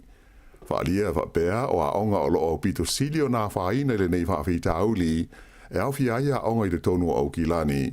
Whapea le tū malo Northland, ma le talawhatai sifo po le West Coast o le motu I saute. Whailo mai le pule a onga o le Ardmore School I au ki lani, Bridget Peterson, ua uma le leile kuata lona lua o tau mawhai e whaatumu se awa no e tasi I lana onga. Na ia ta ua e whaatolu le leio na whaasara laule na ia awa noa, a e pautangata na taro sanga mai ai o whai a onga mai whafo. Whailo mai le pelestene o le Societe o pule a onga laiti I te tonu au kilani o Kylie Brereton, e to tele whai a onga ua se mai ma au kilani, ai e le o lava ni whai a onga e sui a I la tau.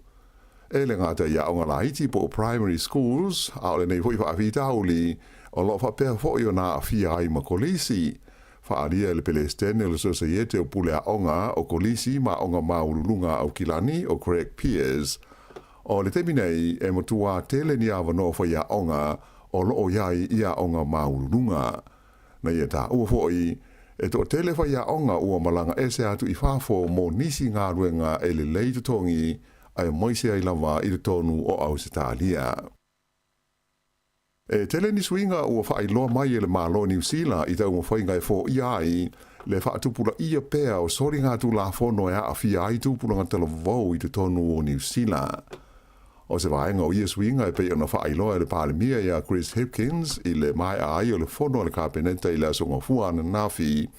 E au fia ai le avea ma mafu anga o ngaonga e le tau ona fua ia ai e le wha asalanga o so o stangata matua e wha maonia ia lona una ia lea po le wha oso ina o se talavau e whaia se soli tu la fono. O le teu ina hoi o le tu la fono e a fia ai so te inga tele vavave e le social media o le ale ngata ina afiai tangata mātua ai whapea ai fo I ma tangata talavau mai o le ama waila vano wha au popo wha amasino e fua ina ai ni wha asalanga tāla whea ngai mo I lātou e a afiai. O le tasi o swinga e pei ona wha ilo mai o le ama wha iai le wha amasinonga o mta upu wha le ainga le family court o na wha tonuina ai le to e tārusenga ina e pei ona iai le teimi nei ia ta maiti ma talavau e ta I se furu tau sanga le mātua e a fia ini sori ngā tū la fono ina ia whaatino e se talavau se ngā ruenga lo tele po se community work e pei o le wha mamaina ma le fufuru e se ina o ni tūs tu singa mai se pui o se pā po o se fale ia po o le wha mamaina fo I o se la pisi o le ama fo I le wha misnonga mo mo ta upu wha le ainga o na wha tonuina talavau nei ina ia awai ini pon kalame fa ale awa onga e au ngā mō la tau. Ta ua le palemia ia Chris Hipkins o le nganga autu o ia swinga ina ia mawhai ona puipuia ma marutia ai tūpulanga talavau e a fia I sori ngā tū la fono ai maise ale nei vai taimi le mawae o le au whainga o talavau ua a fia I sori ngā tū la fono. Ua whaatausanga ina e tangata ino nofo I le motu o waiheke I le tala whaatai o kilani le malo mo se vesoa swani ona o le mawa e wo o iai le si tai o de tongi o pasese I waala o pasese o le kompania le Fullers I e whe malanga I le wao o kilani mo waiheke. O le neisi tanga I se fulma le 1% I le tau o pasese o waa o le kompani ua o atuai nei I le 5 ta la le pasese o le alu maresau mo le tangata matua I taimi pisi o le aso.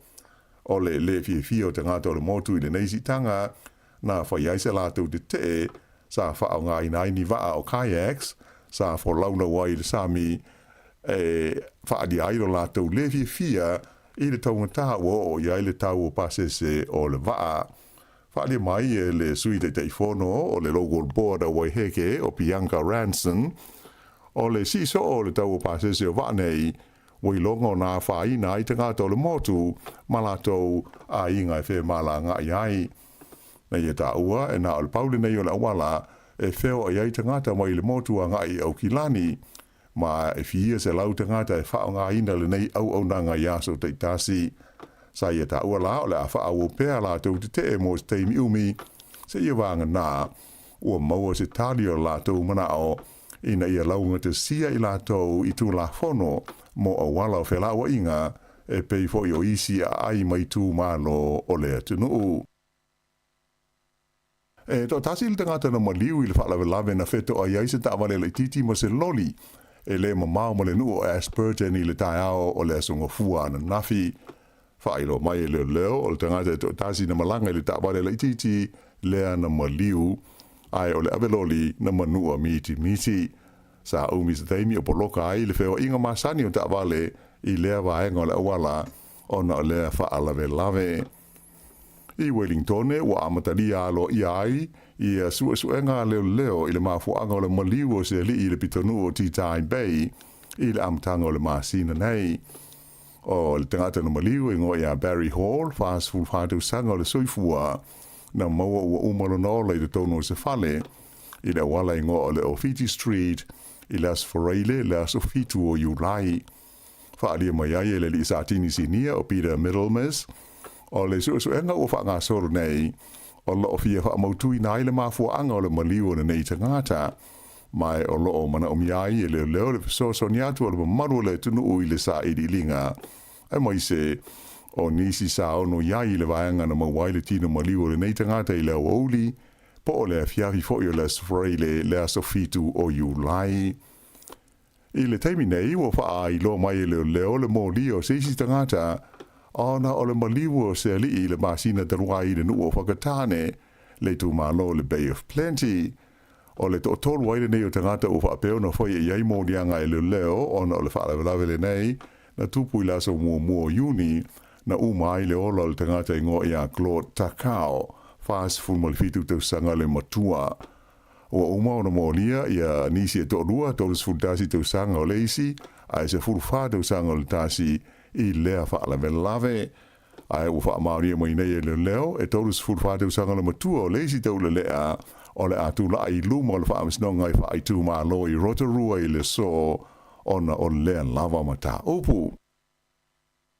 I mata upu tau upu whai o maa lo, o le tauna unga o le suenga o pito la tamai manatu ma la ngona o la upalota, watangi ai, e mawhai e le National ma le Act, ono la ua whaawaina le isi whai ngā maa lo i se soa i nei e New Zealand, ai ua iai se tūlanga wā la lata, ia le wā o pāti au tū e lua, o le tū tau matau, ma le tū tau anga vale. E tai lua pasene na pa uai le tūlanga langolangoina o pāti au tū nei e lua i le taunu unga o le sa i linga le nei, na whaafoina i le One News Variant Poll, le sa ta ua mua o le Kenta Public Poll. O le National sa tūlai mai le tōrus furu 5%, ai o le Labour tōrus furu 3% i le tūlanga langolangoina e le au pālota. Na si itia lai titi i le se furu 2% le tūlanga langolangoina o le pāti le Act, ai o le Greens na whaaupopo le 3%, wa o ai la tau i le se 4%, ma le te Party Māori na tūlai mai le 3%. O lona winga o ia whai numela e mawai no whai onus fultasi mo le National ma le Act i le tono o le Parlimene, e mai ua lava lea e la tau te whaatui nai i a leisi whai ngā maa lo. O le Labour ma le Greens wa pele te Party Māori, a tu whaatasi e maua o la tau no whai e limas ful maliva, e le a toa le onus fultasi o no whai, e ma whai ai o na whaavai ina se whai ngā maa lo. I le fasili, po o ai e de tau o na tūlai mai le tōwhi pālemia o Chris Hipkins, luas fulu 5%, a o Christopher Luxon, e luas e fulu pasene. E wha afe e tolu se lau tolu sfurulua le a wha i o mai whau o le COVID-19 sfuruiva na wha mawina i le vai aso ua mawai atu nei le tono New Zealand, a e se furu ma le tolu le a wha i o e na mali liwai. O mai whau e pei o na lipo tia mai, na au fia ai le lua afe ma le whaas furuwalu, o tangata na la veo mua i le COVID-19, a o lea fo i watoe a fia ai. O maliu e sfuru tolu, o lea ua o atuai nei i le tolu afe, se lau fitu sfuru lua, lea wha inga o tangata o New Zealand, ua whano ro lātou soifua i le COVID-19, talu o nao o mai i lau whanua o Aotearoa. Fo inu mera o le vai aso i ona tua, sa tula i mai i le 5 afe whaase lau sfuru fitu la whai o mai whau, ai lua sfuru tasi lea whai o maliu.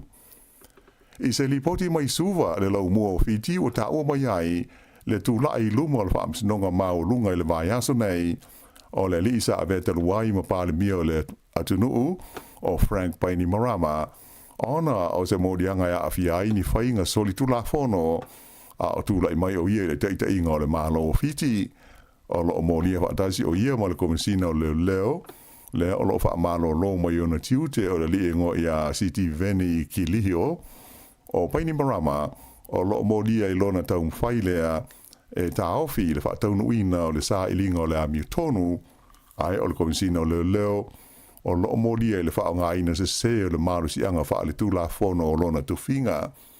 Wha li e wha peo le mata upule nei, e a fia ai se tangi a le Universite o le Pasifika i le masina o Iulai o le tausanga e lua afes fruiva, e wha sanga le inisi o tangata whai ngā rue ngā lea Universite.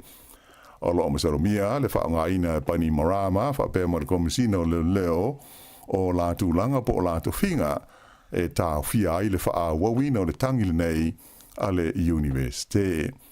E rua vai aso o lo fufuina a ilo na i lea mata upu le wha masinonga i suwa. I tā longa a wheleti wha le wao mā lo na tūlanga lua New Zealand ya sia mani i le tuunga o le triathlon i sua ngā siampinia le laulangi i le ai o Hamburg ana nafi.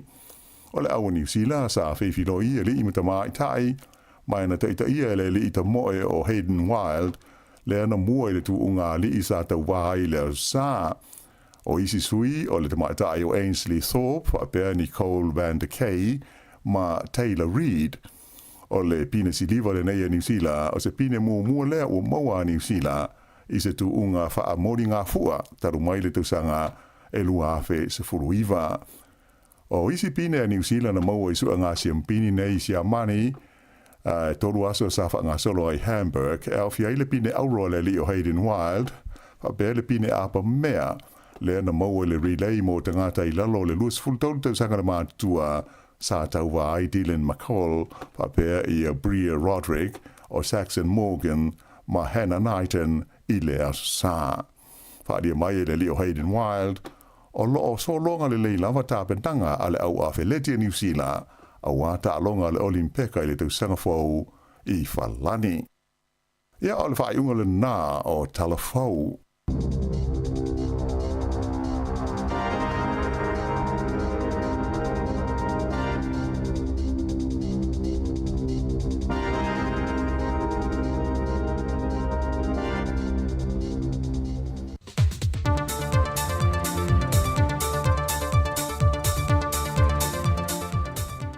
Toi whawhelo i atu lo tātou tunu i se isi whaopoponga le nei, o tātou tala fau mai Samoa. E tomu atu e tātou tala i le so, o se pepo whamtalanga o whasi sila whalau e tele e mtanga ruenga o whātu angam whainga whaiva, e tu sai masue su engam whaamabonga whasai nisi mai lo fisa tu tonu i Amerika Samoa, wa whailo ai ala tu tomu whainga i le pui na leo ni awala, e whai titi ai a whianga ma le solo le loi mumu la i titi e te tonu Amerika Samoa. Mai o leala lea, o whai el mtanga ruenga o whaatu angam whainga whaiva se fuawhanga, o le a te tala ina pē mita whaatanga mo le au maia nā o ula ma teufunga la au mai le motu i sasae, ai o lo whaawo ina pēr le tāo fia le tu mau, o le au ina mai o la au tuto mai Amerika Samoa. O lo whaawo ina fo ima tu mau le tāo fia o le au ina mai o ula, teufunga la au ma la au tuto mai atunu. O lo wha maui nai le mawai foi o le loi lawale nei pei o Hawaii mai si foi atunu. O se whasisi langa mol mamalo le atunu e mai se lau whai pi sinisi. O lo o lātu whaudwhali na mai ula ma teufunga la au. E nei e te tau no lātu sta ia mo mulmul ta ia la ma la fua o aia inga. E au fiele tau sanga mo le pe binta whaatanga mo ula ma teufunga la au ile matanga luenga whaatu angam whainga whaiva. E le vaenga ngafa ma le whaaso po le quarantine division.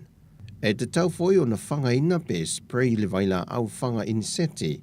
Ia ia foi o loe au ina mai te tono le atunu. Mai e pasi e ina le ofiso whaatu anga i Amerika Samoa. Au le whaau whale ina mai te tono lo tātou atunu.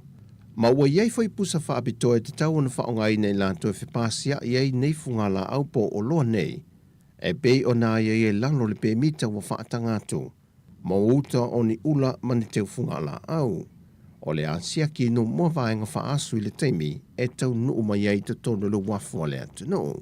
E lua au la pel tu la fono whaatatia mtanga ruenga o whaatu angam whainga whaiva, bea ono le mulmulta ia le atunu ia foita iala. A le to e whaafoina ia o loa ngai Amerika Samoa, o le a whaatama ia uma. O le amtanga le vaiaso nein te talam whaalawi loa aloa ia ai le tōninga fau. A le ofisa whemalanga inga Samoa se sau ninga na whai le ofisa au tua mtanga luenga le pālemia. Malika peneta ia pia. O le tōninga e au fiaila e o li matama ita i ofisa whemalanga inga. Lea watai la tātu i fōlinga le tōninga. A malua le malo e au fie mapulou. E le saunonga le fionga le tamai tai pālemia o ia fōi o le minista o le matanga ruenga, e whaafitai le ni ngā luenga e meisi o le whainga pā anga le matanga luenga ma le whaalapo tongo tūlanga tau whemalanga inga le Pasifika. O i lantou ia na whaatupeina lea whaamoe moe. O le whaamalosi le teitei o lea tunu i lana matanga luenga. O le tōninga o lātou o futau, mai o se whaamanatu mo i lātou le whaongaina. E le ngata o le whaataua ma le maa e le ngā le pui pui o tua o i whaavao malo Samoa, ina ia malu le atunu. O le fionga ngā whili tō mai mano shem leo, o ia leo le ofisa siri o le foi pūlenga, na ia whaamalosi mtau sisi atu pē le au whainga luenga ne ngā lulue whaatasi, ina ia mautinoa le saonga le mua tangata Samoa, ai meise le pui pui o le atunu o mai sori ngā tūla whono whaavao malo. Sau noa ngā whili, o le fisoasoani le nei tōninga fau mo le una ia leo ngā luenga o le ofisa o whemala ngā inga, a to ai mal tāpenanga le ofisa mo le taringa malo sa mo le whontanga te itai o atunu o le taupulenga e le masina o kitopa o le tausanga fau. O le asfarile le whai unga le vaiaso te nei, o le aso muli lentu i nato le malo i lalo o ai inga le PSC, mo li matama itai fo mai si nia e to se fulma le fitu, e le lātou la vai a te tau ma le whaitalia, lātou te seini e wha awawa ia inga ia watu i nātua le matanga ruenga ma pāsia le kāpeneta, pe whiriwhiri fo i wha se e wha tuina ni a lātou fo i whale mai tū maoti. Ai mawalawa fo i le hawa noe wala awa e whesoa swani le matanga ruenga o soifua malo loina, e teimi mo mi e fo mai pe a uti le au whainga ruenga. Peitai e toa se fulu i lātou fo mai si nia, na o lātou seini a ia inga fo u whaatatia mai le PSC, e a mata ngā lulu ai. E se pepa mai le sā vali na tā wai le pāsia le kāpeneta, o le fitu tesi ma le 3 miliona tā la, wa whaanganga le tutongi ei over teimi o li matamai tai fo mai, ma fo mai tausi mai pasi. O le isi tu unga o whaatatia mai le kāpeneta, o le au lātou tōwhia sao atuai fo mai, e whaululu iei nisi o whahenga o le matanga ruenga. O tu unga na tu inatu le kāpeneta mo fo mai si nia ne to se funma le fitu, pe au lātou seini ia inga faule nei, o le ale to e mau o lātou i tū la whainga luenga o vatemi sa iei le whaatula nganga mua. Ai o le atutongi atu i lalo le ona se fulpasene o le responsibility allowance il tau sanga. Tu salava pe whainga luenga pe lea i foi. Pe ona whaatulanga mai o le nuspepo le sa vali, e ono o atu le se lau iwa se furuafe tā la le tutongi le fo mai si nia to se furma le fitu nei to tasi i le tausanga atoa. E leo mauti noe au telefou le isi to fito i lantou o fo mai na tu i eile ava noe le kāpeneta. Ai o lo mau le ava noe ngā luluai wha konkarate e fesoa swani atuai i le matanga luenga e tau tu i titi eile teime to tele ele mamalo le atunu e au to wa ane sa ili tong fiti e whale mai te tono le atunu. O le amatanga le vea nina toe wala au wele mata opo a li fai pule to tolu iu sawa vali ese mai le vaeng wha opo fai le JPP. Ma o lato fina wino lo lato tutu to tasi. O le toe wala au o le mata opo le neva yaso, o se soa lau pulenga le vaa o le whamsinunga maulunga ma li fai pule to tolu. Pe ono toe fo e toe whaatino lato fai ngā pālo talaiti, e toe sa idi mai ese to wha mai o lato i tuma no. O le o atu le mata opule nei le whaama sinonga, ona o se tālo sanga mai le fionga le fonga fitalai o le maota, e whaonga ai nai le vaenga whaasfu mal fitu o le tūla whono whaavae. Le o lo ai, pe a whai e fisiri ngiela ia te tau se sui whai pulo le maota, e te tau loa na whaase e atu le whaama sinonga, mō sana whaamalam la manga. Wa toe tolo pōle la wina le whai unga le mata opule nei le amatanga o le vaiaso le nei, ai ona taluai o loo iei nisi o whaamatalanga o loo mo o mia, wa toe tolo pō ai e lawina lava i se aso le vaiaso nei le whai unga a le whaamasinonga. E le whaatala noanga se tasi o li whaipule i lunga o pengta whailangi ma se li tio i atunu i whafo, na toe te talo toe le fionga ale vena ale i lona i tu malo, a whai o le whai unga le whaamasinonga i toe foi e toe whaia whai ngā pālo tala iti, i alolofa i tu ina mai pēr la lato whaatua tuanga, e whaawa waia na moe mitinga mōlo nei tūmālo, e au fie ma se whale mai whaai tūmālo o lo ia mo mia, ia whaatuina i te tonu o lo nei tūmālo. O tala fōwia mai sa mō manuia ni aso sa mo i tiutem whi au mga luenga, whasoi fōia.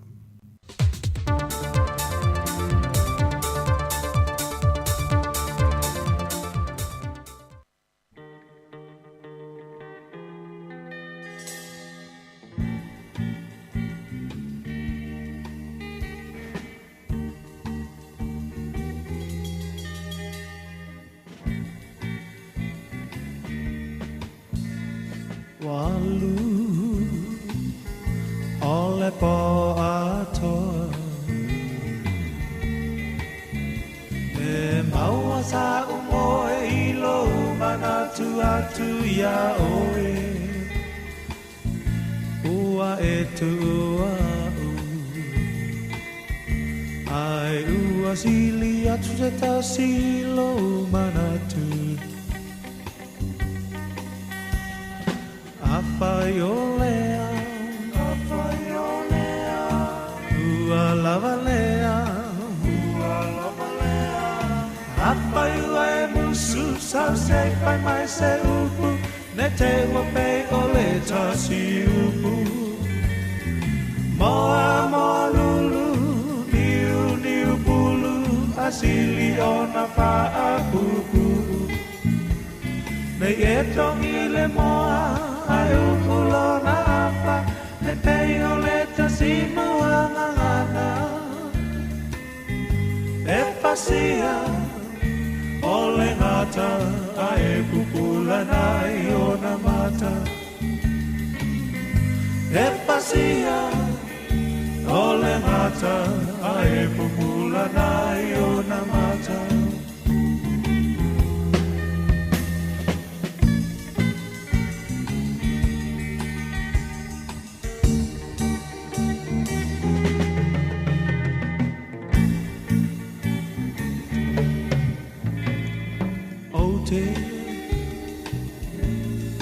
Mana tuaina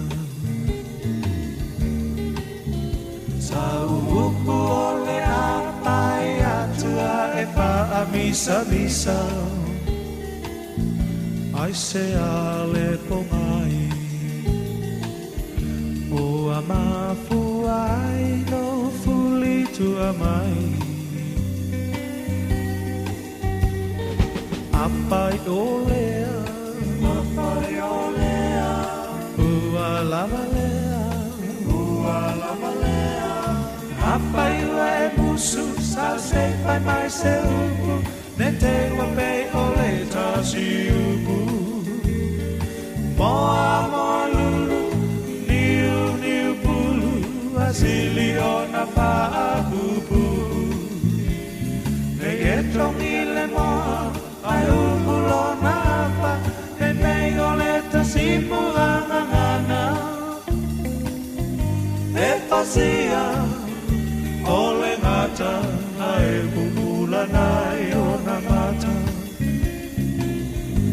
e pasia ole ngata ai bubula nai ona mata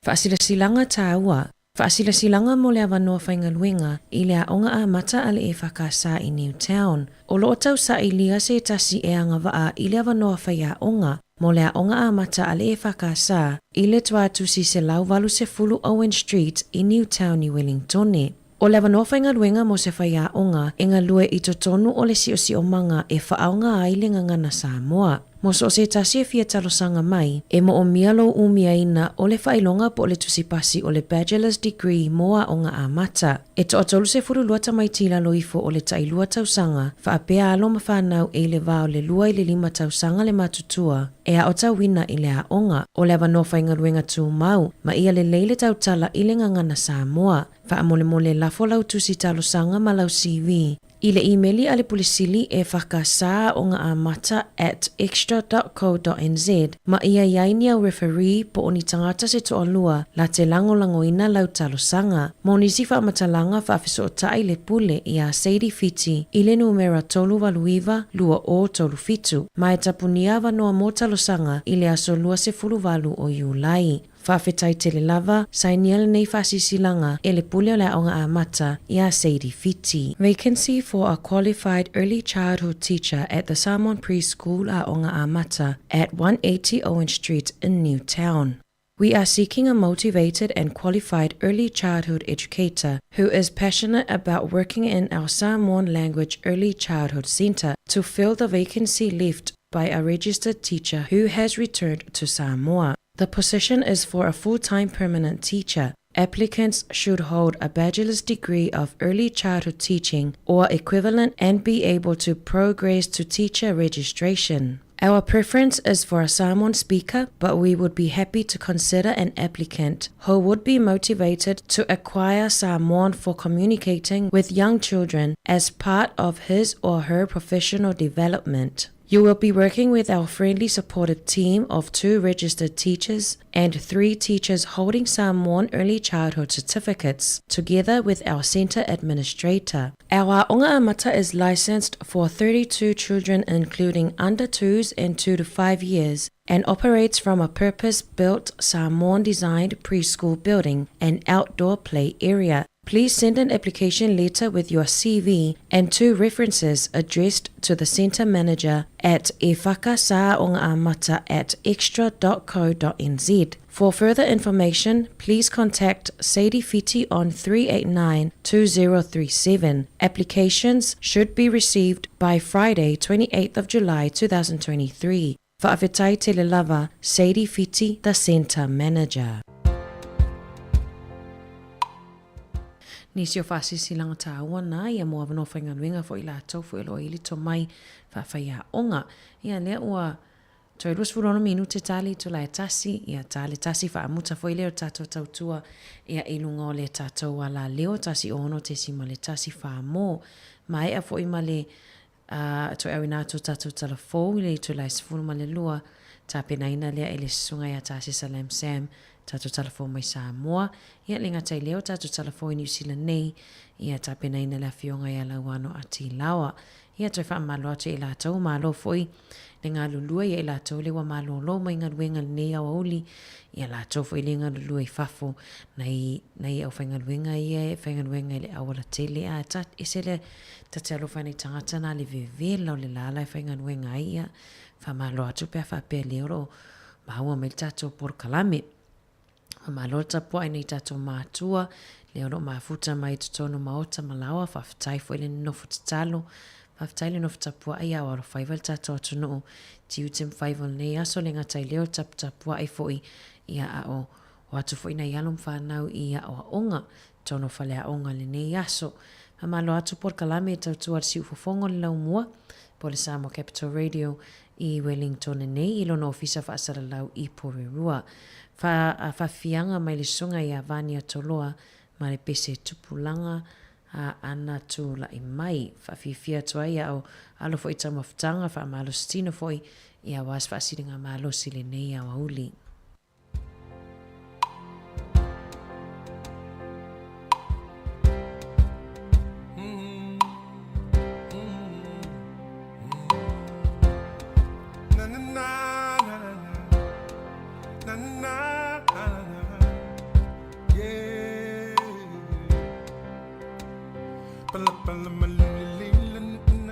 nau pe le le mai ete nau fa ai ngoi na ola loa enga tai no to ata se fo la I te pai se fo I lo to ole to e ina le tele le to wa mo wa ina tele le lo fai telling se le talo na le e maloi ele sa e sa fico fa me lo to li o te langai o me wa e mo to fai tu wa oi e mano tu ai na pune si o to li e to malile fa sa vili mai se fo sa vile tu ana se sui tu silo tilo tilo fa fo ina lo nganga o matala umanota sa olo tolo ui tu malo tu pulanga ana tula I maia o le tai milene o tato e fe mai le fale mo se vai malu fili fili e oe lau fa susu ma wale vai falo ma le vai tipolo ma wale best you fresh malulu te faio le sai to si o me fanga ma le su e so oni ta sai stu so se me la voi tu fito ma fai mo ma la voi fale asi fa sa vili mai se fo sa le tua ana se sui tu si lo tilo fa fo na lo nganga o matala umanota sa olo tolo ui tu malo pulanga ana tula I maia o le tai milene I tato fa sa vili mai se fo sa le tua ana se sui tu silo tilo fa fo na lo nganga o matala umanota sa olo tolo ui tu malo pulanga ana tula I maia o le tai milene I tato ali I mawhai pule amata mai mga manuia ia mawale tofa faale tua feel fanile nu mafia fia ia to aloto tu maule tatalo e manuia mau faiva I ola pule tonu e fai so o se tonu mo tama ma ainga fa sa vili mai se fo sa vile tua ana se sui tu silo tilo fo ina lo nganga matala umanota sa tolo ui tu malo langa tula I maia le tai milene tato fa sa vili mai se fo sa vile tua ana se sui tu silo tilo fo ina lo nganga umanota sa olo tolo ui tu malo pulanga ana tula I maia o le tai milene o tato Talofa lava o au o Nina Foese whaalongolongo mai pea I le sio fofonga o le lau mua.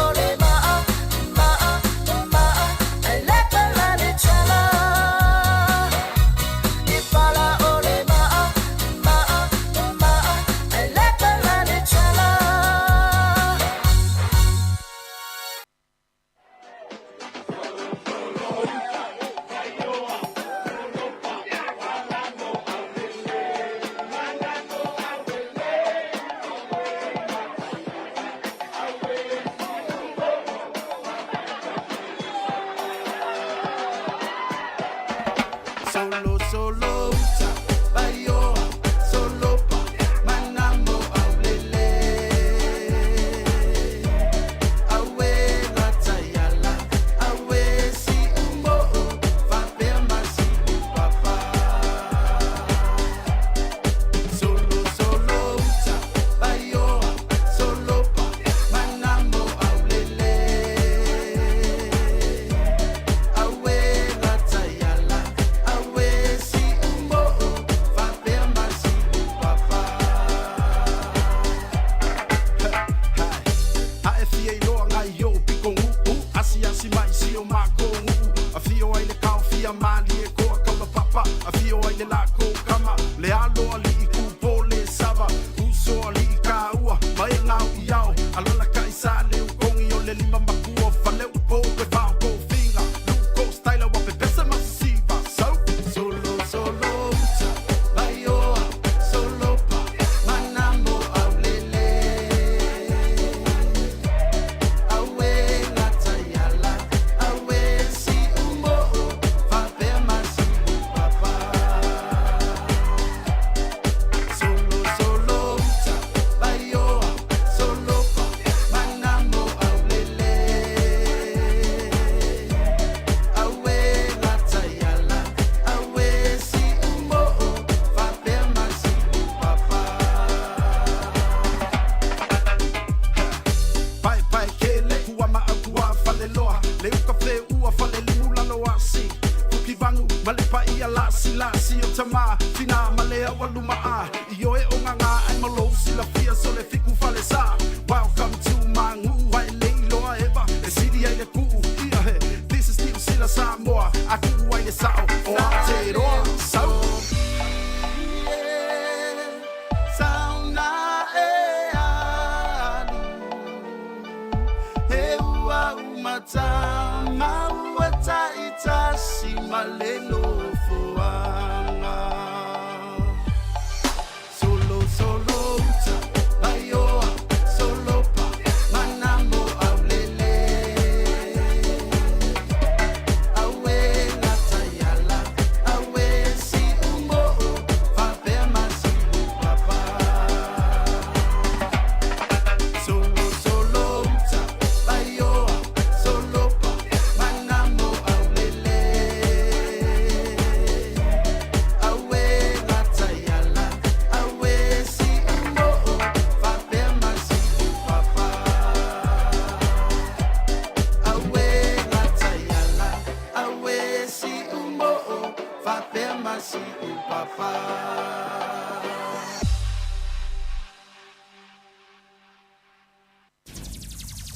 Ole. Mix. Ole ole house makpes. That's right. It's my hometown, baby. Representing.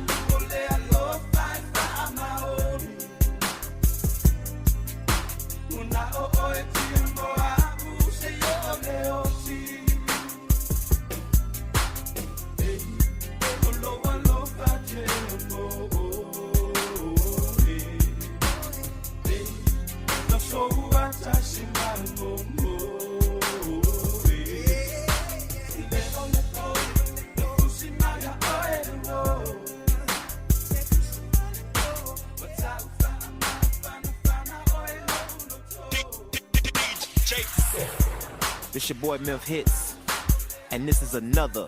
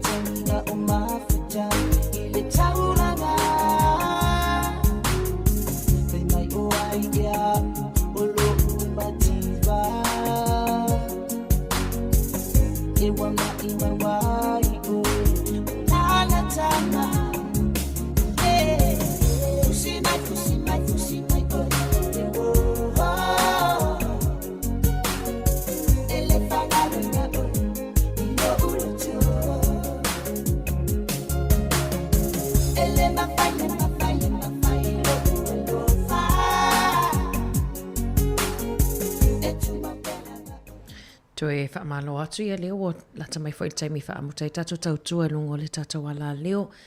Whaamalo atu oi malo whaftaili mafuta mai nei tato paanga wom masani mai masani whaonga mai tato tautua nei aso. Whamangalo fwoi tautua nei aso pēo e se upua le tauta mali i lau whaafunga anga ai manuia te le lava whaamanuia le atua i whaamoemoenga mfofonga umoto toe. O le nei aso tali tasi toe au ina atu tato talafou lungo le ala ato Facebook ma le YouTube. Whaawawa toi leo whaafifianga su i whewhiloi ma le tato tautua se ia pa ia le tu la e lua.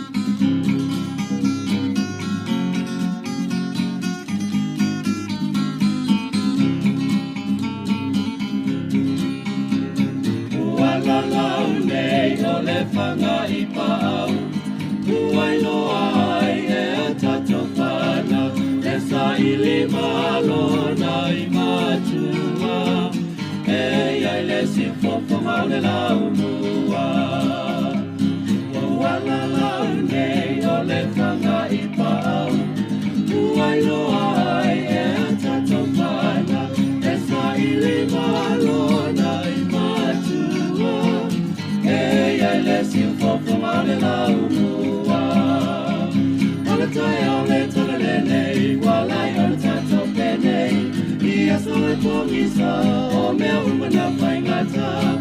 O nei tā sanga ua tato au lia mai. I nei manuia ua tato maua mai.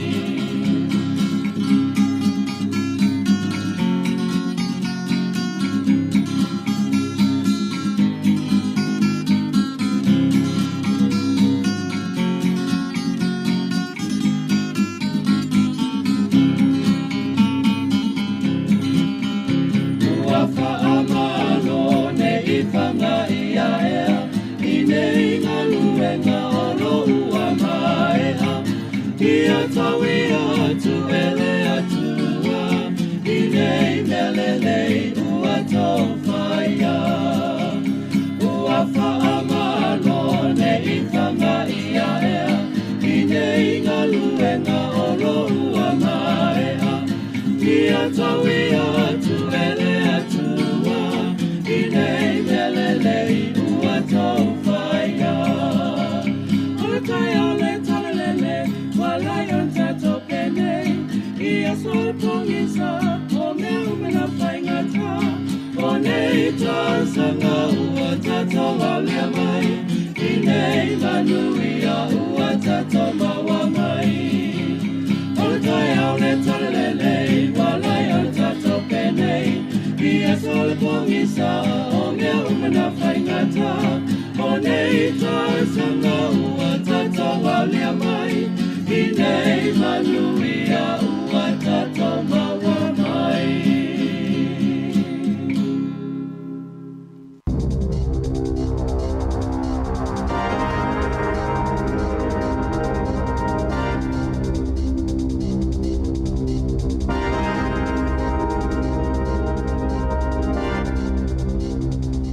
Tā alofa lava o talafou ale si ufonga le lau mua mai I Wellingtone.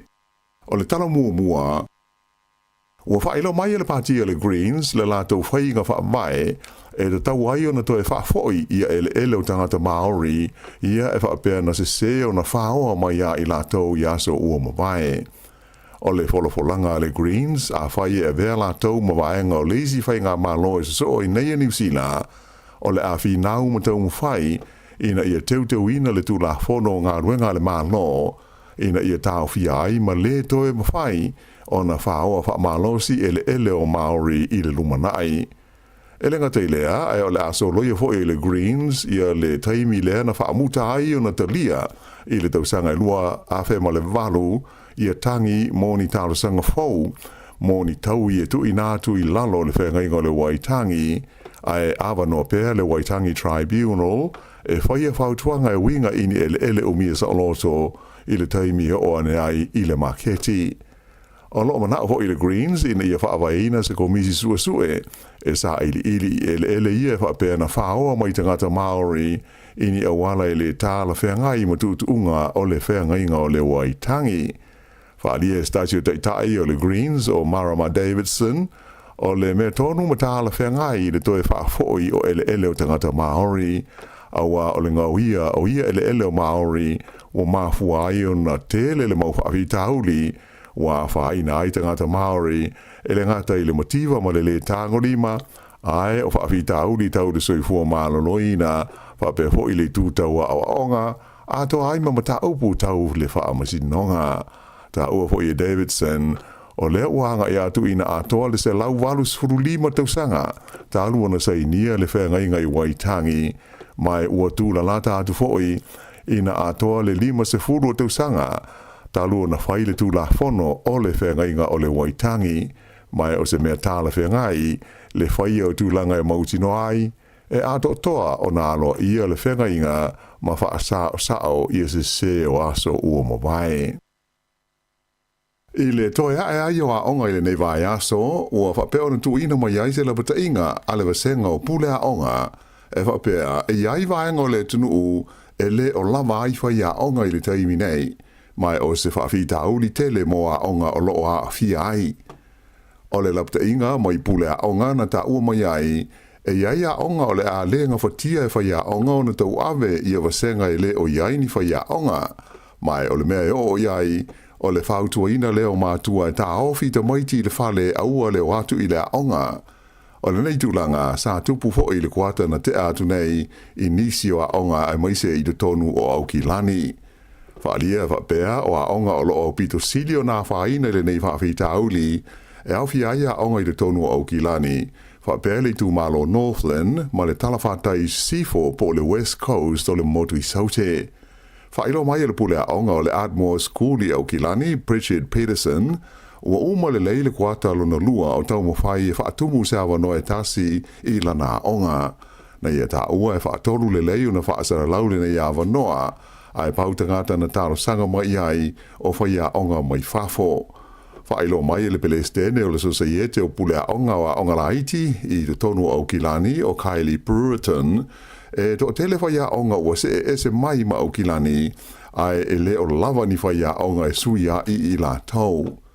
E le ngata ia aonga laiti po primary schools, a le nei hui whaavita auli, o lo whapea fhoi o nā awhia ai ma kolisi. Whaaria le pelestene le Societe o pule aonga o kolisi ma aonga maulunga Aukilani o Craig Piers. O le teminei e motua tele ni awa no whai aonga o loo iai ia aonga maulunga. Na ia tā ua fhoi, e to tele whai aonga ua malanga e se atu i whafo mo nisi ngā ruenga e le leitutongi ai moise ai lava i te tonu o Ausitalia. E tele ni swinga ua whailoa mai e le malo New Zealand i tau mawhainga e fo iai le whaatupula ia pea o sori ngā tu la fono e a fia ai tupula ngā tala vau i te tonu o New Zealand. O se vaenga o ia swinga e pei ona whailoa e le palemia ia Chris Hipkins i le mai ai o le fono le kapeneta i le asonga fua na nafi e au fia ai le avea ma mafu anga o ngaonga e le tau na fua ia ai e le whaasalanga o so o stangata matua e wha maonia ia lona una ia lea po le whaoso ina o se talavau e whaia se soli tu la fono.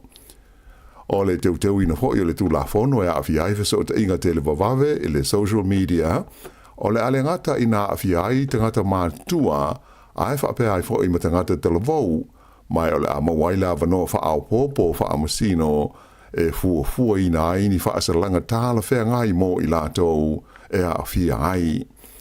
O le tasi o swinga e pei ona whailo mai, o le ama whaiai le wha amasinonga o mta upu wha le ainga, le family court, o na wha tonuina, ai le to e tārusenga ina e pei ona iai le teiminei, ia ta maiti ma talavau e ta i se furu tau sanga le mātua, e a fia i ni sori ngā tū la fono, ina ia wha tino e se talavau se ngā ruenga loptele po se community work, e pei o le wha mamaina, ma le fufuru e se ina o ni tu singa mai se pui o se pā, po o se whale, ia po o le wha mamaina fo i o se la pisi.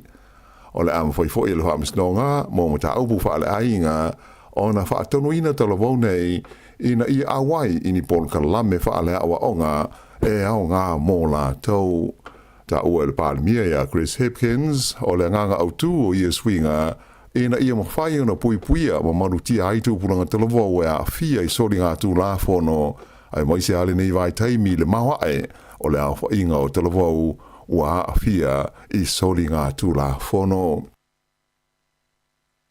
Ua whaatausanga ina e tangata ino nofo i le motu wai heke i le talawhatai o Aukilani le malo mo se vesoa soani, ona o le mawae wo o iai le si tai o de tongi o pasese i waala o pasese o le kompania le Fullers i e whe malanga i le wao Aukilani mo wai heke.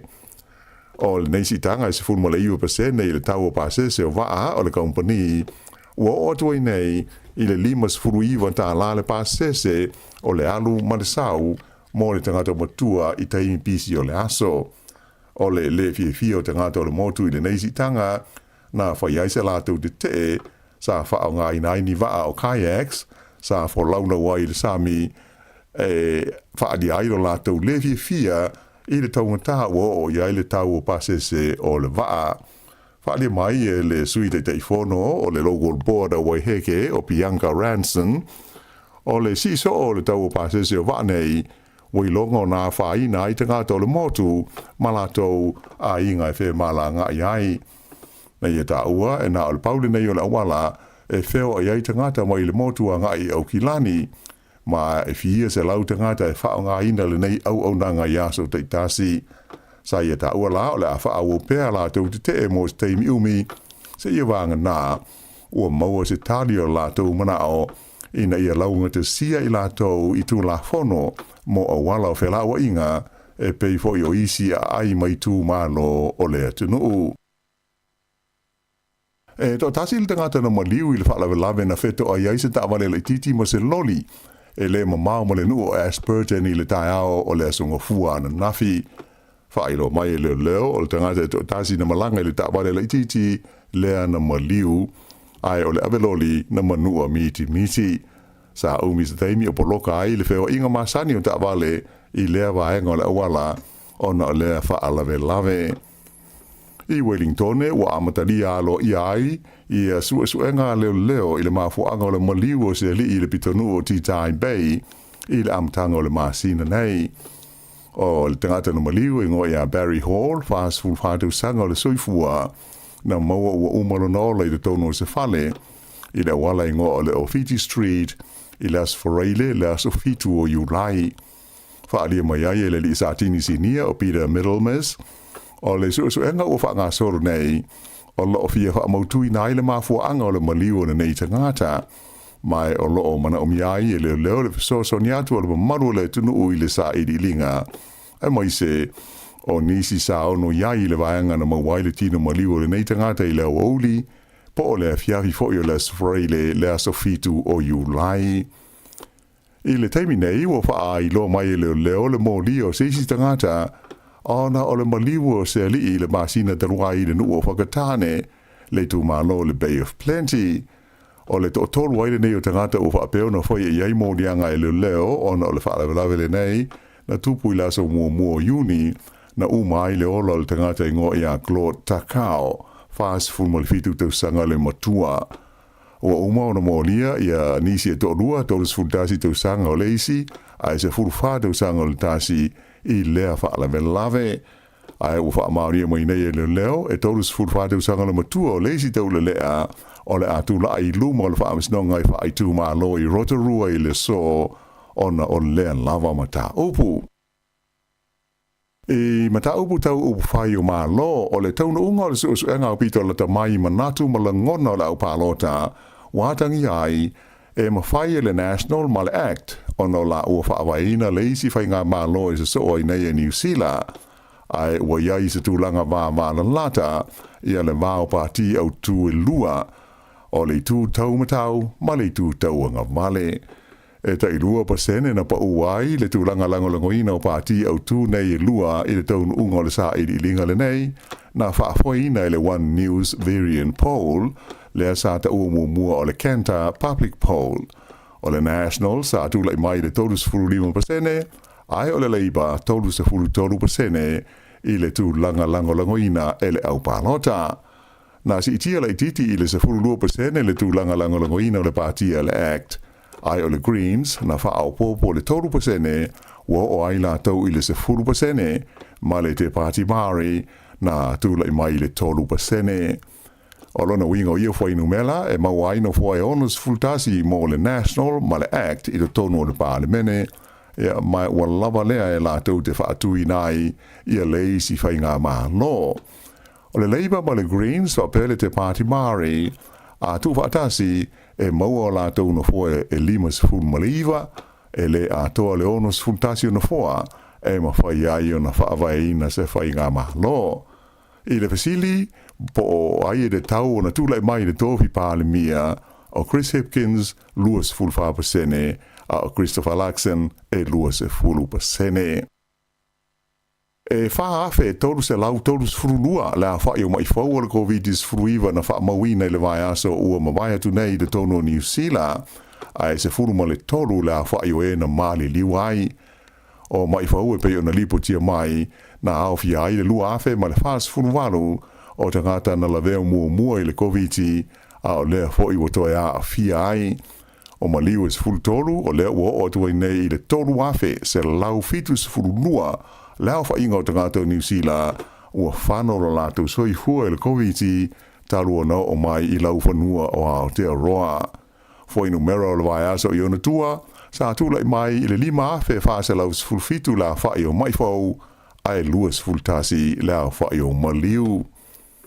I se li poti mai suva le lau mua o Fiji o ta o mai ai le tu lai luma o le whaamsinonga mau lunga i le vai aso nei o le li isa ave te luai ma pale mia o le atunuu o Frank Bainimarama ona o se modianga ya afiai ni whainga soli tu la fono a o tu lai mai o ia le teita inga o le malo o Fiji o lo o molia whaatasi o ia ma le komisina o leo le o lo wha malo lo mai o na tiute o le li ingo ia City Veni ki lihio o Bainimarama o lo molia i lona tau mwhailea e ta ofi le whaataunu ina o le sa ilinga o le amiu tonu ai o le komisina o leo o lo molia i le whaonga ina se se o le marusi anga wha le tula fono o lona tufinga wha lia wha peo le mata upule nei e a fia i se tangi a le Universite o le Pasifika i le masina o Iulai o le tausanga e luafes fruiva e wha sanga le inisi o tangata whai ngā rue ngā lea Universite o lo masalomia le whaonga ina Bainimarama wha peo ma le komisina o leo o la tūlanga po o la tufinga e tā fia i le wha wawina o le tangi le nei a le Universite. E rua vai aso, o lo fufuina e ilo na i lea mata upu le wha amasinonga i suva. I tā alonga a wheleti wha le wao mā lo na tūlanga lua New Zealand ia sia mani i le tuunga o le triathlon i suenga siampinia le laulangi i le ai o Hamburg ana nafi. O le awa New Zealand sa whiwhiro i li imata maa i tai, mai na teita ia le li ita moe o Hayden Wild, le ana mua i le tuunga li i sa tau wahai le sa. O isi sui o le tamaitai o Ainsley Thorpe, a pēr Nicole Van de Kay, ma Taylor Reid. O le pine si liva le neia New Zealand, o se pine mua lea o maua New Zealand, i se tuunga wha mori ngā fua, taru mai le tausanga e lua afe se furuiva. O isi pine a New Zealand na maua i sua ngā siampini nei sia mani, toru aso sa wha ngā solo ai Hamburg, e au fia ile pine auro le li o Hayden Wild, pa bea le pine apa mea, le ana maua le relay mo tangata i lalo le luas fultolu tau sanga na mātua sa tau wa ai Dylan McCall, pa bea i a Bria Roderick o Saxon Morgan, ma Hannah Knighton i le aso sa. Whaadia mai le li o Hayden Wild, o loo so longa le lei lava tāpentanga a le au a wheleti a New Zealand, a wata alonga le Olimpeka i le tau sangafou i Whalani. Ia o le whaiunga le nā o Talafou.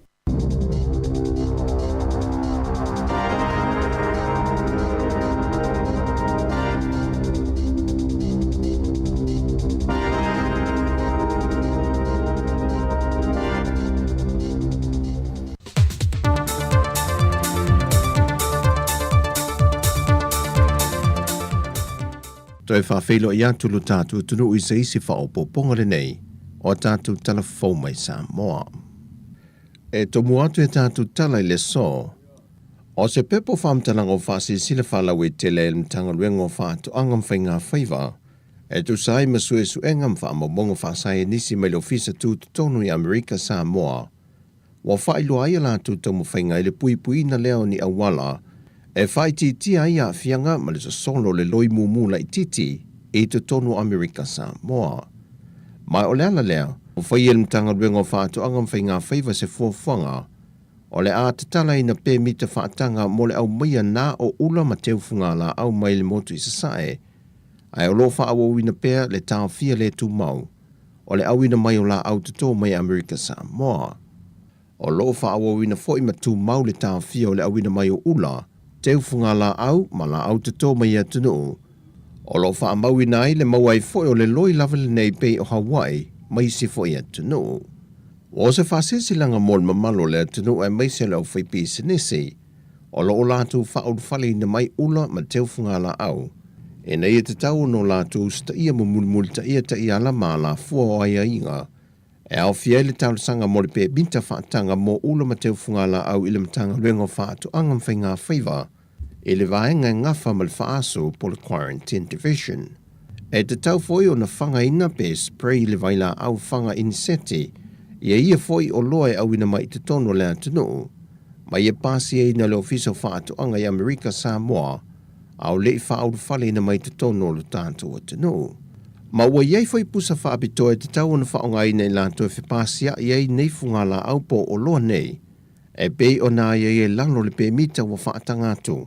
Ma uta o ni ula mani teu fungala au. O le asia ki no mua vaenga whaasu i le teimi e tau nuu mai iei te tono le wafu le atu no. E lua au lapel tu la fono whaatatia mtanga ruenga o whaatu angam whainga whaiva. Bea ono le mulmulita ia le atu nuu ia foita iala. A le to e whaafoina ia o loa ngai Amerika Samoa, o le a whaatama ia uma. O le amtanga le vai aso nein te talam whaalawi loa aloa ia ai le tōninga fau. A le ofisa whemalanga inga Samoa i se sauninga na whai le ofisa au tua mtanga luenga le pālemia. Malika peneta ia pia. O le tōninga e au fiaila e o li matama ita i ofisa o whemalanga inga. Lea watai la tātu i fōlinga le tōninga. A malua le malo e au fie mapulou. E le saunonga le fionga le tamaitai pandemia o ia fo i le minista o le mtanga luenga, e whaafitai le ninga luenga e meisi o le whainga pa anga le mtanga luenga ma le whalapo tongo tūlanga tau whemalanga inga le Pasifika. O i lantou ia na whaatupeina lea whaamoe moe.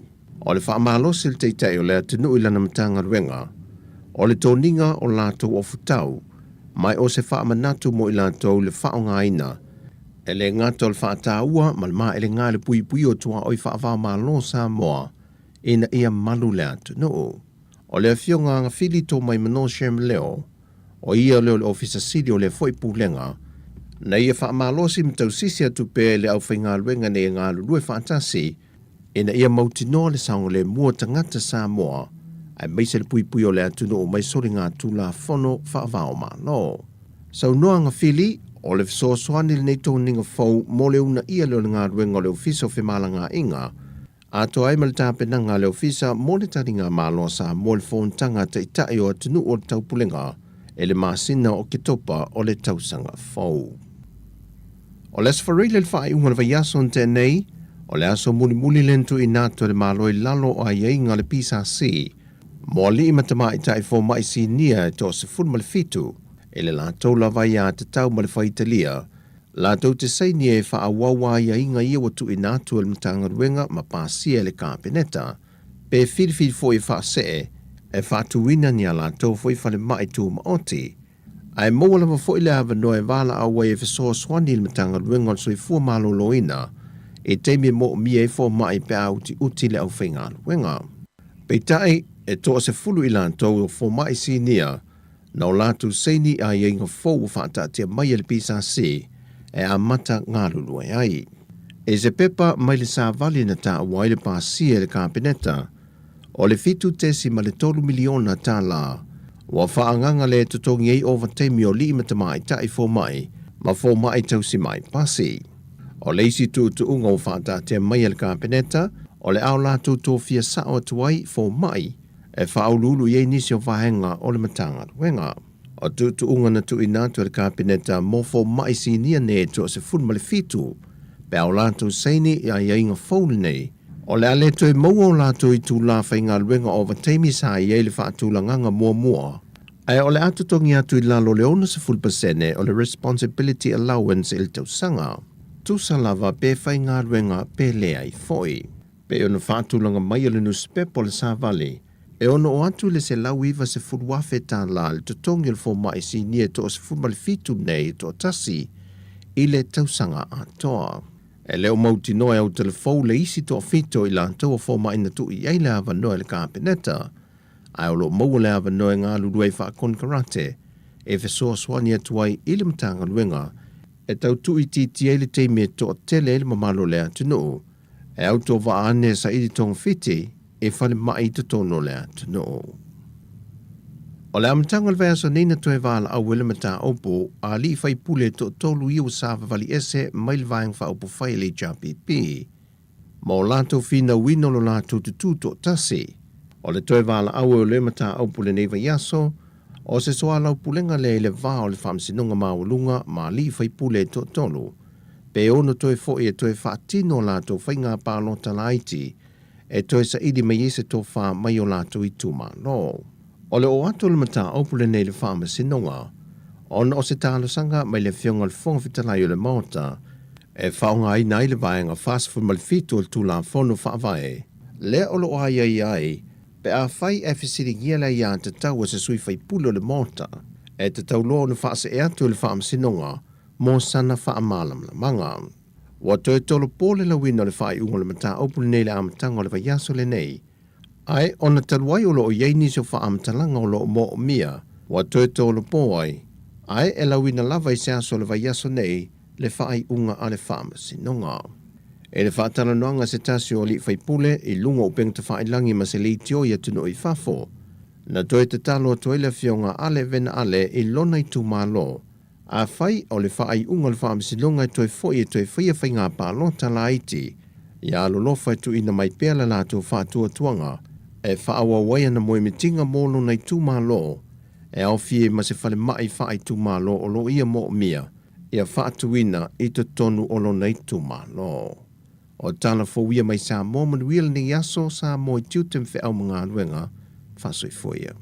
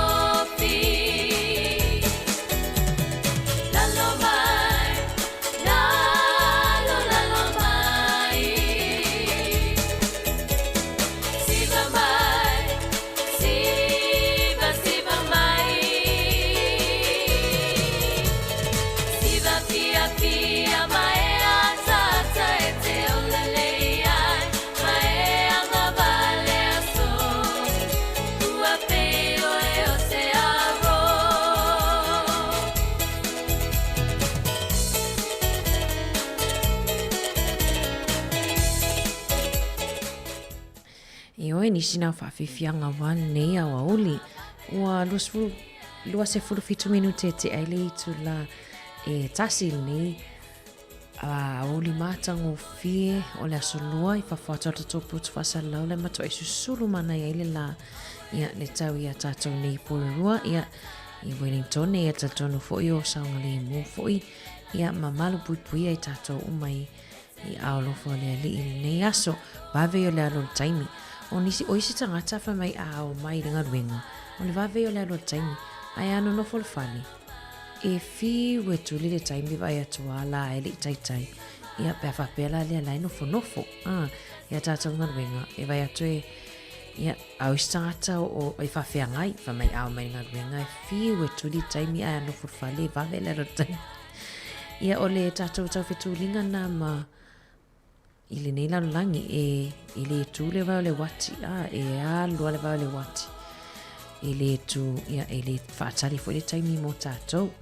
Mamalo atu Natalie Pele Pesa Mino, mamalo atu fo i whaltoia whengawi a Isila, i lātou uma, Wilma atoa ai ono, Natalie, ia lātou fo mafuta mai Samoa, lo whatia stufu maseta, ia leo lo mafuta mai Samoa, ia i le la maumanga, ia man la papovi fo i lai, ia fo i whanga ia lātou manu. Ala whatele atu mo oto o malava. Ia ai, o vava ai atu fo i inisio tala, ni au mai fo i lungo tatou tala fo, i o la stofi nei, le ole atu tala lo ia whaile, sauninga i wha atu tala lo ia ile, sailinga siampini, po le tamino sanga fo i mole i po le lanangi le FIFA, ia po le soka tamaitai, le ole a whaile sauninga i au kilani. Tātou po rua lea fo e tali malo i le awa Afrika, Wellington e lea iwa ta alonga leo lea whatau no uinai. Mai atu le tau o nisio o pepa urufale po tickets. Ia e amata tu lava ili se furutala nga ilunga ia e moni lava ia a whapena le toa lua, tangata le ainga. Mana ia fo i ewe e tawhawhawa tua ia wae o lea e mo i lava i le peo o isi ta alonga te telefo ia le toi ti tiata i se lauta la i le ticket. Hei lava ta alonga la e maua le ticket la loi fo luas futa la. Ia pe luas futa la foi. Mana i foi leo maua lava noa o ava noa le au maua. Leo maua i tatou i Wellington e. Ia leo tatou tani maa loa i foi. Ia i le taa meno sanga o le ipo le lalolangi. Ia ai tatou whawhiwhianga sui whiwhilo i lava i au ina atu tatou te iwa e vato i lava se i pa ia le tu la e lua. Tare tu lai lua tatou wha vai, tatou whiro e whaile tau tai au, ma o nei ma le tuanga nea mari, whai walu ia leo lea tatou mafuta fo i le tai au a tai au. Ai wha awau mai lau mafuta, wha awau mai lau wha fonga fo i, ia i wha awhiwhianga sui whiwhilo i awal ni vai ngau lea uli. Ua mafuaina e tamai. Ai o te fia i loa o ne whaapongai.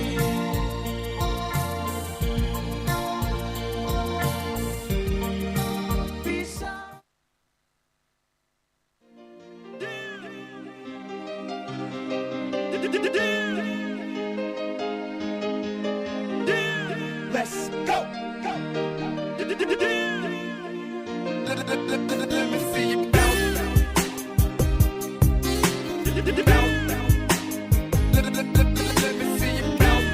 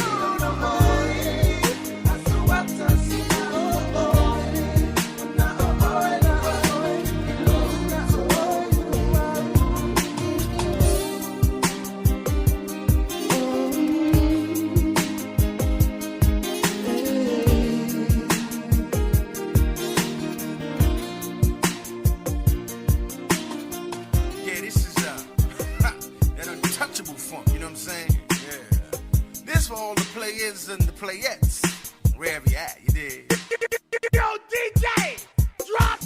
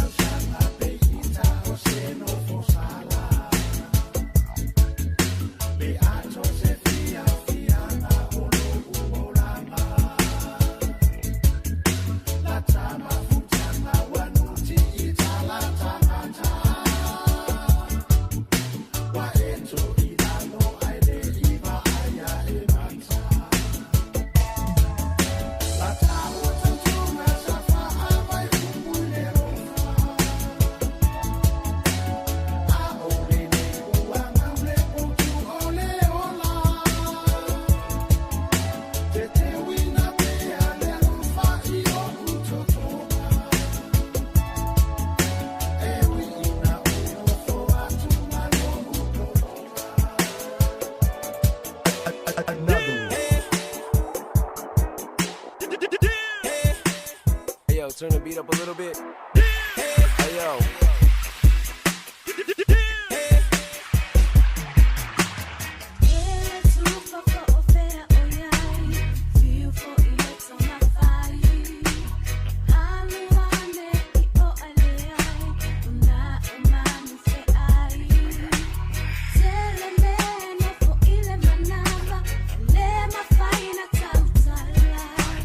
See me, I let on the side, and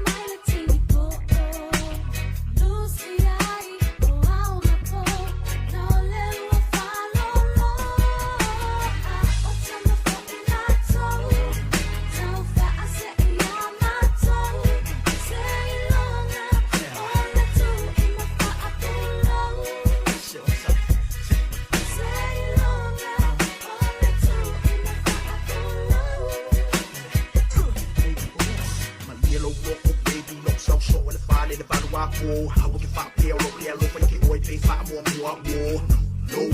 no se fa lo mai pe di sua lo ma so salo wa pa di kala na di foi mai sa wa we ba Toi lo su tasi minute tali tu lai lua pa malo atu e la tau le fatoa mafuta mai.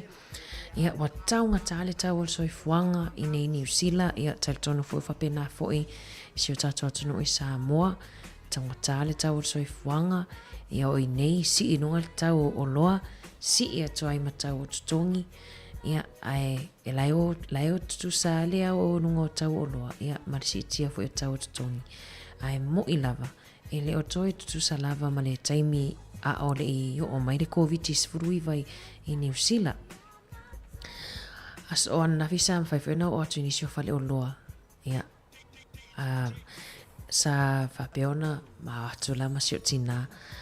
Se lauta la e pena o le fa o loa nam fai on fata mai sita si fale o loa fai atu la o loa miti sole. O aso ia tsama se lauta la e tujitia i kololi la i titi fo ile tele ata o loa fai ona ave. A taimi nei. Ia. Awa pe o le whangususu o le whalawa po le masi ma le whalawa mata. Ia walu e le 5 sputala. Ai sa le whape asoia sa maua le whalawa ta iwa sene i supermarket. Taimi nei wa se a maua le whalawa ta ngofie pe o ta la iwa po le lua ta la ma sene fo. Ia o te tatono fo i wa sui fo i whainga o paketi i tatono nei tatou ainga. Sui fo le paketi ina o tatou tupe. Sui fo le soifuanga awa a sui paketi wa sui fo ia iwa ia vaenga le o langa mwhaiona. O langa ma le soifuanga mwhaiona sui pe sui tau mafa. Tau o whala au whaisua mo whala au tau mafa mata le o tau mafa i o pito siri atona tau o ta. Ia ono tele fo i vaenga le atunu o safa peona a afia i lolonga ta whenga ia ma le awha. E la fale o kapirielu ia le omu wasi i tia morunga i le tau whala au aina mwhala au tau mawhamata ia ai atata atu fo mai o whautonga mua le fo mai pe elu atu fo mai ia tau mawhala au tau mawhapaleni ia ai whaingtahan tau mawhapaleni pe a watu tau kuka mai tolu tala ma sene tau kuka mai tasi e nisi o ainga e o whaatau ia tanga whala au whaisua fo ile le uma frozen vegetables le uma ona wha pepa le wha aisa pe e maole pepa na e mawhaiona whai le whalai se tulo ia pe maole pepa tolu ta laiva iwa ia la wei tutonu ka loti o broccoli o umana tipi tu sa e tau sefe mai ai na sina se eleni tau sefe mai malo taimi le tau tapina ina o ai watu fufulu ma tipi tu lo. Ia ao nisi na maenga mwhaiona sui. Whapeo le tau mawhawhanu inu le tau whale. Ia vai so malie. Ia pe sui atu le vai. E sefe mai fo ila ua 5 tala ama sene tau whanu o whangu inu tutono o whale o loa. Ia o nisi o sosoane wan ni vaenga o le awa uli. Ia ai la tolo mafuta mai ia. Whapeo fo ila la awatu e piki nai whana wa onga. Ia ai le saunga le mu. Tatou po rua ia le watau le whaia ta avale nisi o ta avale watau le whaia le o lungo le roundabouts le lumo tatou lumato tatou ofisa ona le tau la veve la ta avale ma wa leo ia ai malon mafuta mai malo stufu ia ma e seta ia malo le mafuta mai tu ai vai ia tatou fo ia wa maua se fasilinga malo si fo il nea uli tamai ai le misi le tau sami fo ilia le manufata tamai e kau al size 2 ia ai na le faalifo ia ai ino la le kipo ki koko le ino mala kipo ki koko ia pe la fata tali mai fo ile tanga ta fo ia lo fatu ni credit pe o aso ane e tele na video mai nei tato ai ni si ai nga mai sama pe la fo me asta to lima tala a te loa o le sikuena o nai tato ai ngai Samoa pe te le tupe pe a wha le liu e ave tato top up le digi sao le masani ona wha awina atu la to wha lawi loa fo i tato tautua e alu atu le pe atu le kad se furutala ia e mawaile sfulu mon tuputala Samoa ia sefe me fo ise lini na tato ai ngai Samoa ia fa malo atu ila to umolo mafuta mai fafo atu tato fafo atu New Zealand ma no laval mafuta mai faftai mafuta mai por kala meti fonga la mua fa wa watu fa fifianga so ife filoi il ne aso.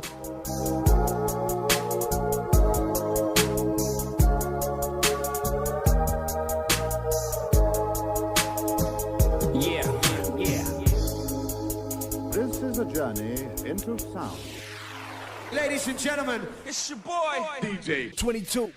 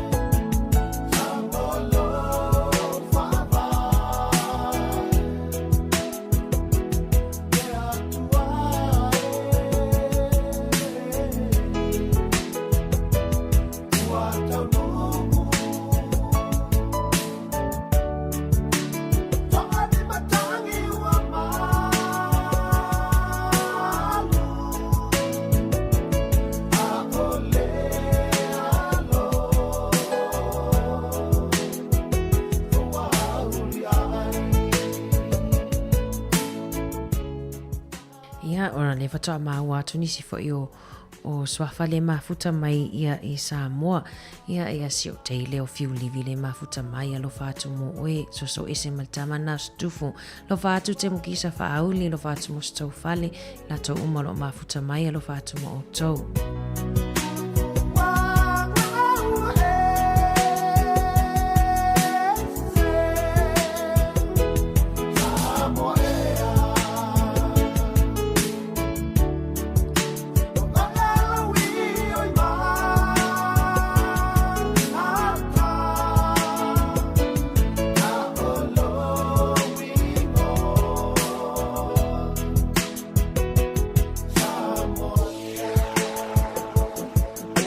Another one.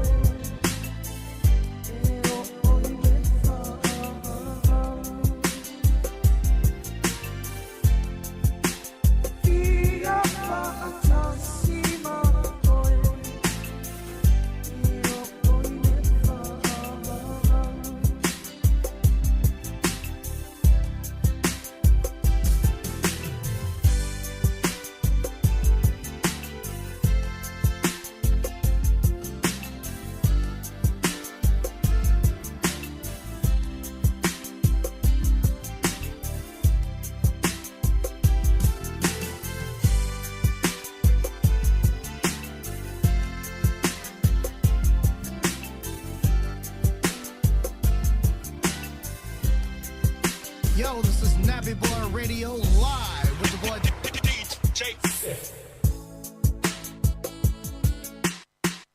Another one. Bring it.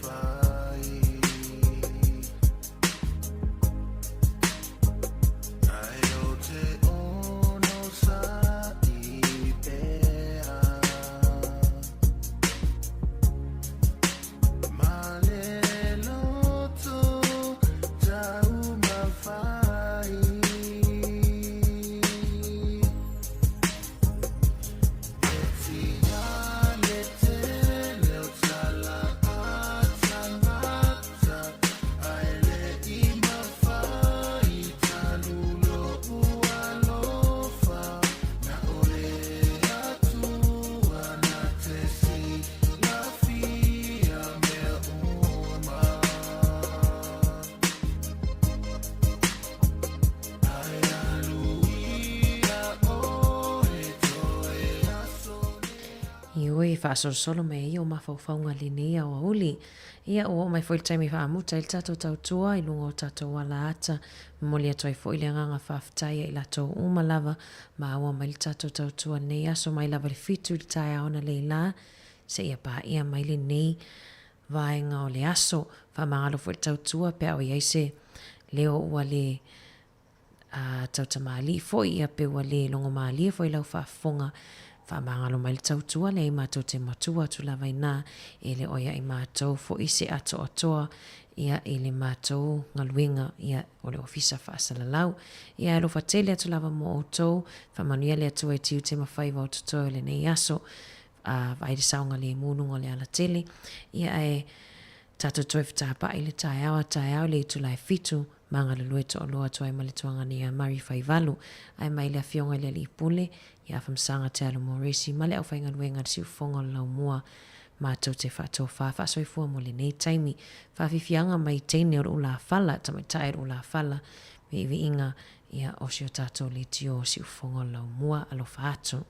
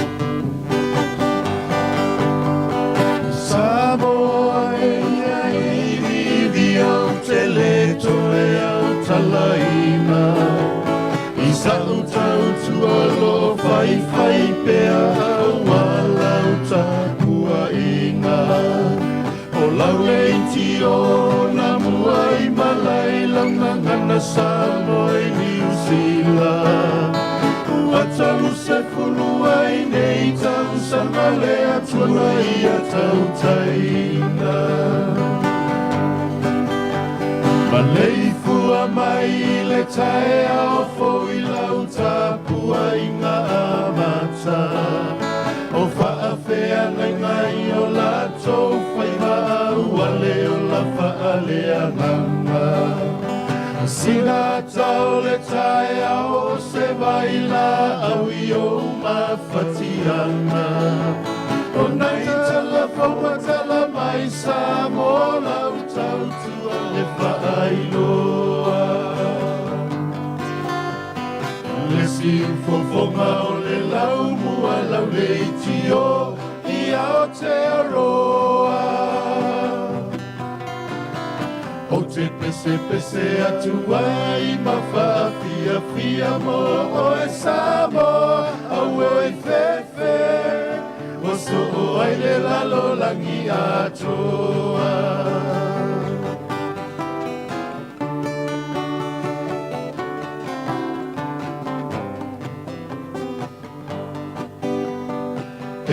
E mo mai le moli o le ava o se whaasoa molo uanganga. Ai whaamana tu mai pea molo soifua malolo ina. E pese pese mai o le tula fono ina ia taola sa o loto. Awe o tina masia na vala au ua au lau ina I lau. E alua so ai saua so I talalau aluna o le vai aso. Ai o nai a sia singa e talosia I o e tinga ina. Ai ole ola o a o ina o nai tupulanga whaataua ina. Le ape foe whaatini o la tāwho langa ua I usa uni tau mawhainga. Le siu fofonga o le lau mua lau le tio I ao te aroa. O te pese pese atua I mawhaafia fia mo o e Samoa au e fefe. O so o ai le lalo lagi atoa.